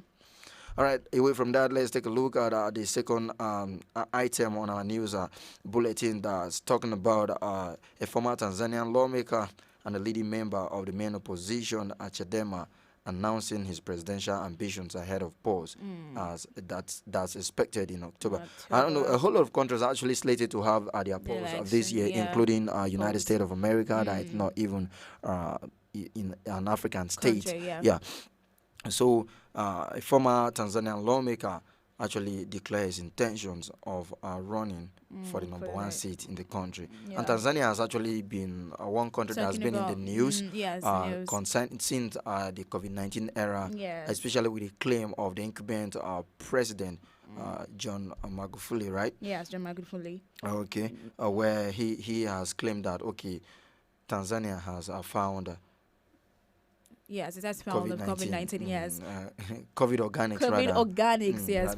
We keep calling it COVID-19 always. It's the COVID organics there. And then, if you go through this story, you see that the person in question, the person we're talking about, Tundu Lissu, has had it tough last few years in the country's rigid political terrain, but seems motivated enough to challenge incumbent John Magufuli, who is seeking re-election.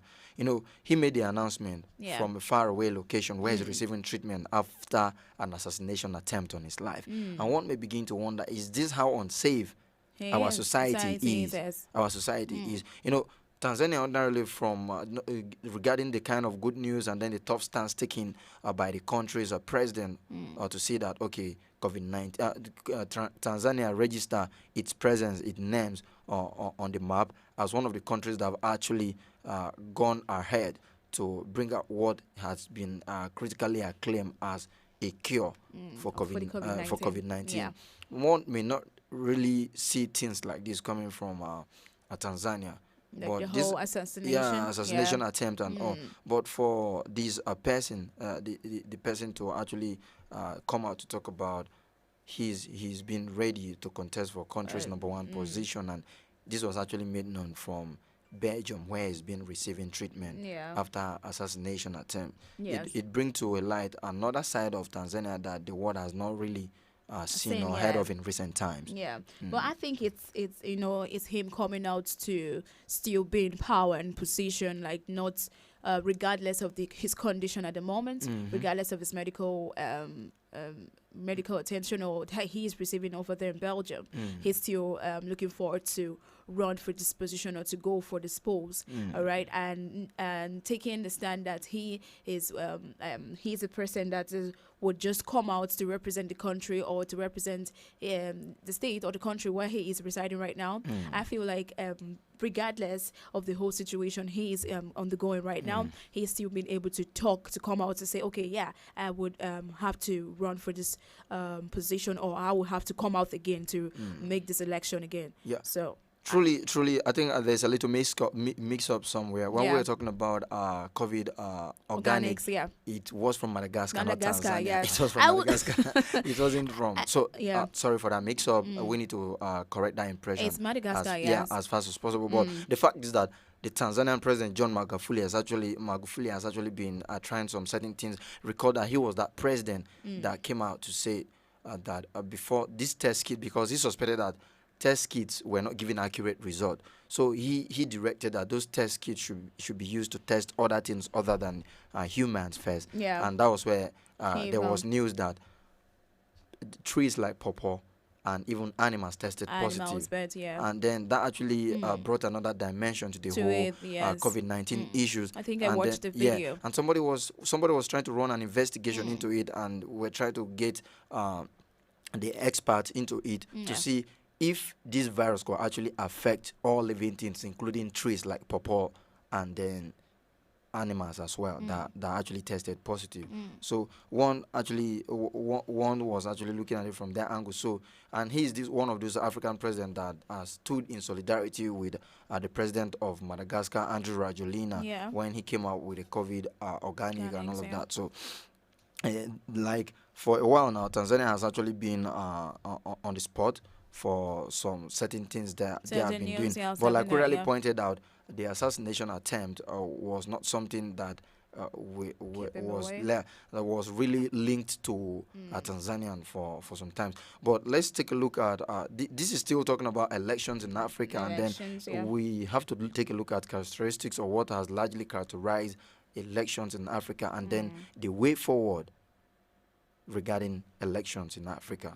Because, okay, the reasons for the assassination attempt on his life has not been known, but if it's somebody who has been doing politics, you might not be far-fetched from being political to an extent, which is not the best way to go about some of those things. If you feel you have all what it takes, you have the political sagacity to contest for any position, nobody should be a threat to you, and it should not be a do or die affair. For crying out loud, we keep talking about it from this platform that elections are supposed to be an avenue for you to go and serve your people. So if you don't win, that means your people might not really have that confidence in you for you to go and serve them or lead them at that moment. So it shouldn't be a do or die affair. You had wanted to say something. Yes, I was saying that because yes, regardless of the fact that he had this issue or he's had some tough few years serving and all that does not mean he doesn't have the chance or the rights to come out, because he knows what he wants and he's going there. Probably he's even seeing himself like a leader that has an objective, a goal to run to. Yes, to serve, to run through this election, to run through this position, and then he knows what he wants and he knows what he's going there to do. So there's nothing holding down, there's nothing pushing him down to what he has to uphold or to achieve. Service is all that is required right now on the electoral bodies and political aspect of it. So every leader that knows that has a chance to hold a position should actually understand that you are going there for what? Service as number one thing that you're running for. So it has to be at the back of your mind. This your particular point actually point my attention to something else when you were talking about, okay, this man has actually been a victim of assassination attempt, and then he still find it worthy and he still wants to push ahead with the dream. And then one may begin to wonder what's actually motivating him. You know, some people, okay, they will be like, after all, I just want to go and serve these people. So if my life is not safe trying to serve these people, I shouldn't go. Let me retract or retrace my step. But he's still pushing. That's to show you it means he has a driving force, and then he has an objective and aim, and then he has a motive, an agenda he is pursuing, and we just hope that this is on a positive note. On a positive note, he's just trying to go there to impact positively on the lives of Tanzanians, and then maybe he has noticed some flaws or some gaps or lapses in the system that he wants to correct. He believes he can correct, or go there to bring change. And then he is able to bring the desired or the needed change. But still taking a look at what has actually been the characteristics of elections we've had. Peoples have not really had that much confidence in our systems or institutions, because we saw recently in some parts, like in Burundi, we saw that the elections were litigations, and then we saw that in some cases the major players of the electoral bodies were actually dissolved. Other things. That's to tell you that there is a whole lot more than that is needed to be done. Yes, when it has to do with our electoral system. Even in Nigeria here, we saw recently where the electoral amendment bill has actually been having some back and forth movement with the lawmakers and the executive. We all remember how it all happened in the last assembly, the 8th assembly, where, okay, they sent it to the president for assent, and the president couldn't give his assent to it because he said there were some actually gray areas, and then we saw that, okay, there were some part of the constitutions were quoted, especially when it has to do with the short timing that prior to the last election, that was the 2019 elections, right? And we saw all of those things, but I think the case is still up for discussion or for deliberation with the 9th Assembly, and then they are trying to see how we can actually resort to e-voting or online voting. If well put in place, and then with the necessary steps and data being generated, I think it will curb the effect of electoral malpractice to an extent. And irregularities, yes. I think it actually has to be considered, like we're talking about the characteristics right now. Things that characterize elections in Africa as a whole. We've seen that some countries actually, some countries in Africa have been, undergoing some necessary ways or means they can come up with elections. And then we saw that countries like Burundi were actually thinking how they can go about it, and considering the whole situation, COVID-19, we're still tackling it and how to curb it. And then we saw that how can they, observe all of these precautionary measures that has been given to. And you're talking about conduction of election. I don't think it's actually a bad idea, because if all of these things can actually be taken be putting into consideration in various countries, and then they look for a way or a means that every single individual can go out there and vote, and in a right way and right manner, with no irregularities or no violence. Yes, it can actually be taken into consideration and putting in place. Lawmakers, how to call them, the political people that are actually running for the position, the people that are involved in it, and then the government and presidential candidates, everyone actually can step in and look for a solution or proffer solutions in a better way, because we are enhancing and evolving, like whatever seems, whatever seems right, and whatever can, be put into place in our electoral body, in our electoral constitution, and in our elections too. So whatever can be considered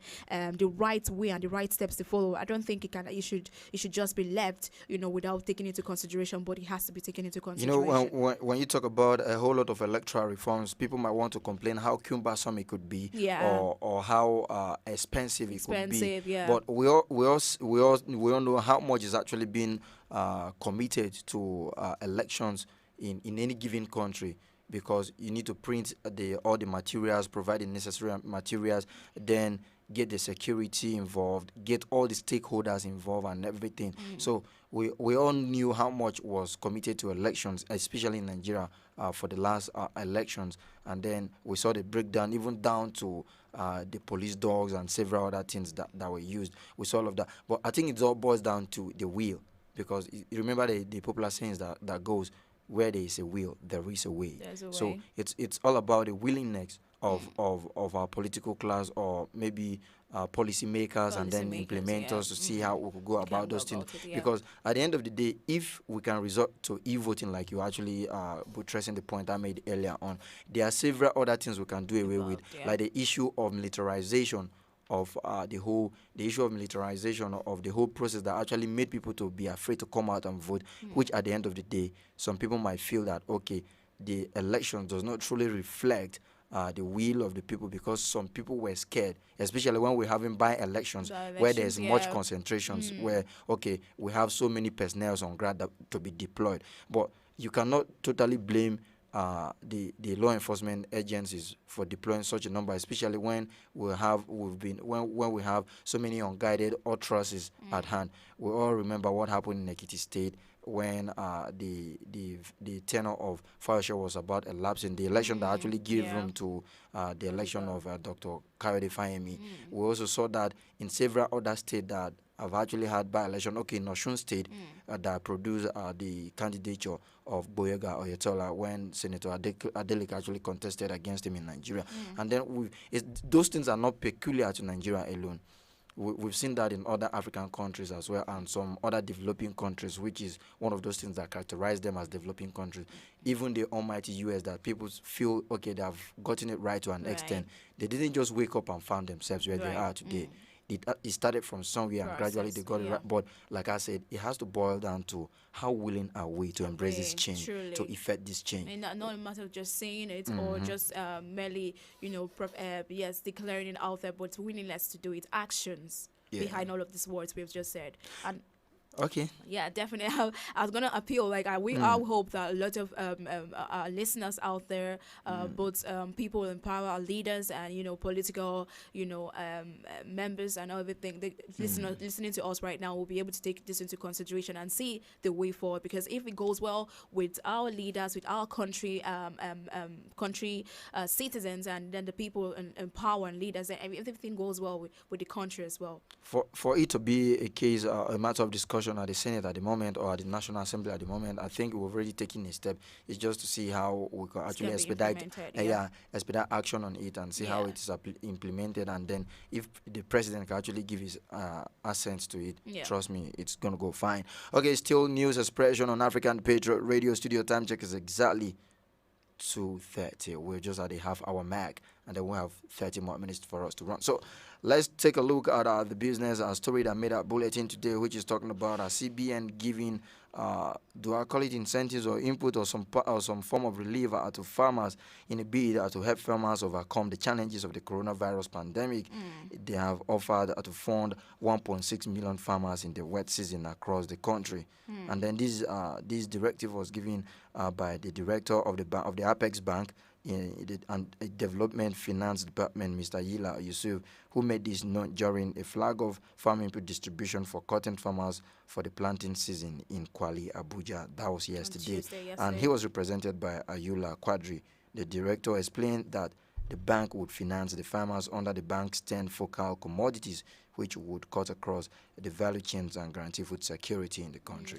I mean, that's one of the top interesting stories I've heard so far on the news bulletin today, because that's very progressive, and we are seeing lots of actions. Because I think sometime in the news we heard about CBN, making some donations of fundings for some particular group of people, and then here they are again making some fundings for farmers, 1.6 million farmers. That is actually good news, because I just feel like in the farming sector and the farming industry, farmers will be so excited right now to hear this, to see these positive actions that have been taken into place by the director, Dr. Yila. So that's actually a progressive one, and it will help stir up the commodity, stir up the farming sector, the farming industry, and you see that we actually would produce more crops, more goods, for everyone and every citizen would actually enjoy this process. If you've been following the activities of the Apex Bank, as the CBN, they've actually been formulating very wonderful policies, especially since the COVID-19. No, apart from that, even before the COVID-19, when President Muhammadu Buhari came in, when he gave his agenda, they've been able to formulate very fantastic policies, especially trying to see how our economy can actually be bettered. You recall the Forex policy they brought, banning some items on the Forex where you cannot get Forex from them to go and import those items, because that was all to boost local production, to enhance our local patronage of those things. And then when you go to the agricultural sector, they have actually been trying with series of policies and all. Okay, if you go through the details of the story, you see that the bank would finance the farmers under the bank's 10 focal commodities. They actually have some focal commodities. And if we really want to get serious with the diversification of economy from oil into other sectors like agriculture, mining, textile, and or cotton and textile we've been talking about, these are some of those things. It has to be inter-ministry, inter-agency collaboration for us to achieve all of that. So for the Apex Bank to actually think this way, like you say, 1.6 million farmers, that's quite a good number.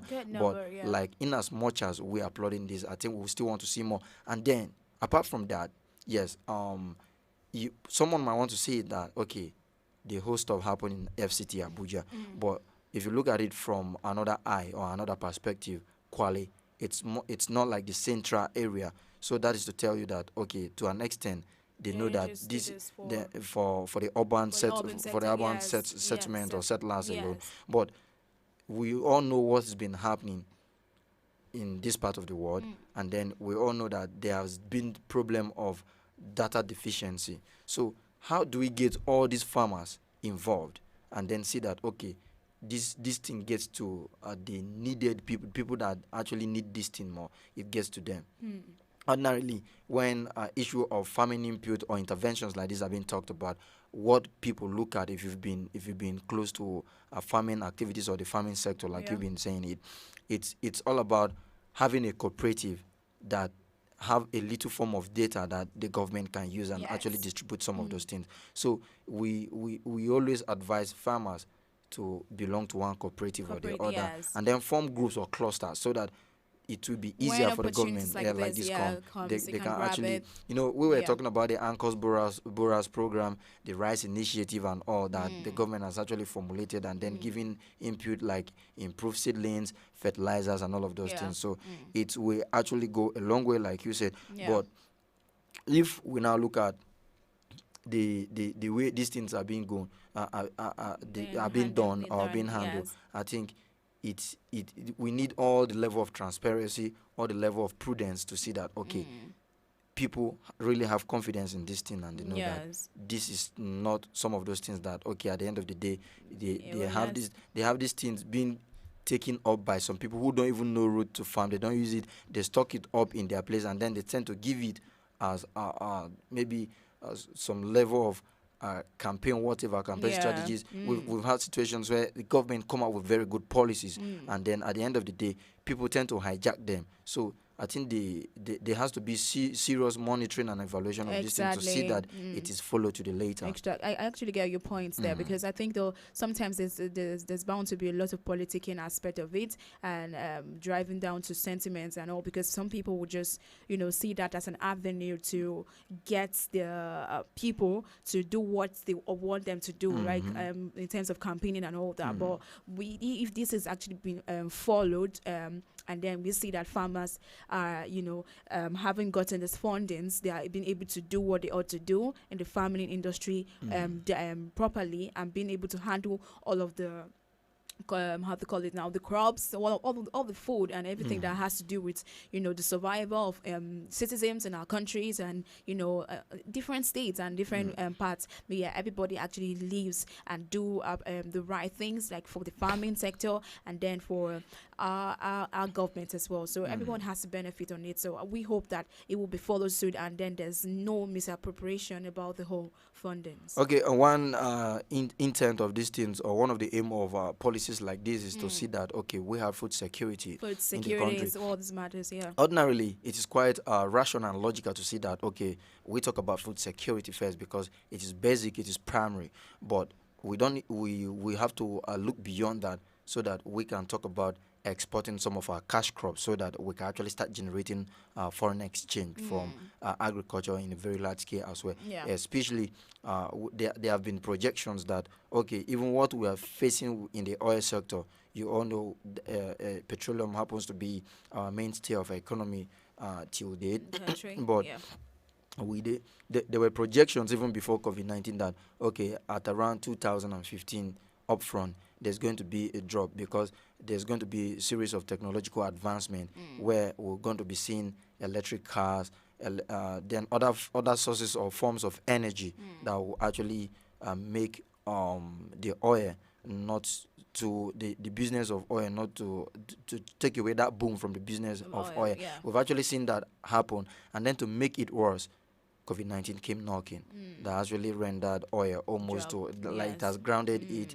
Where recall that our budget for this year, that's Nigerians' budget for this year, actually pegged oil sale at $54 per barrel. You see, we are grateful that we didn't actually totally go into subsidy, like totally, like even as the whole economic situation because of the COVID-19 pandemic, it made the economy to just have a little shake and a little bit of drop, decrease. But we're lucky that in the petroleum industry, like the oil, we didn't actually run into subsidy or go into that. These are some of those things that experts actually saw a long time ago, and they were talking about the regulation of the downstream sector and all of that. Like you said, thank God that we were not fully into it. That it's actually, when they were analyzing it, I saw that, okay, it's going to bring up some level of healthy competition between marketers, and then somebody actually painted it to an extent of what is actually happening with the telecommunication industry, where, okay, if you're not satisfied with the services of this person and of this particular service provider, you can actually port to the next one. So that would have actually been the case if we had total removal of subsidy. But on the other hand, the government actually had to listen and understand the plight of Nigerians, and then the hardship it will actually bring to Nigerians, to Nigerians as well. So, but like we were saying, we need to think about how we can get some of our cash crops out there after we've secured we've actually done food security. We should think of how we could actually get some of those cash crops to earn more foreign exchange from them.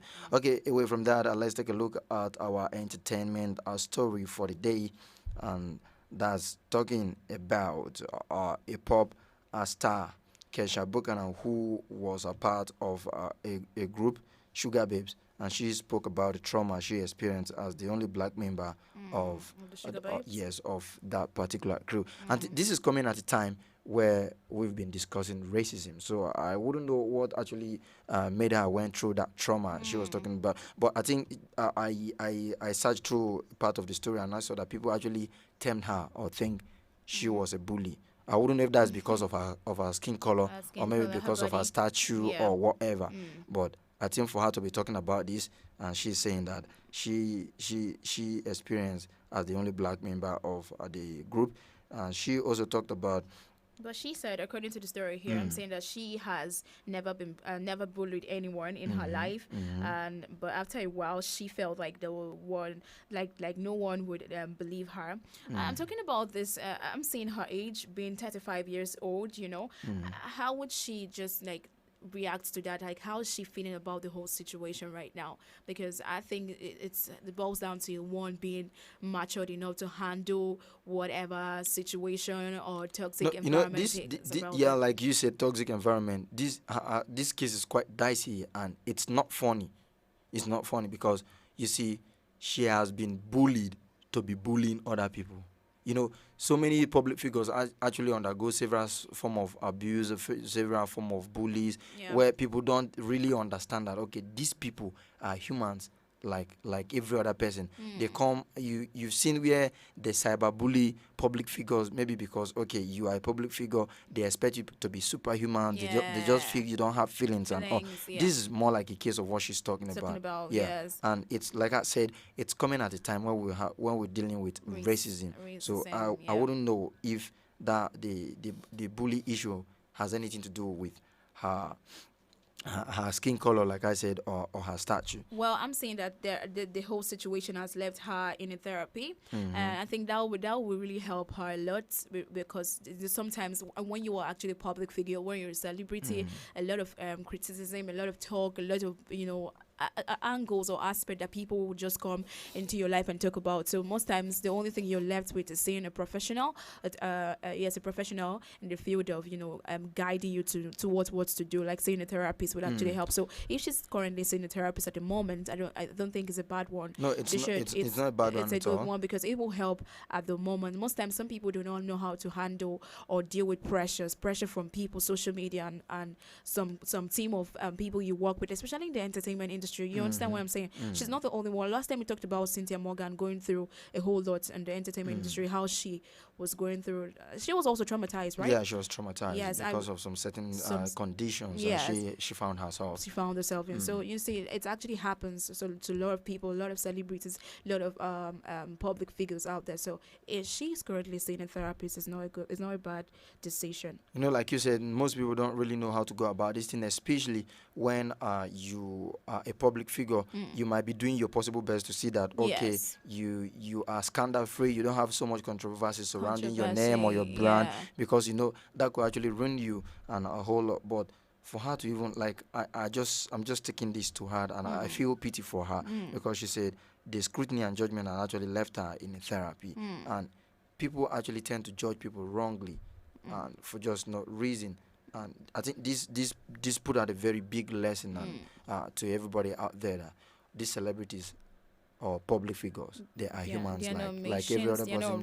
They are not superhumans. They have emotions, they have feelings, they have blood running through their veins. So, yes, really. So we should be careful the way we talk to them. We've actually seen so many public figures are threatening to commit suicide before. That is because they have they are humans, and then we should be careful of things we tell them. We've seen situations where people come to body shame them, cyber bully them, and then broke shame them. Like one is actually trending on Twitter right now, where they were talking about, I think it's more like painting the picture of how people have been trying to make ends meet, but they don't really get appreciated, motivated. Fast talk about something like that on one of his records when he said just because he's on TV now, somebody who doesn't have a watch is trying to check if his watch is original. Like, you get that line, right? Yeah, I get it. And then the particular that was trending on Twitter just couple of moments ago before I step in was the case of, okay, there's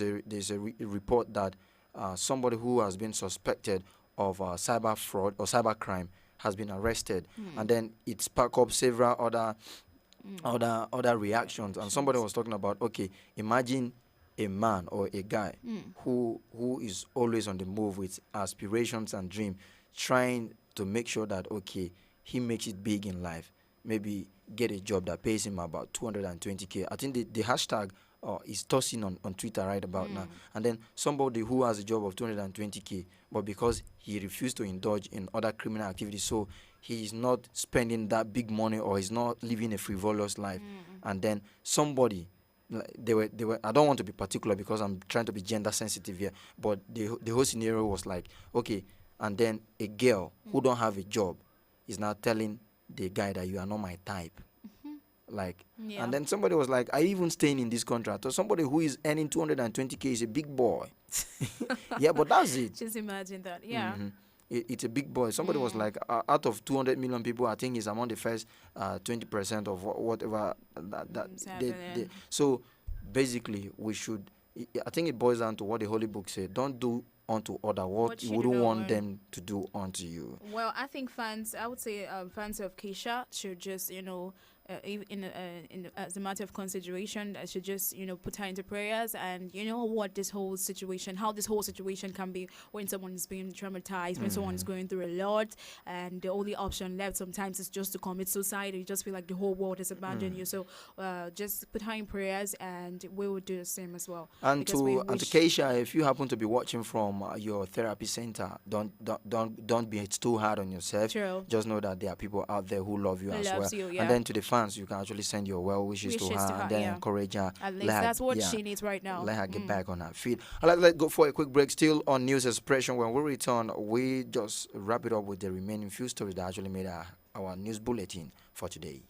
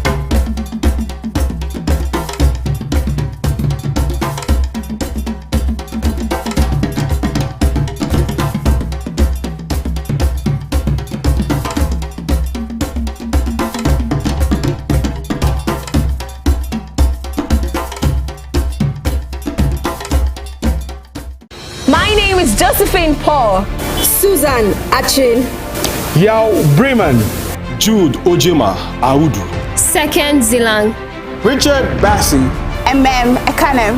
I am Mercy Joe, and we are African Patriot on African Patriot Radio.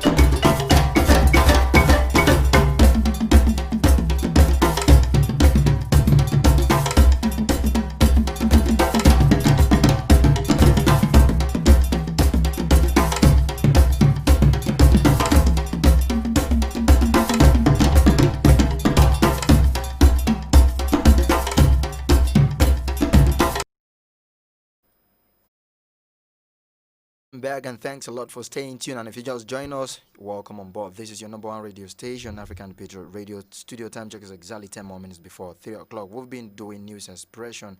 We've been analyzing and then breaking down stories that made our news bulletin. I think we already talked about the main body of the news. We took a look at our business angle and we also talked about the entertainment news. We just have to talk about the story that made our sports segment for the day, and then see how we can just wrap it up real quick because we have little or no more time attached to this part of the program any longer. All right, and from the sporting angle, we got a report of Lily striker Victor Osimhen, who has actually turned himself to a regular household name with stories concerning him last days, a few days. He has ruled out a move to the Premier League this summer. He signed for Lille last summer and then enjoyed a fruitful debut campaign, which saw him net 18 goals and then had 6 assists before the French league season was curtailed last month. And I was just wondering, the numbers would have been able to do by now had it been if it was not for coronavirus that actually made the league management put the league on hold. On hold, yeah. We actually, maybe we should be talking about some over 30 goals by now, and then maybe probably close to 20 assists and all. Yeah. Like, I think 2 days ago, or probably last week, he was actually trending on Twitter, and then I think that has to do with the purported move to England. Yeah. But one actually begin to wonder what really happened is the fact that we've actually seen English Premier League, which is actually referred to as one of the most watched, especially when it has to do with the TV rights. Yeah. And then we tend to look at one of the best league, debatable, one of the best leagues in the world, maybe because of the organization, the hype section around it, and everything, and then possibly. Maybe I wouldn't know, maybe from this part of the world, for the fact that they are our colonial masters, and maybe how simple the league is, and then some of our people that actually ply their trade there and all. But I actually did my study, and I saw that the English Premier League does not really prize away some of those already made stars. We actually saw some people that made their name in England, and then they were actually prized away to other leagues. Take, for instance, the likes of Cristiano Ronaldo, that actually made the big name or the big impact at Manchester United before he was signed by Real Madrid. And then several other things. Even though there are some teams in England you can talk about, they actually went ahead to bring in some already made or big names in the game. But basically, on a whole, you can say English league is that league that actually that look out for young talent. The academy is also very good and all. But in the case of Victor Osimhen, which we were actually talking about today, he's a Nigerian boy. I hope you know that. Yes, I'm just looking at. He's just a 21-year-old, Nigerian citizen, yes, and he plays, good, fantastic matches, and we've seen that he has about 18 goals. So I think so far so good. He should be accoladed because he is actually a good striker there, and I think I've seen 1 or 2 of his football matches. Okay. He plays greatly, and being to other leagues or other, how they call the clubs, like you're talking about other clubs that he's been to. So I think he's doing great, and in the football leagues and football matches, we've seen that he plays great matches, and so I think he's doing great. When you're actually doing great like that, you attract attention from different clubs. There was a move linking him to Napoli as well, but his manager Osita Okolo came out to talk about to disregard that rumor the other day about England, even Napoli as well. So I think for the moment he's going to be at Lille for now. That's a French side, and I think one of the things that actually gave him much prominence was basically lately, apart from his display on field or on the pitch, is the fact that somebody as big as Odion Ighalo had to recommend him and call him the future of football. The future of football, I said that. I just wish we just wish and pray and hope that he will uphold this momentum, and then this take him to places where he's going to play in more bigger stages, and then register his name, and then maybe break some of the records set by some of the very best or the greatest in the game. Of course, I would just have to comment on upcoming footballers that are still in the and various clubs or various team that it should not give up on the journey of the football, because most times some people are just deviate when there's a lot of challenges. But look True. at this. Look at Victor. His age is just 21 years old, and is actually going far in the football league or football in his football career. football career exactly. So there's actually room for people to actually grow. It's just a matter of time, and then you will be recognized as well. All right, our time is fast ticking away, so let's take a look at our weather forecast for the day, which actually had scattered thunderstorm with a 60% chance of rain. As the expected weather forecast for Nairobi, that is Kenya, and the temperature is projected at 21 degrees Celsius, while Conakry, Guinea, was mostly cloudy earlier on, but scattered thunderstorms are to be developing this afternoon at 29 degrees Celsius, and then Khartoum, Sudan, will be mostly sunny today at 39 degrees Celsius. So I think we're at that point in time where we all just need all the weather conditions for our planting season. We all know how important water is for the plant and how sunlight is actually needed as well. So for Khartoum, Sudan, that's actually having a sunny day, I just hope and we believe that there has been rain that's made the ground so good or favorable for planting, and then the sun for the day will actually make it important for photosynthesis to take place. True. I think you did more of that. A little bit of geography and all. So that's nice. I'm seeing down here our last proverb. Should I take that? Yeah, please do, because I know you're always looking forward to that. Yeah, so today our proverb is a Congolese proverb that says, no matter how full the river, it still wants to grow. Yes. So no matter how... That's so motivational. It's so motivational. Because no matter how much you think you have achieved or how far you think you've gone in life. Give room for growth. Just give room for growth and then strive for more. But that does not mean you should not be contented with what you have. But please don't let your achievement get into your head and then you start maybe...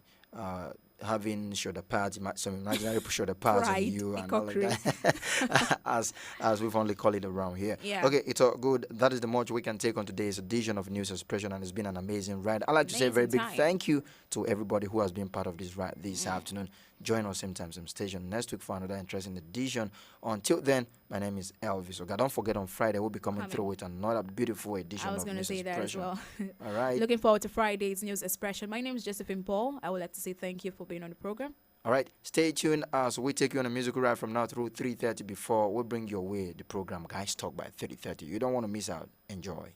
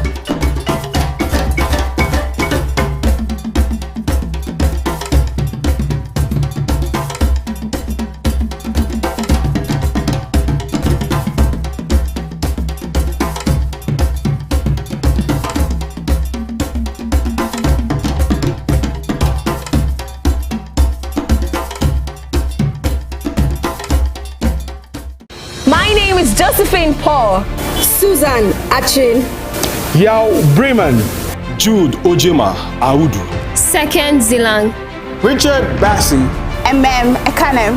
I am Mercy Joe, and we are African Patriot on African Patriot Radio.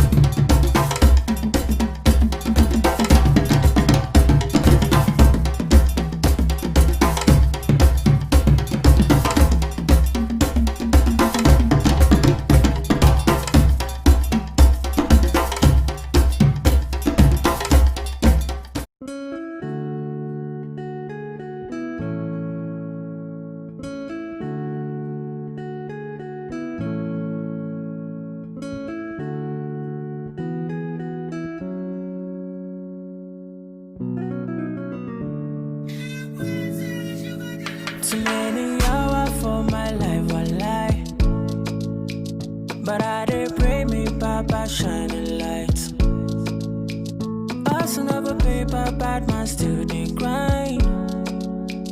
I pray that one day my mama will smile. I'm on a journey, I don't know where it leads. Daco don't cry for me, Daco pray for me. Too many eyes, so things that lay before me. I pray that Baba shining light on me. See them go fair when they hear my song. All my fans, they ask them, they cry for joy. All my life I've been praying, Baba pick my call. Make a blow, no. Make them no. Them go fair when I drop my Colombic coco. It they sweet them for party, they do them totori. All my life I've been praying, Baba pick my call. Make a blow, no. Make them no. So many nights I swear, things my mouth can't tell. We all just praying for better days. Make the thing just gel. Do my best to live the rest of it, beat my chest up. Say Baba, just shining light on me. I'm on a journey, I don't know where it leads. Daco don't cry for me, Daco pray for me. Too many eyes, so things that lay before me. I pray that Baba shining light on me. See them go fair when they hear my song. All my fans, they ask them, they cry for joy. All my life I've been praying, Baba pick my call. Make a blow, no. Make them no. Them go fair when I drop my Colombic coco. It is sweet them for party, they do them totori. All my life I've been praying, Baba pick my call. Make a blow, no. Make them no. So I know.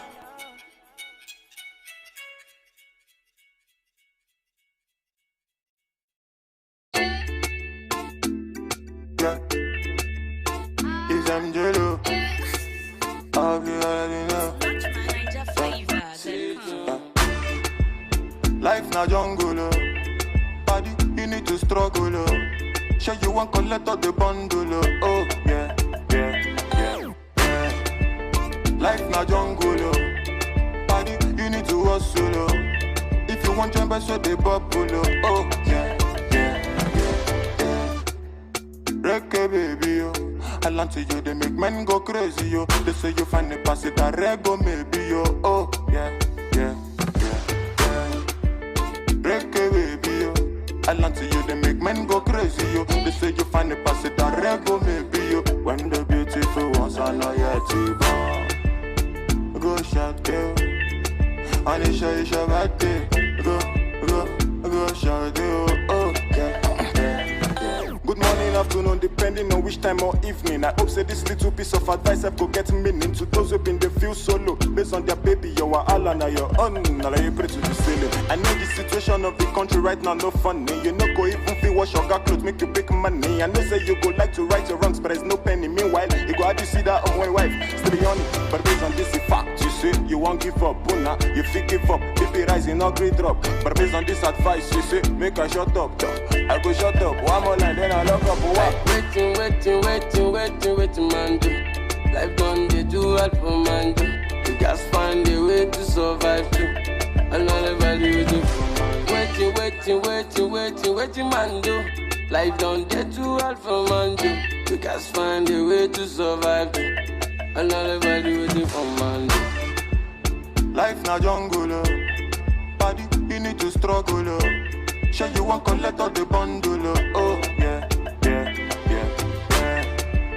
Life na jungle, oh. Body, you need to hustle, oh. If you want jump, so they bubble, oh yeah. Reggae baby, oh.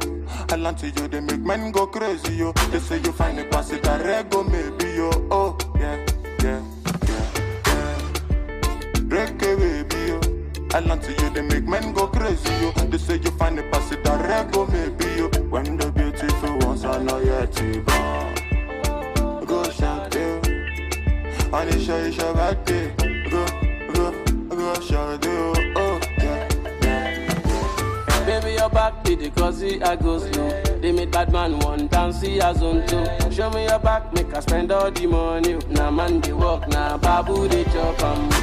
Oh my lordy, lordy, Ninja situation ready. Boys just they grind on the steady. All I want ask is just one more question. Waiting, man do. Life done they do hard for man do. You guys find a way to survive too. And all everybody waiting for man do. Waiting, man do. Life done they do hard for man do. You guys find a way to survive too. And all everybody waiting for man.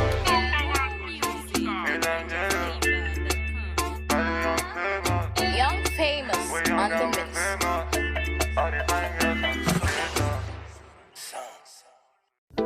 I don't want to rule or conquer anyone. I should like to help everyone if possible. Jew, Gentile, black man, white. We all want to help one another. Human beings are like that. We want to live by each other's happiness, not by each other's misery. We don't want to hate and despise one another. In this world there's room for everyone, and the good earth is rich and can provide for everyone. The way of life can be free and beautiful. Once upon a time in our lives, yeah, situations stabbing like knives, yeah, questions rising, how do I fight, yeah, that is not for you and me, leave everything to the king, you need to feel nice, yeah, painful feeling means you're alive, yeah, I know that man feeling likewise, yeah, thanks and praises to the king, after suffering comes relief. Life is hard and I can understand. Things we see sometimes don't match up to what we deserve. Not the same thing. Everywhere you live, you smile, you love. Hey, this ugly shouldn't be when you're the one involved. You were beautiful in every way. Sun or rain, you have me any day. Price for joy, you name it, I will pay. I will never trade you for no one in any way. They see bearing in you, I see babe. I embrace. You were star, no one can take your place. I will never trade you for no one on any day. Doesn't feel right, yeah. How they do me bad but flex life, yeah. They cheat me but still they leave large, yeah. Where's the drive to stay good when surrounded by evil? You need to love still, yeah. Let go from unless you won't heal, yeah. God is at the wheel, so stand still, yeah. Trouble, pain, they disappear when you wait, you wear a chair. Life is hard and I can understand. Things we see sometimes don't match up to what we deserve. Not the same thing. Everywhere you live, you smile, you love. Hey, this ugly shouldn't be when you're the one involved. You were beautiful in every way. Sun or rain, you have me any day. Price for joy, you name it, I will pay. I will never trade you for no one in any way. They see bearing in you, I see babies. Had to love you all that I embrace. You were star, no one can take your place. I will never trade you for no one on any day. See in life, what you like will likely shun you. But be careful what you like and what you shun to. He's your type, you trust him and now he hurt you. But the other loved you, but he wasn't for you. And it's unwise, yeah. We want this, but when it comes, we turn a blind eye. Oh no. Yeah. You were beautiful in every way. Sun or rain, you have me any day. I could tell you, baby, I will pay. I will never trade you for no one in any way. If the buried in you, I see baby. Had to love you all that I embrace. You were star, no one can take your place.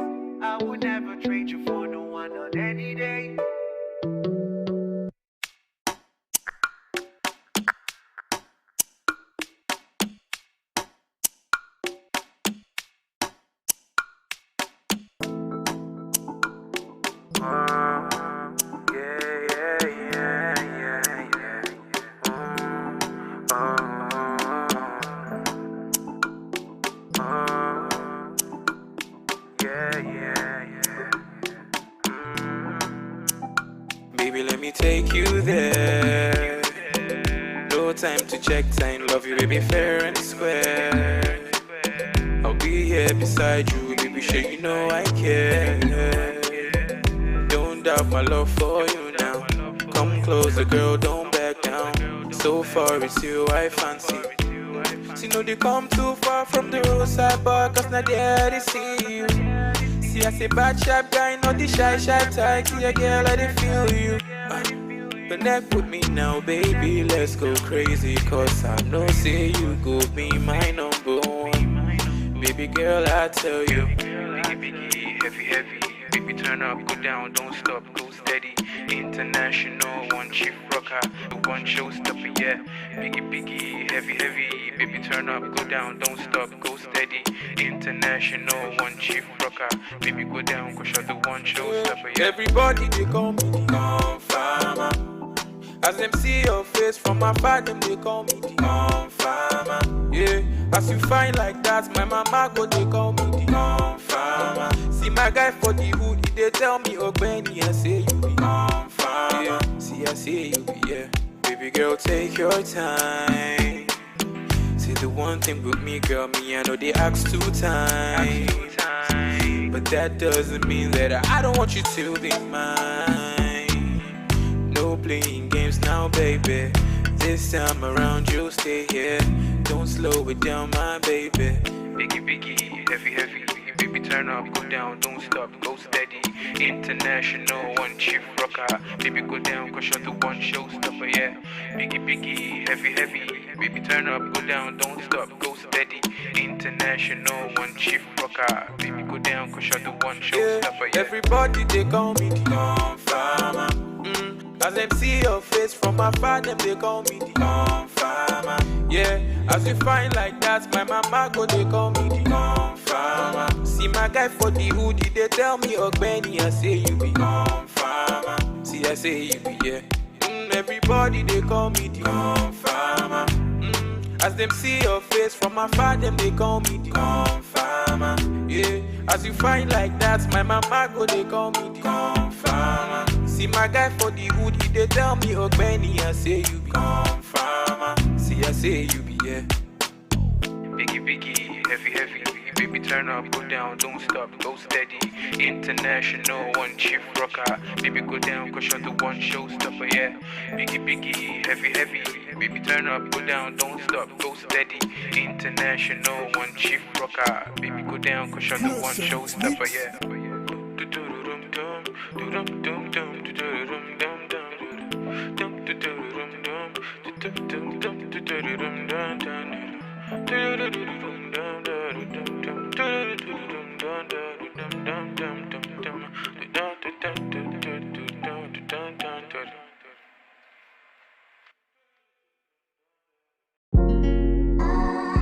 It's Victory and the Bits. Dun.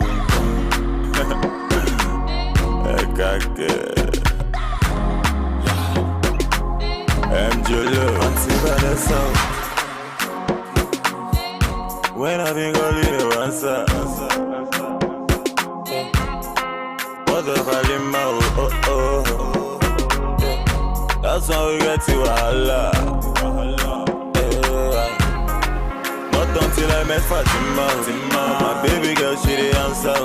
My baby give me assurance. Hey, we zero wahala. Not until I met Fatima. My baby girl, she the answer. My baby give me assurance. Hey, we zero wahala. She the boss my brain like. Yeah.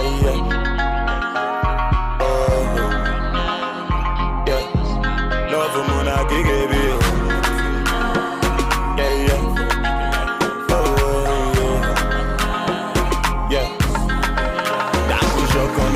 Yeah. For your love, I don't grow big, yeah.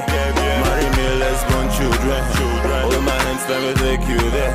I push up on me, yeah. For your love, I don't grow big, yeah. Marry me, let's born children. Hold my hands, let me. Auntie Vanessa. When I think all you answer. Valima, oh. Yeah. That's how we get to Allah. Yeah. Not until I met Fatima. My baby girl, she the answer. My baby give me assurance. Hey, we zero wahala. Not until I met Fatima. My baby girl, she the answer. My baby give me assurance. Hey, we zero wahala. She the boss my brain like. Yeah.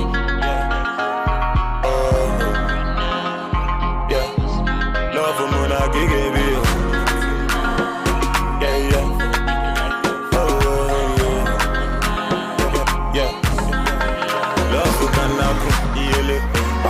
Chop up to heal it. Now so him I shop heal it. He enter Eve ever know. Love can happen heal it. Adam been chop up to heal it. Now so him I shop heal it. He enter Eve heaven heal it. But that no shock on me there. For your love I don't grow baby. Marry me, let's born children. All my hands let me take you there. That no shock on me there. For your love I don't grow baby. All my hands let me see Vanessa. Let me know on the mix.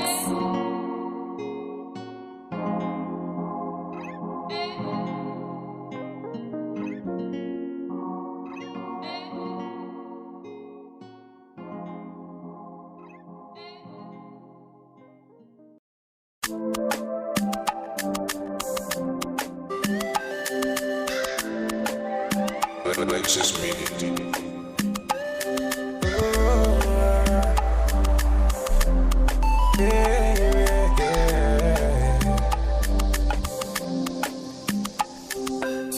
From the start, them they tell me, say definitely I go blow. Every time then they hear my sound, then they come ask me for more. Now the love I receive all true, they bring me tears of joy. Baba God, I they beg you, oh, say you make my heart so pure. Oh, I change my story. Now my prayer every day, make you change my story. Let your blessings come my way, change my story. Now my prayer every day, make you change my story. Oh, I make you change my story. I see Goni Bobo every day we walk and pray, no darling. Them ask me when I go shine. Oh, I see Koni Bobo. Every day we walk and pray, no darling. Them ask me when I go blow. Oh, and I've been doing this shit for a long time. Been not too easy, sure you know that. Sharp money, my love will bill. Money on my mind every minute. All of my life I've been working on it. Mama used to tell me I could make it. Oh Lord, I keep praying for your blessings. Will you watching my story today? From nothing up to something. I did pray for your blessings, yeah. For your blessings. Will you watching my story today? I might pray every day. From nothing to something. I did pray for your blessings, yeah. I see Goni Bobo every day we walk and pray, oh darling. Them ask me when I go shine. Oh, I see Goni Bobo every day we walk and pray, oh darling. Them ask me when I go blow. Oh, I change my story today. Right now I dey hear my sound. Oh, I change my story today. From nothing to something. I see Goni Bobo every day we walk and pray, no darling. Them ask me when I go shine. I see Goni Bobo every day and night. Them ask me when I go blow.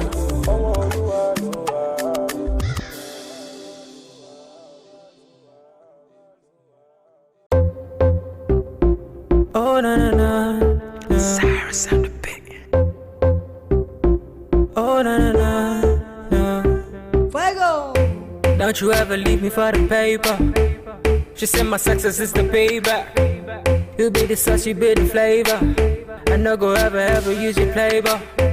If you give me love, I no go run away. And every other day go be like holiday. Maybe scatter body or your wanna waste. The way you hypnotize be like I crazy. You know say body no be firewood. Come make I show you up for my hood. You know say body no be firewood. Come make I show you up, yeah. You be my rhythm and blues. I fit to make you my muse. Linda AKG for the news. Ovia baby for the groove, yeah. You be my rhythm and blues. I fit to make you my muse. Linda AKG for the news. Ovia baby for the groove. Oh yeah. Oh baby give me all the loving. All the loving. Oh my baby say yeah. Oh yeah. Oh baby give me all the loving. Oh baby give me all the loving. Whoa. Shawty put the Gucci on the plate. My baby give it to me, it's getting late. My baby give it to me, you know say waiting you got it, baby. You know say you get it wait. Baby give me love, oh, yeah. Baby give me trust, oh. Baby give me love, oh yeah. Baby give me trust. I no go lie, what I'm feeling inside. You make a nigga wanna turn upside down. The way you roll, the way you shake. Come on me baby girl, oh yeah, give me brain. You be my rhythm and blues. My rhythm and blues. I fit to make you my muse. Yeah, yeah. Need I catch you for the news. Oh, be a baby for the groove. You be my rhythm and blues. I fit to make you my muse. Need I catch you for the news. Oh, be a baby for the groove. Ah, oh yeah. Oh baby, give me all the loving. Oh baby, give me all the loving. Na na na. My baby say ah, oh yeah. Oh baby, give me all the loving. Oh baby, give me all the loving. Na na na.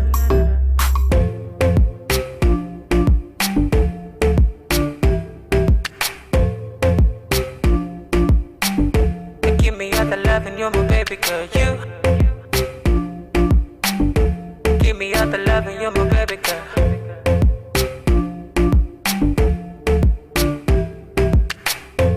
Don't you ever let me go. Don't you ever let me go, no. Don't you ever let me go. O-V-I.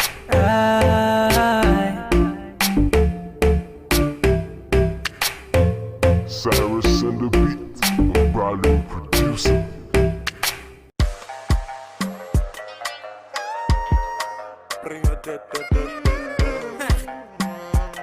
Double prop. I beg you carry shoulder up, oh baby. I beg you show them this younger, oh baby. Dance and break all of your waist, oh baby. Until they allow it to, oh baby. Oh, I beg you carry shoulder up, oh baby. I beg you show them this younger, oh baby. Dance and break all of your waist, oh baby. Until they allow it to, oh baby. Oh, I beg you do me je. Corona magrese, I beg you to be je. Corona magrese,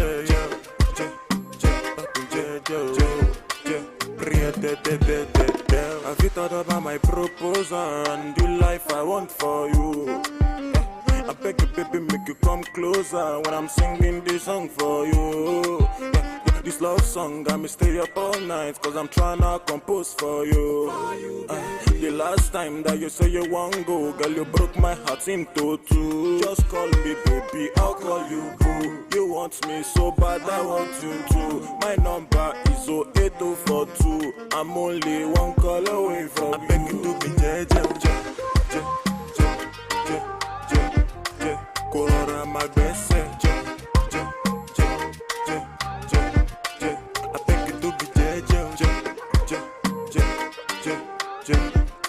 Corona my best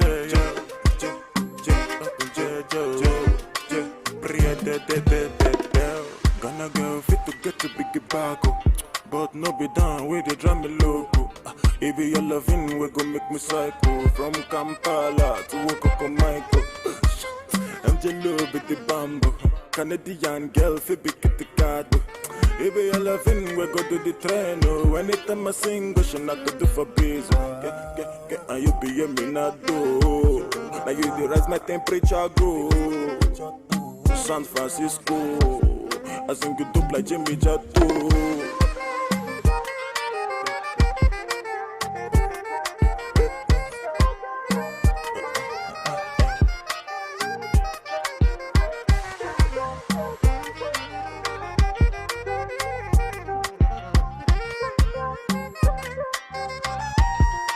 I beg you do me Corona my best I beg you do me Corona my best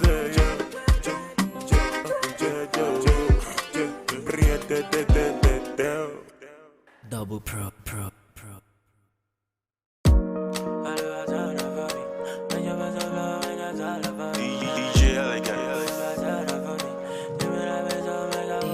She move my day bed, don't oh yeah, everybody get their own story.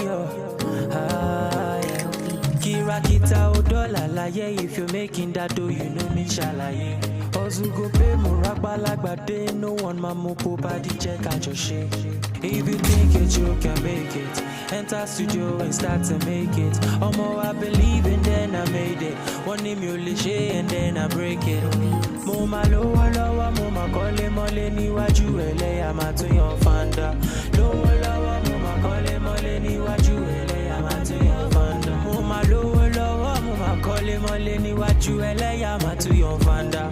Lowa lowa, mo ma kole mole ni waju ele ya matu yon fanda. Mama told me, boy, this life ain't no easy call. This life when I turn by, turn make it count, give it meaning call. I expect to check on my nije, Baba show me the way, magical way. Authority, LA, Papa Dakunjo, Dakunba me. Let me the reason say this thing I no go far. Let me the reason I no get back. It show you I know the reason I'm look at. See for your eyes, see my nigga I go blow pa.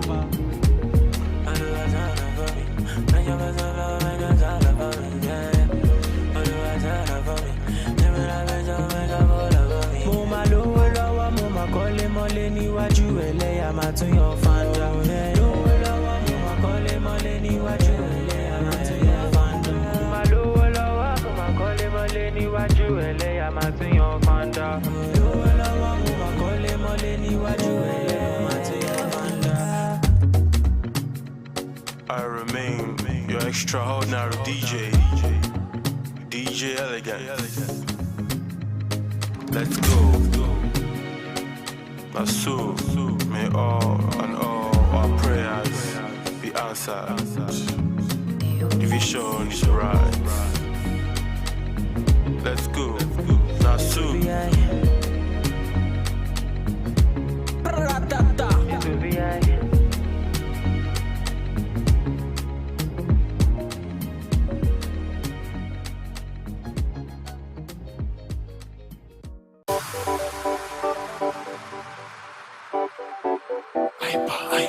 oh no dey pop, no dey pop, my sherry, your love na wonder, baby please, no send your mouth, I want you, baby no pop for you, I go on for the baby please, no one know.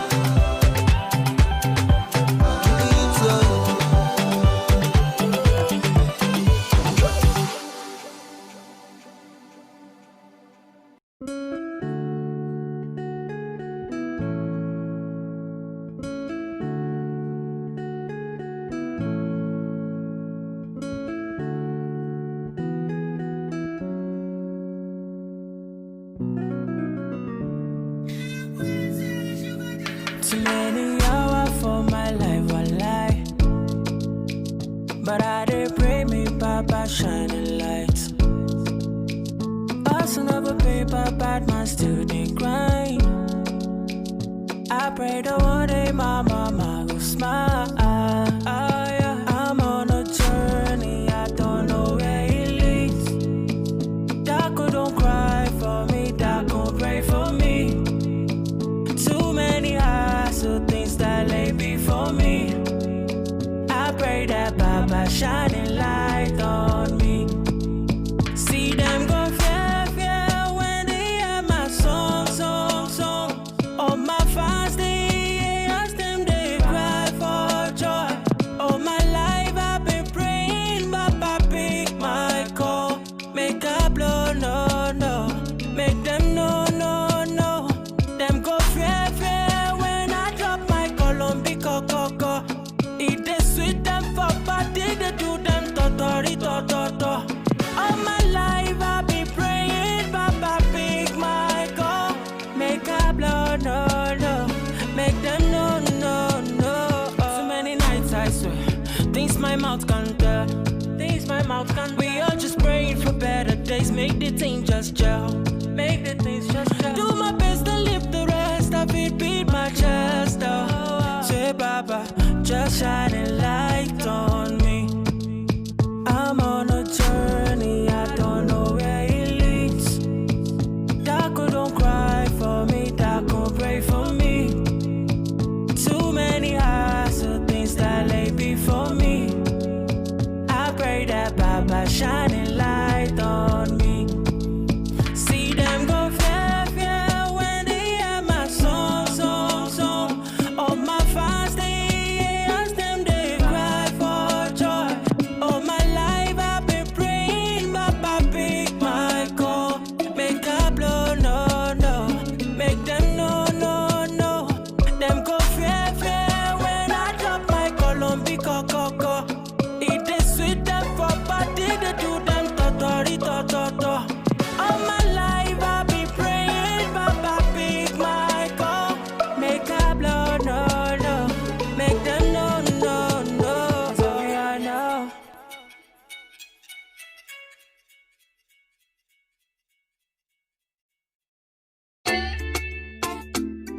Yeah. It's Angelo. I'll be already know. Life na jungle, oh. Body, you need to struggle, oh. Sure you want collect all the bundle, oh. Yeah. Life na jungle, oh. Body, you need to hustle, oh. If you want jump, so they bubble, oh. Yeah. Reggae baby, yo. I land to you, they make men go crazy, yo. They say you find the pass it a rego, maybe, yo. Oh, yeah.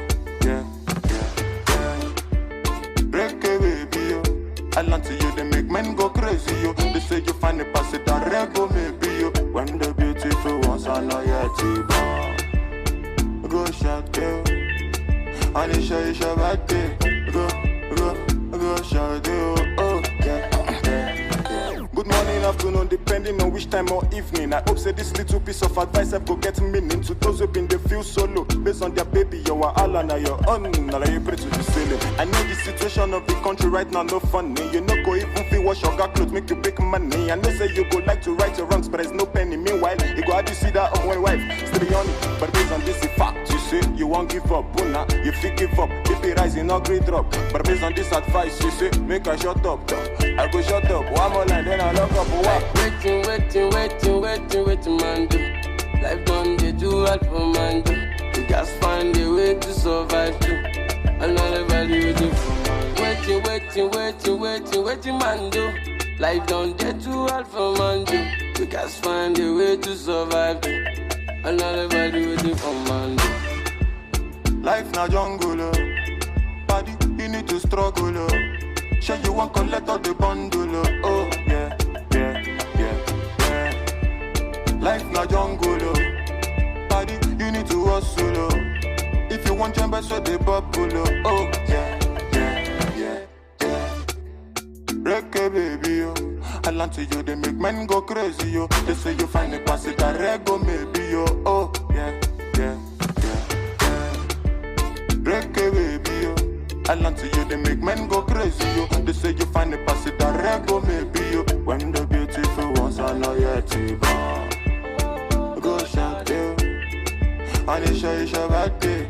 Go shout, yo. Oh, yeah, yeah. Baby, your back be the cause I go slow. They made bad man one dance, see as on two. Show me your back, make us spend all the money. Now man they walk, now babu they chop. Oh my lordy, lordy, Ninja situation ready. Boys just they grind on a steady. All I want ask is just one more question. Waiting, man do. Life done they do what for man do. You guys find a way to survive too. And all ever do it for man. Waiting, man do. Life done they do what for man do. You guys find a way to survive too. And all ever do it for man.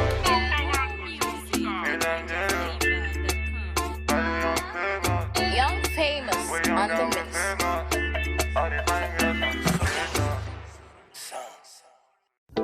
I don't want to rule or conquer anyone. I should like to help everyone if possible. Jew, Gentile, black man, white. We all want to help one another. Human beings are like that. We want to live by each other's happiness, not by each other's misery. We don't want to hate and despise one another. In this world there's room for everyone, and the good earth is rich and can provide for everyone. The way of life can be free and beautiful. Once upon a time in our lives, yeah, situations stabbing like knives, yeah, questions rising, how do I fight, yeah, that is not for you and me, leave everything to the king, you need to feel nice, yeah, painful feeling means you're alive, yeah, ain't no dead man feeling likewise, yeah, thanks and praises to the king, after suffering comes relief. Life is hard and I can understand. Things we see sometimes don't match up to what we deserve. Not the same thing. Everywhere you live, you smile, you love. Hate is ugly, shouldn't be when you're the one involved. You were beautiful in every way. Sun or rain, you have me any day. Price for joy, you name it, I will pay. I will never trade you for no one in any way. They see bearing in you as the baby. I embrace. You were star, no one can take your place. I will never trade you for no one on any day. Doesn't feel right. Yeah. How they do me bad but flex life. Yeah. They cheat me but still they leave large. Yeah. Where's the drive to stay good when surrounded by evil? You need to love still. Yeah. Let go from unless you won't heal. Yeah. That is at the wheels to stand still. Yeah. Trouble, pain, they disappear when you wait, you wear a chair.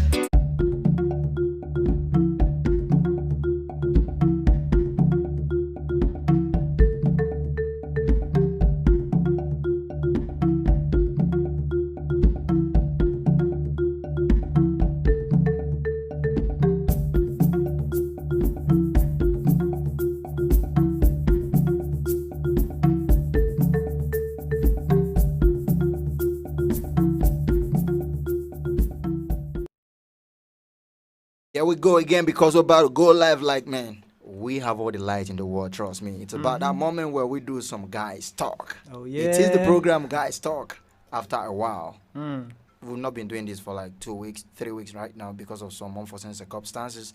But thank God we're in the building. We'll and bring today, it back again. Bring it back again. that reminds me of Peace Quest Land before Busybodies are good. All right, studio time check is exactly 3:43 p.m. and we're going to be doing this till like the time slated for this is supposed to be till 4 o'clock. But the studio engineer is giving us that permission that they know to go beyond 4 o'clock. So I don't know how that's going to sit with our viewers. But good to have you join us this afternoon, beautiful Wednesday afternoon. And it's that moment where we need to start by taking a look at who is going to be your Women Crush Wednesday. Okay, like I said, it is Guys Talk, and we have the right audience in the building. My name is Elvis Oga, your regular host on the show for now. Like, some things just changed. I know you just noticed that for the very first time. I have my brother. Please do your introduction by yourself. Yeah, Slim Chris, it is. All right. I'm Snow. Snow Black, Snow White. Black. Yeah, no, the black one. An incredible smoke is in the building. Exactly, the most incredible smoke. It is the Brother Zone, and we're about to do some Guys Talk. Yeah. The topic for discussion for the day is when she's not into you. Damn. Yeah. How do you know when she's not into you? Let's start it this way. Recall I was telling you guys that I actually wanted, I've seen a situation where a guy, all of a sudden from nowhere, out of the blue, and this is the lady, they have been doing their stuff together, going out with all the cozy environment, the PDAs and everything. And the next thing, dude was like, with all the Romeo and Juliet you know, kind of stuff. and the next thing, the dude was like, Shorty, please, will you be chance so that we can go out tomorrow? And the girl was like, no, I'll be having headache tomorrow. I was like, man. So we've actually had several situations like that, and where all of a sudden from nowhere, you don't just understand what's happening to your relationship. Maybe someone is out there who's passing through that phase at the moment. So how do you know when she's not into you so that you can help a brother? This is the arena where we help a brother, or we help brothers. So man, it's obvious, man. When the baby's not, when your girlfriend is no longer into you, she start making up excuses. Like, that's when she starts telling you that I'm busy. I'll be going to church. And you'll be like, she hasn't always been a religious person. All of a sudden, how comes? You'll be wondering, how comes all of a sudden you're making up this change? Excuses. And you, the guy, you don't want to talk because it's like you want to take the place of God in her life. Okay, and then basically, just to add to that, just get to know that there is nobody in this world, nobody in this world is as busy as a girl that is not into you. Yeah, just like you said. That's right. There's nothing you want to say. You're like, no, I don't have time. Like, I'm always busy. I'm always doing something. You're like, but you can't be working all your life. You say, but in this house, I work. My mother will tell me to wash plates. He will send me to the market and all these kind of things. Like, it's like very annoying. Like, when you get to that stage after the whole attachment, and then all of a sudden she stops chatting you always. She stops, and then they always come up with some lame excuses, like probably I don't have data, I don't have call card to call you, but then they forget that at some points they were actually into you and things were going better. And if you really want to take it to the extreme, sometimes you could just be that brother that sends the airtime to see if she truly don't have airtime, and then at the end of the day, she still won't call you. She will use it and call another guy. Anyway, that's always the case. That's always the case. Yeah. Why are you so particular about calling the other guy, man? Don't you think she might be calling the other contact? Probably not guys. What contact? For God's sake, if a girl is not into you, she's obviously into someone else. Yeah, or something else. Or something else. If she's not picking your call, then she's picking somebody else's call. There are so whole different scenarios we can actually pinpoint to. You can actually tell when a lady is no longer into you, or when your girl is no longer into you. Like you talked about, okay, she don't even call you, she don't return your calls. And then have you ever thought of, okay, her courage around you, even when you guys are out? You recall that I made mention of the PDAs. All of a sudden you discover that she's always withdrawing from you. She's kind of cold when you guys are together. She's not lively. She's not that clingy again. No, okay, you guys are talking basically from the fact that she has been your girlfriend at a point and then beginning to lose interest in you. Yeah. That hurts very much. I think that is the most brutal feeling a man is going to feel, because you have felt the sweetness of the relationship. And then they're not giving you the bitter parts. It's like you guys are on a journey, then all of a sudden the person just leaves you in the middle of nowhere. Yeah, you go. But then also look at the fact that those ones that you have not started dating, that you are hoping to date, that I like this girl, I would love to date her, but then she's not into you. And then, like you say, those sort of signs, those are the ones, apart from the fact that they are so busy all their entire life. For the fact that they are not seeing because they are busy, they are seeing somebody else because they are less busy and they don't even have something else to do. Yeah, and another thing would be that they don't really engage you in conversation when you're trying to raise a conversation. Mhm. Yeah, you know, I'm not if I guess are very wise. They are very intelligent people. They know when a guy is interested in them. Very well. Yeah, Yes. even when you don't even say it, they already know. So at a point, if they're not into you, you know, that is when they begin to give you like not that the entire cold shoulder, but then they don't even give you that opportunity to even try and come close For a conversation. Yeah. So at that time, they are trying to avoid every conversation that they can get to have with you, Okay. and whatever conversation you are trying to have with them. So even at the point where you are trying to invite them for stuff like, you know, let's go out for So that you can dinner have or time whatever. to- Yeah, to bond They'll and be all. like, no, like I'm actually full. I think that is the first time that a girl is going to refuse an outing. Yeah. There has to be food. But or if she's the white type, but I really want to go hard on you, she could actually pull up with a whole friend, crowd, with- and with- then Yeah, exactly. I was about to say that some of them could actually, they're not interested in you, but then when it comes to the outings and some special treats, they could actually come in a little bit, but still they'll still give you the cold attitude, the like, cold shoulder, and everything. Yeah, and again, those are the ones that also press phone a lot when you're together. Damn. Man, you know, before we started, Victor said he has a whole lot of experience when it comes to this. And Like, it's about giving two of the experiences.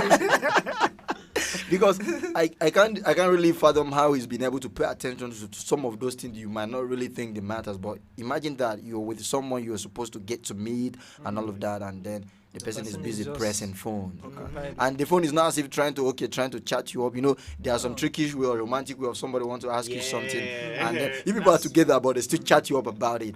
That's not what we're talking about. They Yeah, are pressing phone totally about different things entirely. So this when one time I went out with a particular girl. Calm down. You're laughing already. I'm laughing already. Yeah, because no, I the thing is- I saw the emotion he's trying to bring when he's calm down. okay. I'm So calm. the thing is, me personally, I'm a man of my own principles, sort of. Okay. Yeah. So one time I went out with this young girl, fine, beautiful girl, and we're just sitting, and then she was more engrossed in her phone, pressing like. And at the point, I was thinking to myself, did you leave your house all the way to come here to press your phone? press your So phone. I was dragging attention. I was trying to get attention. Yeah. I was dragging attention with her phone. And it got to the point that I said no. So I just stood up from the table as if I was going to go and ease myself, whatever. I paid for the bills and I went home. Wow. That was the end of the story. I think you get our attention by then. Trust me, Yeah. you So get your attention. man. I think no, like where she came isn't far from my house. So I just walked home and went back to play my game and all of this stuff. So later she was coming like after like 30 minutes or whatever. I'm sure she never missed me for the entire period that I was gone. Maybe she wanted to go home at there that and she point. realized that you were no longer around. Yeah, so I just told her you can go. I've already left and I've paid for the bills. You don't need to worry. Then the other one, she came with her two friends. Okay. Wow. Yeah, she came with her two friends, and I told her straight up, you came with your friends. I can't afford whatever they're going to take because I made preparations for just two only of you, us. and you didn't inform me that you're coming with any other person. This was point blank, right where they were. Because at that point, I knew that this girl does not have any interest in me, so I have nothing to lose. Tell her the fact. So are you trying to say, had it been you noticed she had interest in you, you would have actually tried to squeeze your way in to see how you could actually cater for herself and no, her friends? In the first place, she wouldn't even, if she had interest in me, or True, she wouldn't true. even invite her friend. Yeah, because she'd be looking at spending more time with me, trying to Actually. get to know the kind of person that I am, and stuff, and not just come with a whole bunch of friends. You know when we talked about, okay, when a lady is not into you, it's probably because she's into someone else, or because maybe you could even send her airtime and she end up using that airtime to call someone else. Because that is a girl that has been into you that Okay. then okay, went astray. later went astray, because I came across some of those funny tweets on Twitter that's actually quite funny, but you could derive some element of truth from there, where the person was like, we are in a confused generation where the person you are chasing that never gave you attention is busy chasing another person who is not giving her attention, and the person is busy chasing another person and never give her attention. That is not a problem of this particular generation.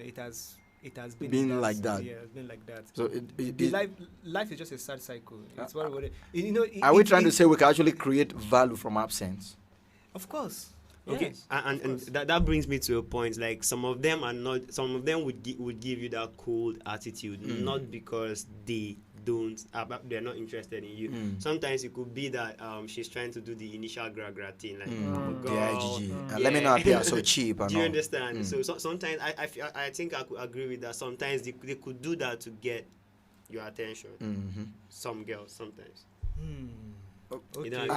I know what's running through Victor's mind, and something is actually trying to run through my mind, because I want to ask then, what time or to what extent do a lady needs to do all of that that are so hard to get and everything before? Because at the end of the day, basically, like personally, I'm this kind of person that I appreciate it when, as a girl, you see what you like, you reach out for it. Yes, not every guy has that kind of patience. To you get. Bring guys up. I don't like if you are doing it for the front end to just see whether this guy is serious, is going to take you serious, whatever. By the time you are done, you are making up your mind. I might have been somewhere far away, like in my with another girl. Or somebody was even talking about, okay, when you're busy doing that, in as much as maybe you're trying to create value out of absence. At the end of the day, when you finally accept, the guy could actually also feel the same. After all, look at you now. Yeah, so this is why I want to say that free advice to the ladies, very free advice. This is free consultancy from a legit and legitimate bachelor guy, whatever. You don't think that you are going to increase your worth by doing that initial gra to a guy. By keeping a guy who is into you is into you regardless. A guy who is into you. If a guy is chasing what you have to offer, whatever, regardless of whether you are easy or you are hard to get. Once you get it. Yes. At the end, once you get it, he's going to bounce. But a guy that is going to buy, whether it is you that walk up to him and say, oh, look, I love you, or I like you, and I want us to have something together, and then he agrees to it, he's still going to value you, respect you for who you are. Yeah. It doesn't change anything. In fact, as a matter of fact, with the mentality of some certain guys who are in quite large number, is that while you are playing hard to get, that is when they are more determined.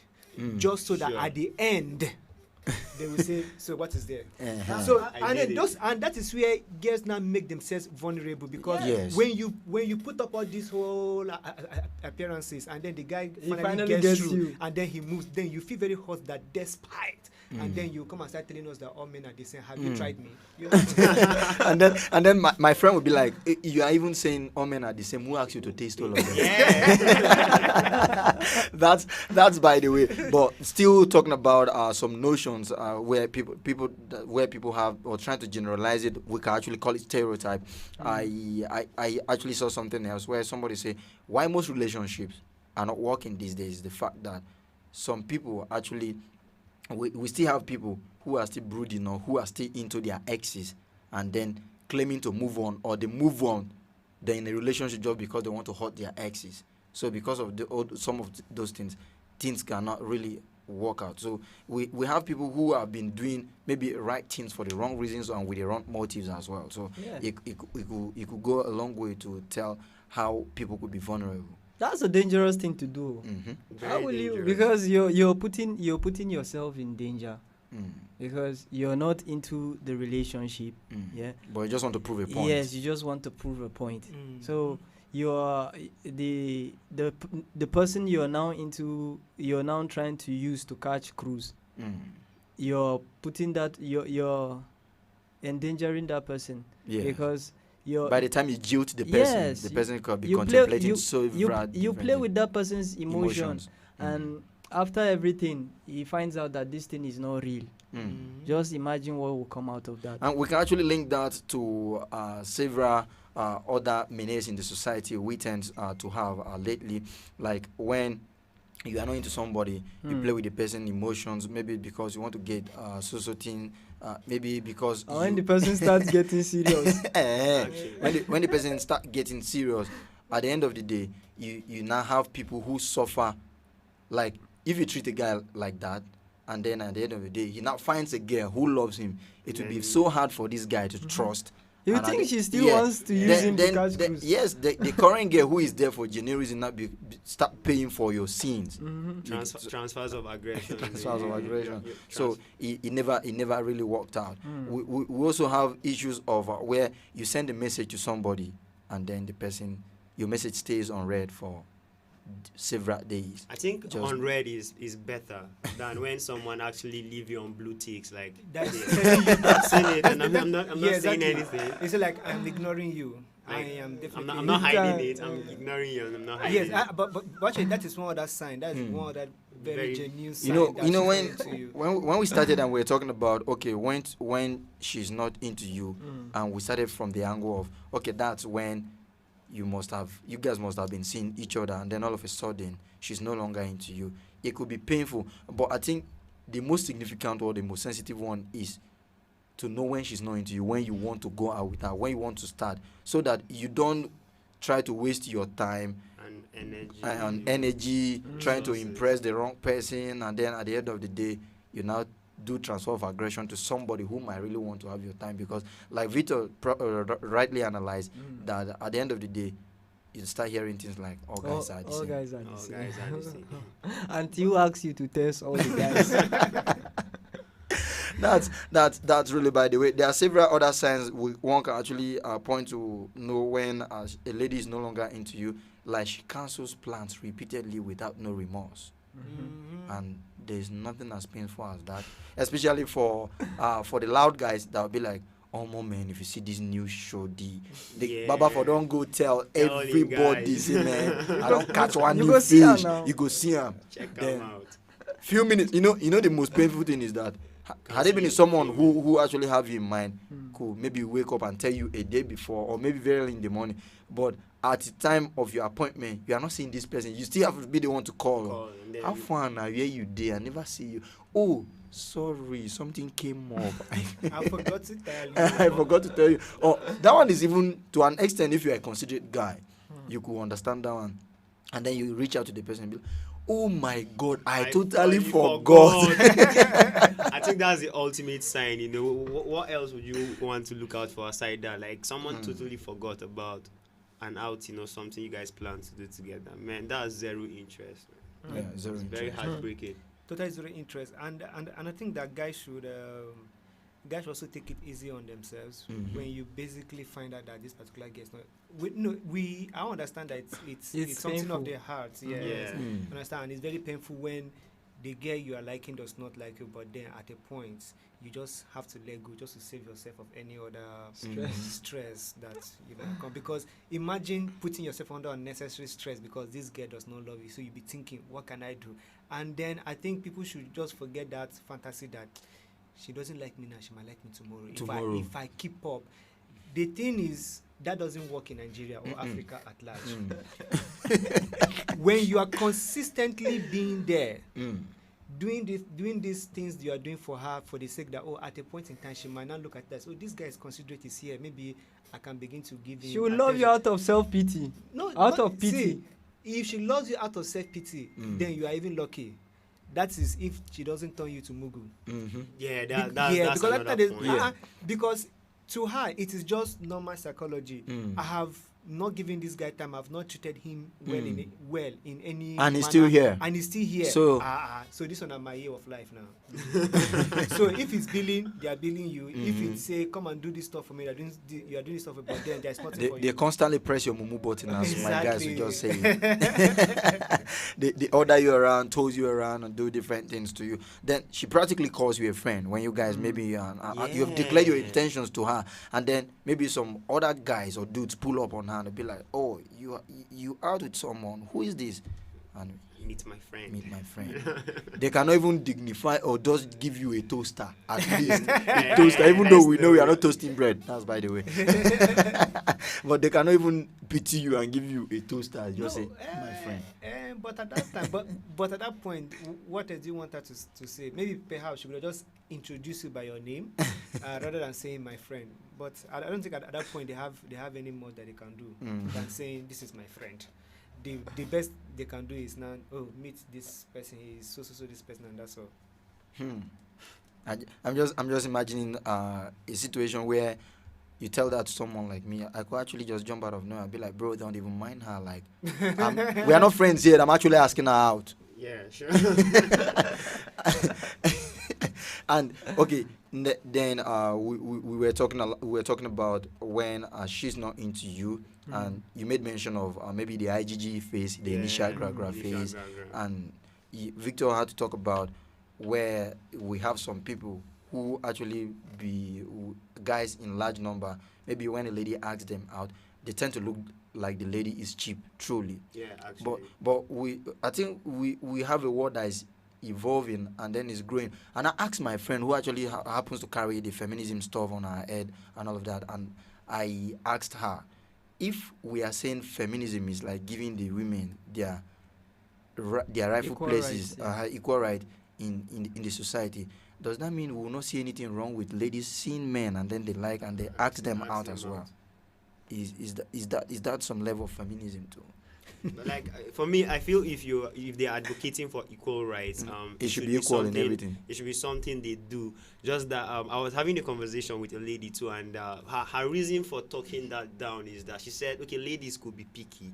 Like you could talk to a girl and then she likes you, she accepts. She doesn't like you, she kicks down. But then try to look at it. We are all guys in the house, right? So let's say I don't know how many guys could do that, but then a lady walks up to you and then tells you she likes you.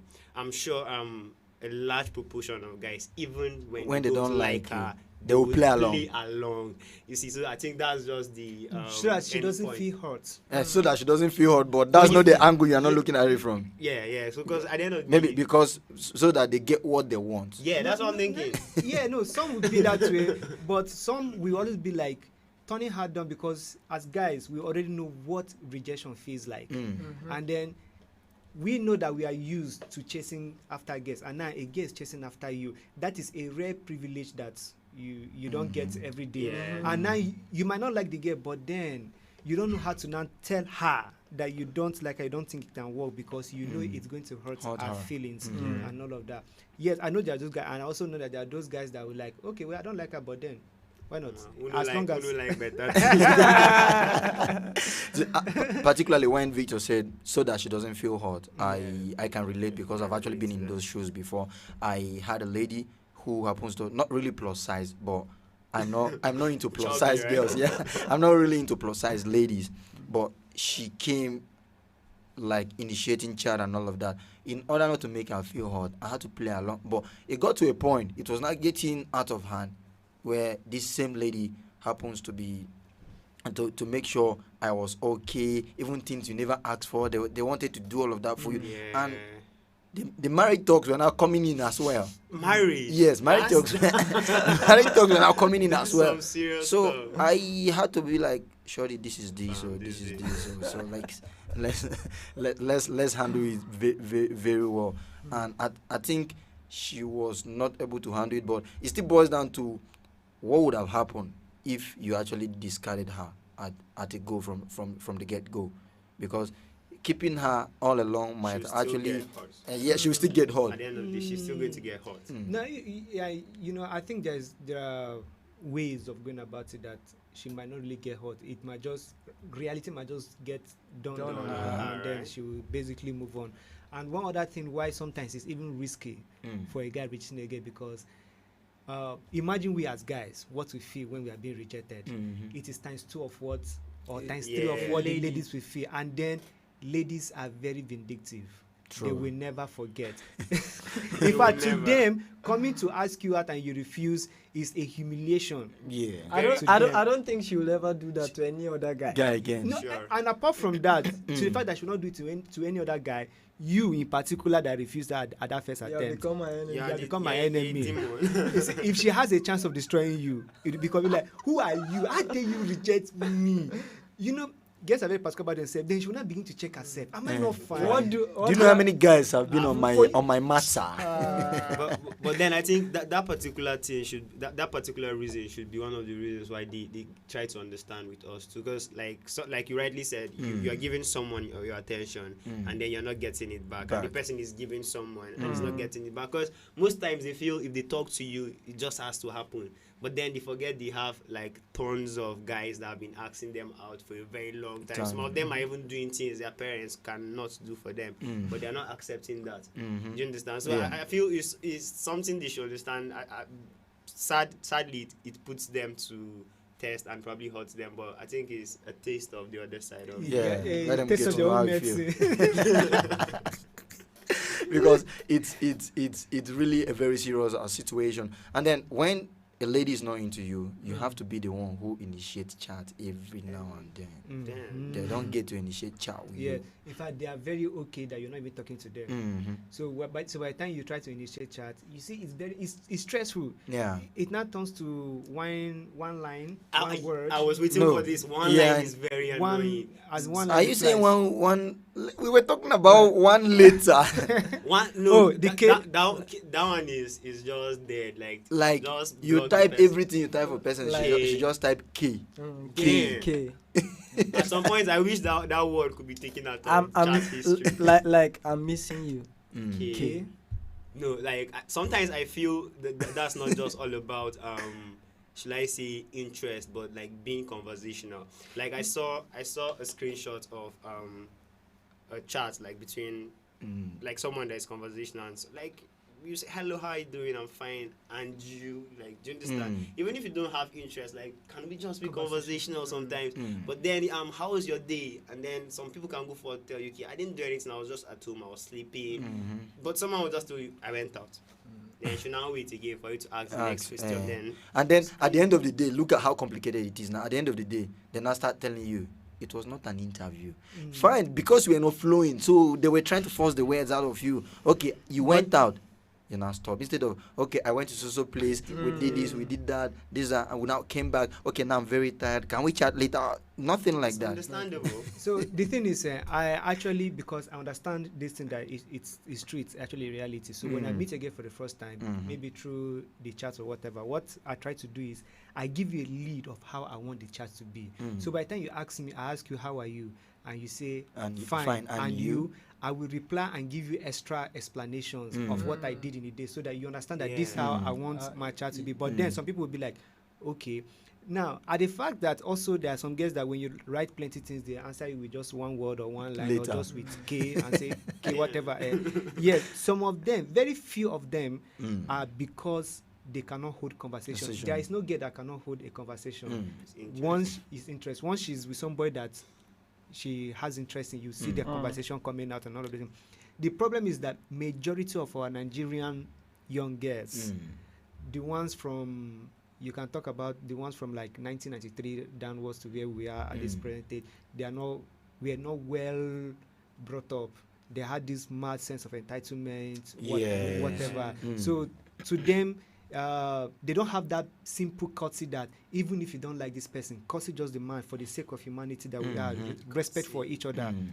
You reply as much as the person is chatting not with to you. hurt the person. Make it make it conversation, not being rude and just say okay or just put one line, because to you, what's my problem? He's a guy, I'm a girl, and gets rude, whatever it is like one. But then finally, I've actually met some other young ladies that are actually very fantastic people in this line. Once you ask them a question, there's nothing like, oh, I am fine. One I met, how are you? And then she gave me a breakdown of how a day went. That one can never come out to say our chat was looking like an interview, because she was saying things where you can get to pick things and then from there you talk, you don't ask. Good. But then I now discovered that it is the intelligent ones that do that. Very, very well. I think I have that story too. Like I just moved back to join my parents recently around. Okay. So there's this neighbors, like an elder sister and a younger sister. The elder sister is pretty and all that, but she was the one that walked up to me. We started talking and we exchanged contacts. But I just realized anytime we are chatting there's the crazy one they do nowadays is emojis. You are saying something serious, and like, then someone replies you with his emoji, and then it happened to me 2 nights ago, and I had to ask. See, look at how pathetic my situation was, and I asked why. Then they now gave me that emoji that what do you mean? No, but sometimes I even feel emojis are like probably stickers are entertaining. So you can do a sticker battle or something. But that particular lady, she doesn't just flow. And at some point I was taking it like up on myself, because like she's very outspoken. But then you meet your kid's sister who will just chat you up, and then you realize she's much more conversational, and then she's not even outspoken in person outside. So I don't know if sometimes it has to do with personality traits or something. Will it? I think yes, it might. It might also play personality a trait, role. because some It might people are be a more factor. vocal in real light or physicality than on chat. But I think that majorly the ones that do that are the ones that lack something upstairs and lack some level of training as and well. exposure. Yes, basically. Okay, It all has to do with exposure, just as he said. So if the girl is not exposed, you don't expect her to be able to drive a conversation. True. For that. You know, because exactly what is she talking about? It's so funny when you talk. You can't give what you don't have. Exactly. It's so funny how people spend hours in front of the TV, and then you begin to wonder what were they actually learning from there. People have smartphones, but they are not smart. Because their phone is smarter than them. And apart from that, you see, if a guy is watching a movie with all keen interest, maybe he wants to derive a particular life pattern from there, maybe the way things are being done. But unfortunately, when the ladies actually tend to watch movie, it's just the clothes style. They tend to copy. Even not like movies, because really? They are the people that watch this movie the most, and then the movie is supposed to teach you how to hold a conversation, because that's what the basic. But you're learning how to dress. You get. I when Victor was saying talking about holding a conversation, I was just wondering if he saw one of my updates on WhatsApp recently when I say, don't be so unfortunate. If you cannot strike a conversation, please be able to hold one. Like you cannot lack the boat now. If you cannot strike a conversation, just learn how to hold one. You cannot be disadvantaged that way. That's bad. For God's sake. And then when Victor was talking about not on the issue of conversation, he made mention of courtesy. You know, before we came on air, we were talking about that, especially when it happens to do with a lady who you people have been seeing yourselves, and then all of a sudden she's not into you. She start to withdraw some of the courtesy she give you. Like when there are some kind of things, there are some people she cannot talk to. There are some of her friends she cannot call. When she's calling, she hides them. Maybe some of her male friends you are not comfortable with. All of a sudden, she's doing all of those things in your front. She's staying in your house and be calling her so-called male friends, the so-called besties and all. I don't believe in that bestie. No, that bestie is not. It's not just it at all. She now call them over and be like, "I'm home. I'm hungry. Can you bring something for me?" Like, and I'm there. Like that's more like the handwriting boldly written on the wall, and should be able to read that, so that I know you all have experiences concerning. And she stops calling you pet names. She used to call you, just when you call her, she just calls you by your first name. Like she calls you by that first name, like it sounds like your mother, and then you start feeling like personally I've had that experience. It's like when I just get to hear my first name, I'll be like, damn, something is wrong.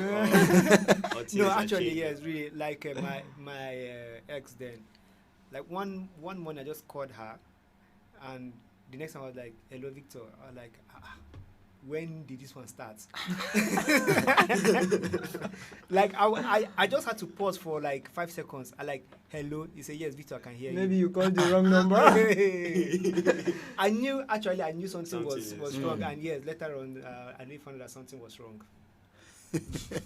Something was truly wrong. You don't need an angel to tell you that something really went wrong. And then when you talk about withdrawing those pet names, withdrawing the courtesy and different other things, I don't want to believe that if you're in a relationship you should have that sense of entitlement, but that sense of belonging you normally have, all of a sudden it's not there, and I don't know why. Maybe your insecurity starts setting in. That's a sign to tell you that something is really wrong. Talking about that entitlement, I don't know why most girls, they feel like your babe can't even send you call card.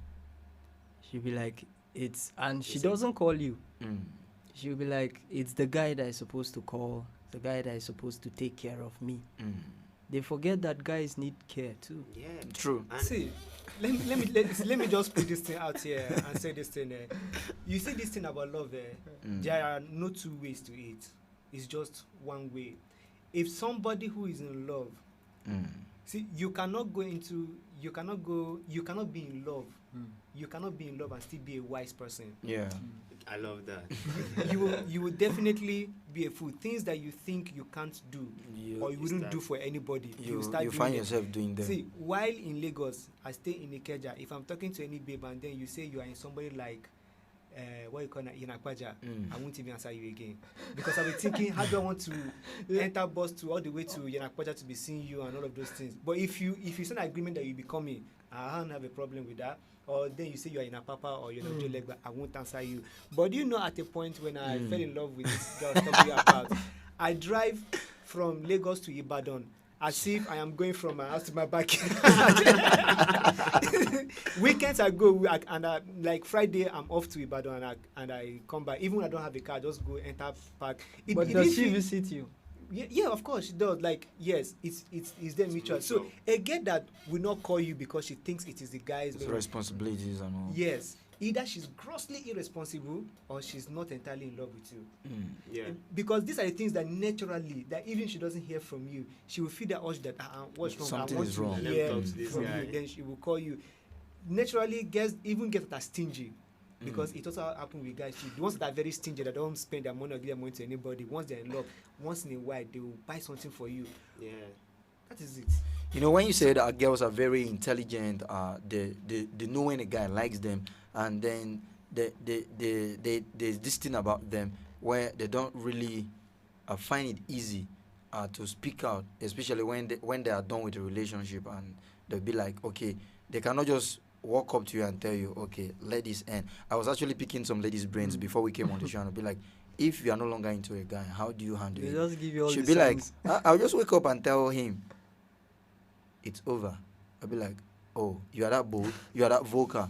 I said, even at that, you've been giving him some, you must have been giving him some signs. She said, yeah, sure. She'll be like, even when I'm sleepy, you call me, I'll tell you, I'm busy. When I don't have anything to do, you tell me. That's when that talk of, okay, I'll be having headache tomorrow came out. I've been with girls where a guy will call them, will just look at the call and just. So is that thing there? Yes. Because I've also been around girls that do that. When I call a girl and she doesn't pick, my mind is like, that's what will just come to my mind. That's So the first thing that will I come don't to call my again. mind. True. I would call again so that you will not use me to shine wherever you are. Or you find yourself in a situation where a lady is actually begging you for your time. You don't have anything with her. I'll be like, okay, Mr. Smokes, please stay now. And then somebody's begging for her own time. Please come and see me. You see, they're going, I beg. They will not put the call one side. Disturbance, I beg. It's guys don't it's something else entirely. It's something else. It's something else entirely. It's not really funny at all. It's not really funny at all. Okay, now let's wrap this up. How would you want a lady to let you know that she's not into you or she's no longer into you? Do you prefer her walk up to you and tell you, please, this is not working out again, let's go our separate ways, or you prefer she giving you signs and then you read meanings into the sign and then you find your way? Honestly, me, I prefer the girl walking up to me and telling me. Are you ready for the? Are you sure you are ready for the shock? It's like if you're waiting for the signs, it's like prolonging something that's definitely happening. That's definitely going to happen. So it is not even why prolonging will you be something. wasting your time? It's not even prolonging something that will happen. It has already happened. You are has only actually. prolonging your suffering. And your knowledge of it. Because I actually saw this particular man of God that preached about relationship, and he was talking about, okay, anytime anybody walk up to you and tell you it's over, just know that it is not that the person has taken that decision. No. That decision has been taken long time ago. Maybe they just feel you are so dumb that you could not even see the handwriting on the wall, and then they need to come out to you. But let me hear from you, Mr. Snow. So, like, personally, right, I would like to say I'm of that sensitive part, and then I like to hold my ego up high. So I like to notice those slight changes. When I notice those slight changes, like I would love to give you the silent treatment too, because like ladies don't like that. They don't like treating them bad. So most times when I notice, I wouldn't wait for you to come out and tell me. The moment I notice some things are changing about you, I change, not because I want to hurt you, but because I'm trying to save myself of like the trauma of getting. Because at the end of the day, she will definitely come and tell you this is going to be over. But at least from that moment, I'm expecting it already. So I'll just prepare my heart to handle it. I think that's a smart way of that's actually a smart way, because I know, like when you said ladies don't like when they are being treated in the dark or when they are being treated in silence and all of that, because I happen to be treating someone like that, of which I didn't know the name. The name me I was giving it was even more glorifying than the name the lady gave it. She was like, "So you left me in the relationship to be dating myself?" I was like, but I just had to read the signs, and then I handled my own thing my own way, because I'm not that kind of person that I even want to be like, okay, it's over, let's break up to hurt you too. Like, I'm seeing that, okay, there's no longer that commitment from your side. I withdraw my own commitment too. So the day you came to tell me, okay, it's over, blah blah blah, I'll be like, oh, I just realized that's been over since. That's been over since. Then I moved on. I moved on. Since I walked away. Since, but basically, different stroke for different folks. She wants it. Zion wants it known. Victor. Well, the thing is, I would have also said I would want it known, but the problem is that it is not something that they come to a conclusion or they come to a point at once. It's a process. Yes. So sometimes you are also not. They might not be sure of exactly what they are doing or whatever. But then, I would prefer it. Let it be known. The truth always hurts. Yeah. But then the truth is also the best, because after it hurts you, it will then heal you in no time, and then going forward. And then one other thing is, I don't understand when people say they are falling out of love, because I have my own theory that if you fall out of love, then it was never love. Yes, it means you were never in love at any point. Whatever you were feeling, it must be love, but you don't know. Love is not all butterflies. I also think that most young people now do not know that love is a responsibility. It's hard work. It involves a lot of hard work, sacrifices, and got to make it work. Exactly. So whatever used to when you say responsibility and then you've got to make it work, please, we need to expatiate and then explain it so that people understand. Even though they would be thinking it's only the guys' effort or the guys to make it work. It's a mutual something. Like initially we're talking about calls, so like we're wondering, if I care about you, like I would want to hear from you. If you care about me, you want to hear from me. If you come to my house and I'm hungry, you should want me to eat, and then it's vice versa. Like it should be a mutual thing. Like I'm doing, you're doing. Anybody that is in this position, I come from a place. I come from a place where it seems more like a tug of war between the guys and the guys and the girls, where the girls would be like, guys from this tribe are not romantic, and I sit down and I tend to see all what has happened, especially when you guys are still tender in that juvenile.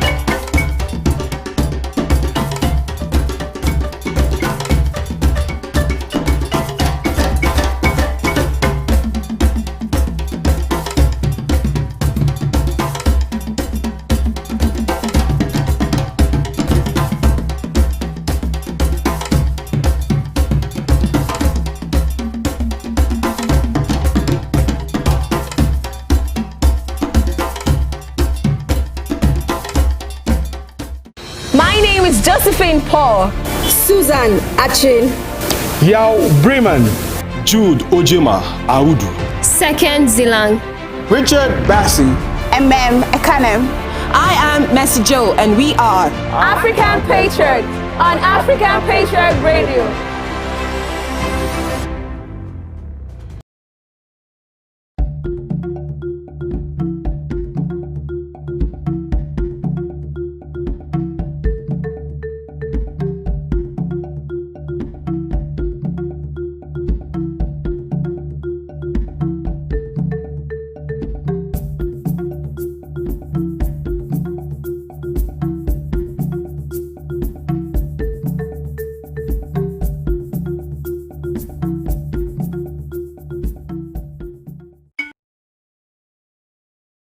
You're still tuned and listening to your number one radio station, African Patriot Radio, where updated information and the very best of entertainment is 100% guaranteed. We sincerely apologize for that break in transmission. The good thing is that we're back. The program is still Guys Talk, and we've been talking when she's not into you. And we've been looking at it from both angles. When you guys were going out and all of a sudden she's no longer into you, or when you actually want to start going out with her but she's not into you at all. How do you know? We brought out some of those signs that will actually help you know, and we've actually talked extensively. My name is still Elvis Oga. It hasn't changed, and I know Jojo always laugh at me when I say that. I've been in the studio with some amazing gentlemen that have been pouring out their mind and their emotions on this. We have Chris Zion still in the studio, and then Snow Black is right here. Our incredible Smoke Victor is still with me here. All right, and we were almost heading towards conclusion before we had that hitch, and we back. And we were talking about how would you want your own sign to be made known to you when a lady is not into you. Do you prefer she tells you, or you just want to stay back or lay back and then see some of the signs and you just give it your own treat the way you be able to handle it? After knowing that, okay, she's no longer into you, let me put it out now. How do you now handle the situation? How do you go about it? Maybe to reduce the hurt, because definitely it will hurt you if you were truly into her in the first place. So let's start with Victor. How would you handle it when you finally notice that she's not into you or she's no longer into you? Well, the thing is, there are things you can't force, and relationship, dating, it's one of those things that you can't force. So if she wakes up to tell me that she's no longer interested, and then we need to move on, definitely that is what I'm going to do, going to move on. Okay, but what if she don't tell you and then you start seeing the signs? How will you go about it? How do I go about it? No, okay, I try to draw her out to say exactly what's on her mind, because, you know, sometimes when they don't do it, when they don't tell you, they're only showing you the signs. It's they are doing it on purpose. It's because it's what I say. They want to frustrate you until you not be the one to break up. Yeah. Because you think you cannot stand the frustration. So at the end of the day, the blame, the faults, and everything will falls back to you. Yes, we just be on you. Because at the end of the day, when you come and say, "But I didn't break up," you were the one who got tired of the relationship and then you left. You know, stuff like that. So they do it on purpose sometimes too. Most times, actually. So if you just see the signs, you will not just walk away. You have to talk her No, into... for me, no. Like for me personally, I don't care whatever she wants to say later. But for me, I'm already out. Yes. Brother, So I'll walk away. So even if she's later saying I was one that broke up, no problem. Fine. Yeah. You broke up, and it was your decision, so you own up. Yes, exactly. Okay, let's hear from Mr. Snow. Okay, for me, I would want to play her game. Like, I want to play her game. So because I thank God for the fact that you can actually figure it out when someone is no longer interested in you. So the moment you're not interested in me, like I said, I'll play your game. I'm not interested in you too. I know it's gonna hurt, right? But then at that point, I'm training my mind so that I will not do what she wants. At the end of the day, to pin it on me that because of this. So I'll probably just. So that means if she really if she wants that game to go on for as long as 3-5 years, or for how long you're ready to play with her. But definitely I'll move on now, because I know she's definitely because not serious. that's just a dicey one. I almost found myself in a similar situation, and then somebody trying to make it look like you are the toxic person in the relationship, so that maybe when you break up and the blame and the fault and everything is being shifted to you. So if you really want to play her game, and okay, you are not playing her game, she now knows that, okay, you've withdrawn some of those entitlements, some of your care and your emotions and everything, and she's still not letting go, like I said, and then you happen to keep playing this game. How long will you stay before you move on? Like I said, right? Excuse me. Or when you move on, are you going to let her know, or you still keep her in the dark and she'll be feeling like, okay, you guys, you are still playing yourselves? Okay, at the end of the day, you realize that, okay, she's not interested. I've seen signs. Like, I noticed there's change with her. She noticed there's change with me. I think it happened in my last relationship. Okay. And then all of a sudden, we stopped talking to each other. We stopped the steady calls. Like, we're not talking. And then I think she just came up one day and she was like, she brought up one gist she had that was flirting with one girl like 2 years ago. And then she had to use that as an excuse to break up to just still make me look like the bad person. But on my own part, I think I feel it's a mutual agreement. So that's why I'm trying to make it, because we agreed to do this thing. So I can't just wake up one day and tell you, no, let's quit. So I think most times you even get into relationships that you don't even realize you're into relationships already. So I feel okay, it's something that happens without conscious effort. We find ourselves steady calling and steady clinging. So I think we should find ourselves not doing whatever and then we just go our separate ways. Okay, let's hear from Zion. When you discover that a lady is not into you. For me, I just like just like Victor said, I will just anything that is not going to work would not work. So I'll just I know it's going to hurt me, but I'll just that's just across the bed. Yes, I'll just move on. I'll just move on and cut off communication with her. Okay, you just move on and cut off communication. You know, this before we went off air briefly that the other time, I was trying to understand at what point, what is the concept of falling out of love with somebody in the first place?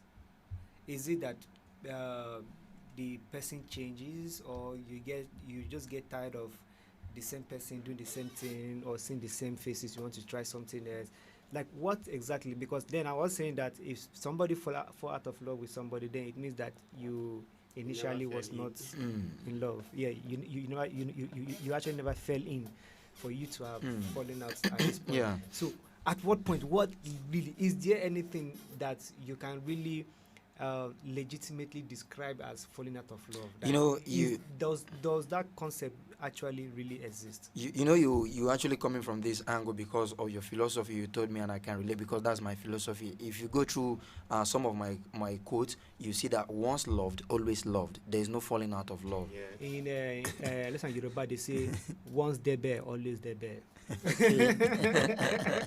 That means if you've been there before, you need to always be there. You always be there. But I think some people do get bored and get like I don't want to be. That means that was never love. That was never love in the first place. No, I think it is love, but then it also goes to that point I was saying that people fail to realize that love is a responsibility. It's a responsibility because someone would just probably she was young, probably he's young and naive at that point, and he felt I like this person because of the way she is, the way she talks and other things, and then at some point you go further and then you realize you meet someone else that amuse you, and it's a mistake that people make actually, because like when you're into a relationship, you're not supposed to allow your guards down. You're supposed my friend would be like, if you see any beautiful girl, please don't rush to her. She might have more beautiful friends. Calm down. So take your time.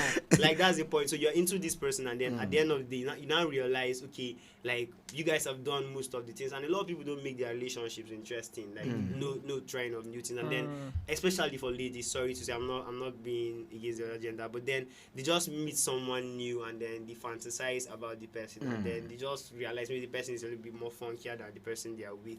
And then all of a sudden their attention, they might not be even in love with a new person, but then you realize that your attention is taken completely. Yes, and before you know, your relationship starts suffering for it. I know. So and then after some months, now I'm telling you, I know. because I discovered that glittering gold. It was just from the outside or from the surface. But then also again, people have to realize that when you're in a relationship, you're definitely going to meet somebody more beautiful than your partner. You're going to meet somebody more nice looking, more sexy, more intelligent, and richer than your partner. If you are dating a son of Aliko Dangote, then you also know that there are children that people like yes, they have children. The president of Macron, of France, Luanda, for example, has made children, so the sons will also be richer. Yeah, I know that. So even when you are dating the son of Bill Gates, there are other people who are richer than Bill Gates. The thing is, someone is always gonna have what you don't have. Yeah, so I think it comes down to being content. Yeah, that is where that's content. Yeah, and then be committed. I think that's the watchword.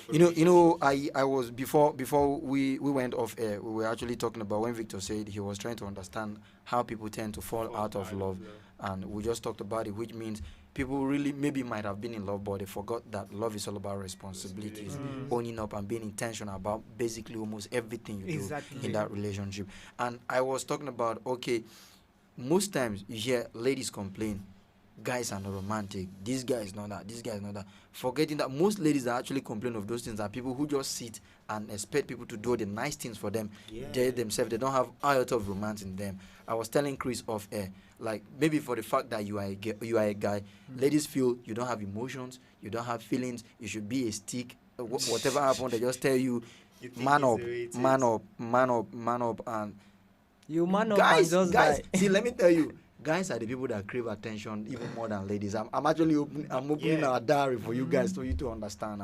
Guys crave attention, they need the care and everything, and by the time you provide all of those things, you see that a real guy, I'm not talking about players, a real guy will just be all over you. Will shower you with his attention.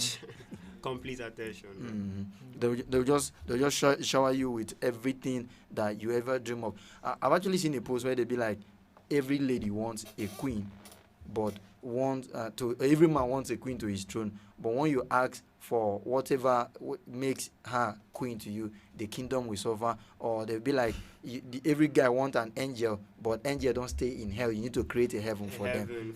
So you want a king to build some throne for the king. But I have been contemplating whether it's actually true that men crave attention more than ladies. Not it's possible. You know, we're not expressive. Men I'm not talking about those attention. Maybe when a lady is just the way me and you saw the other day, where a lady was walking and she saw guys, her walking step changed. No, I'm not talking about those. I'm not talking about that kind of attention. Yes, I know the kind of attention you're talking about, and I'm wondering, do we really crave more that sort of attention more than the ladies? I don't know if it could be looked at as more, but I just feel as men we are less expressive. So you could get away with a lot of things. A lot of things a guy wouldn't probably I would want you to call me, I would want you to text me, but I cannot start complaining about but it. But a lady would uprightly just she feels entitled that you are supposed to be calling her. I think it's because of the way they are built, or the way they are built. Because are you sure it's the way they are built or the way the society perceives them? No. Women generally solve their problem more by talking, while men solve their problems by thinking. Okay. Wow. Yes. Actually, facts. So ladies always want to talk. They always want to talk.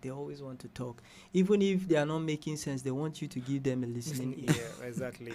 Even if you're not going to do anything about the problem, just listen. But then I don't think men like that. You know, men are very less complicated.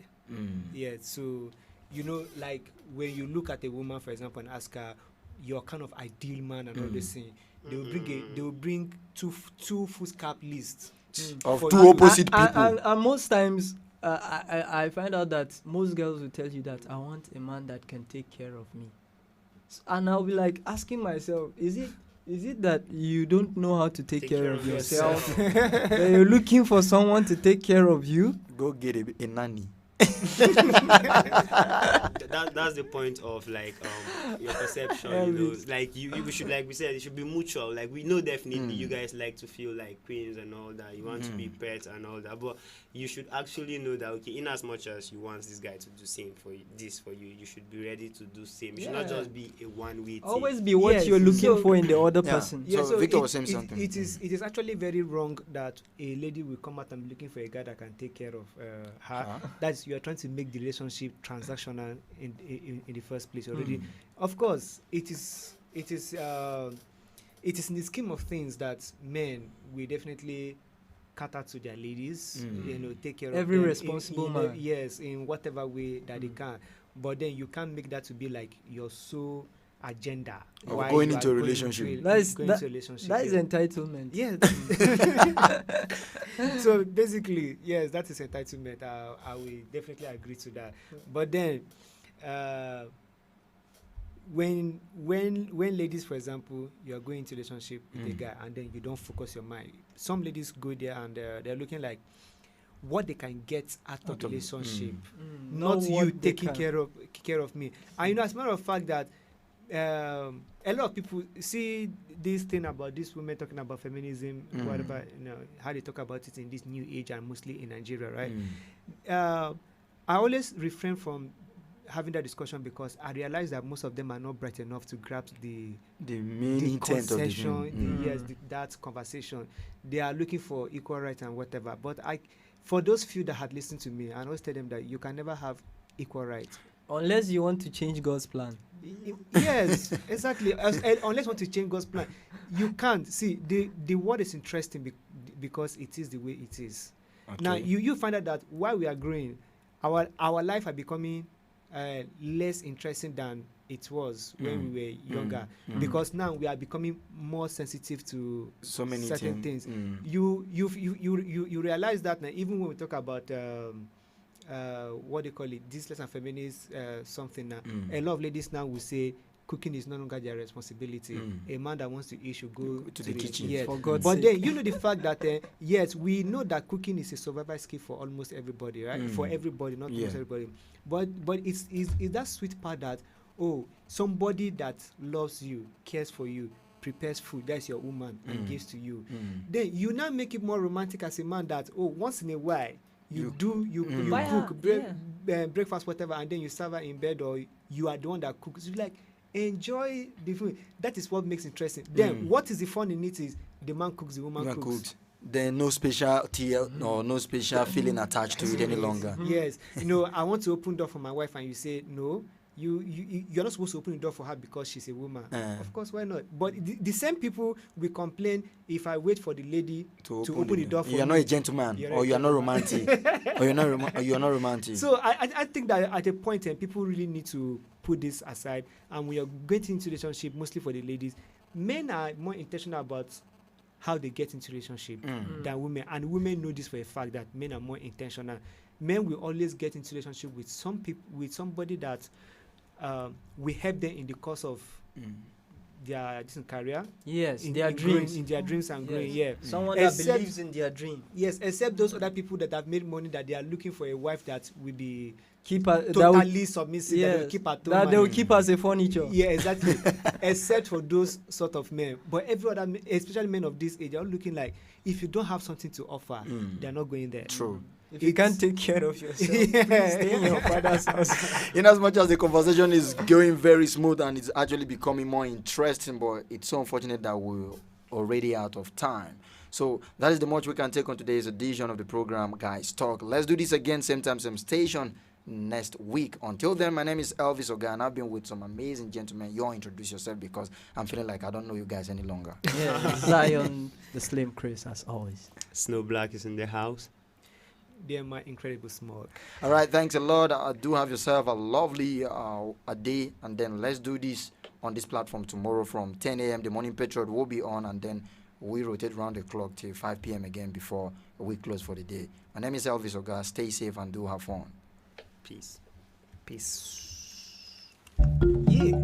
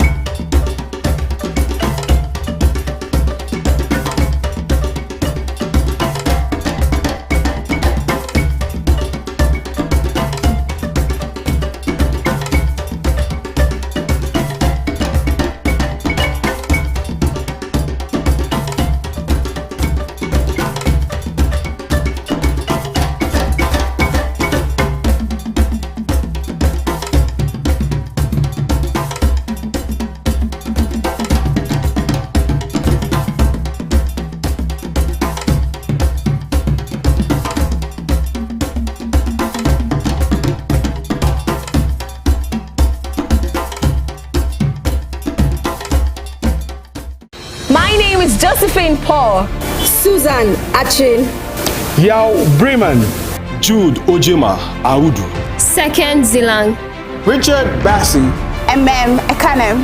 I am Mercy Joe, and we are African Patriot on African Patriot Radio.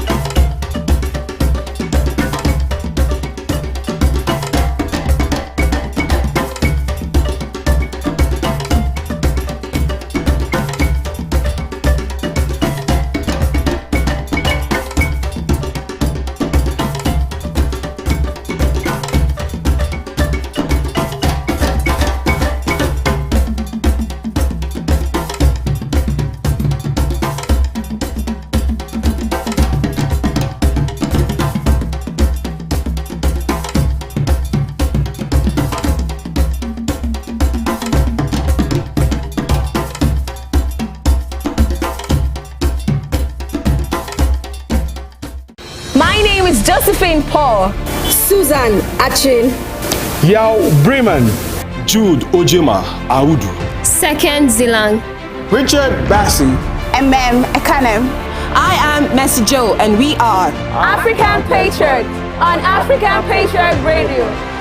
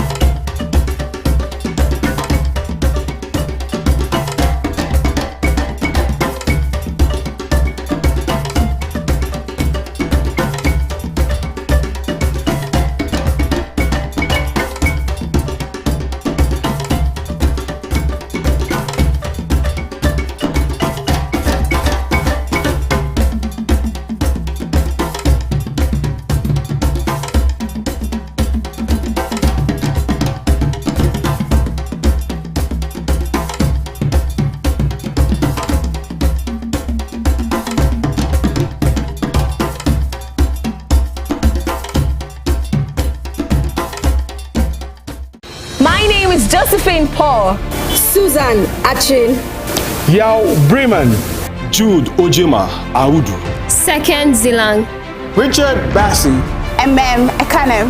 I am Mercy Joe, and we are African Patriot on African Patriot Radio.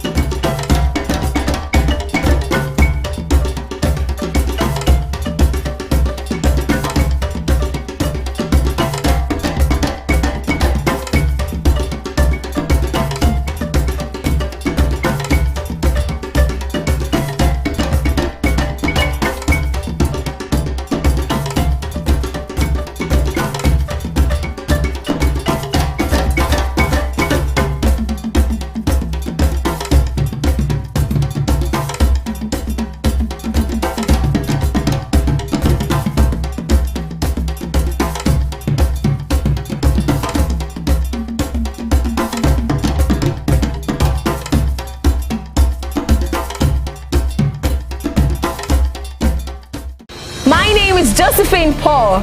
Susan Achin. Yao Bremen. Second Zilang. Richard Bassi. MM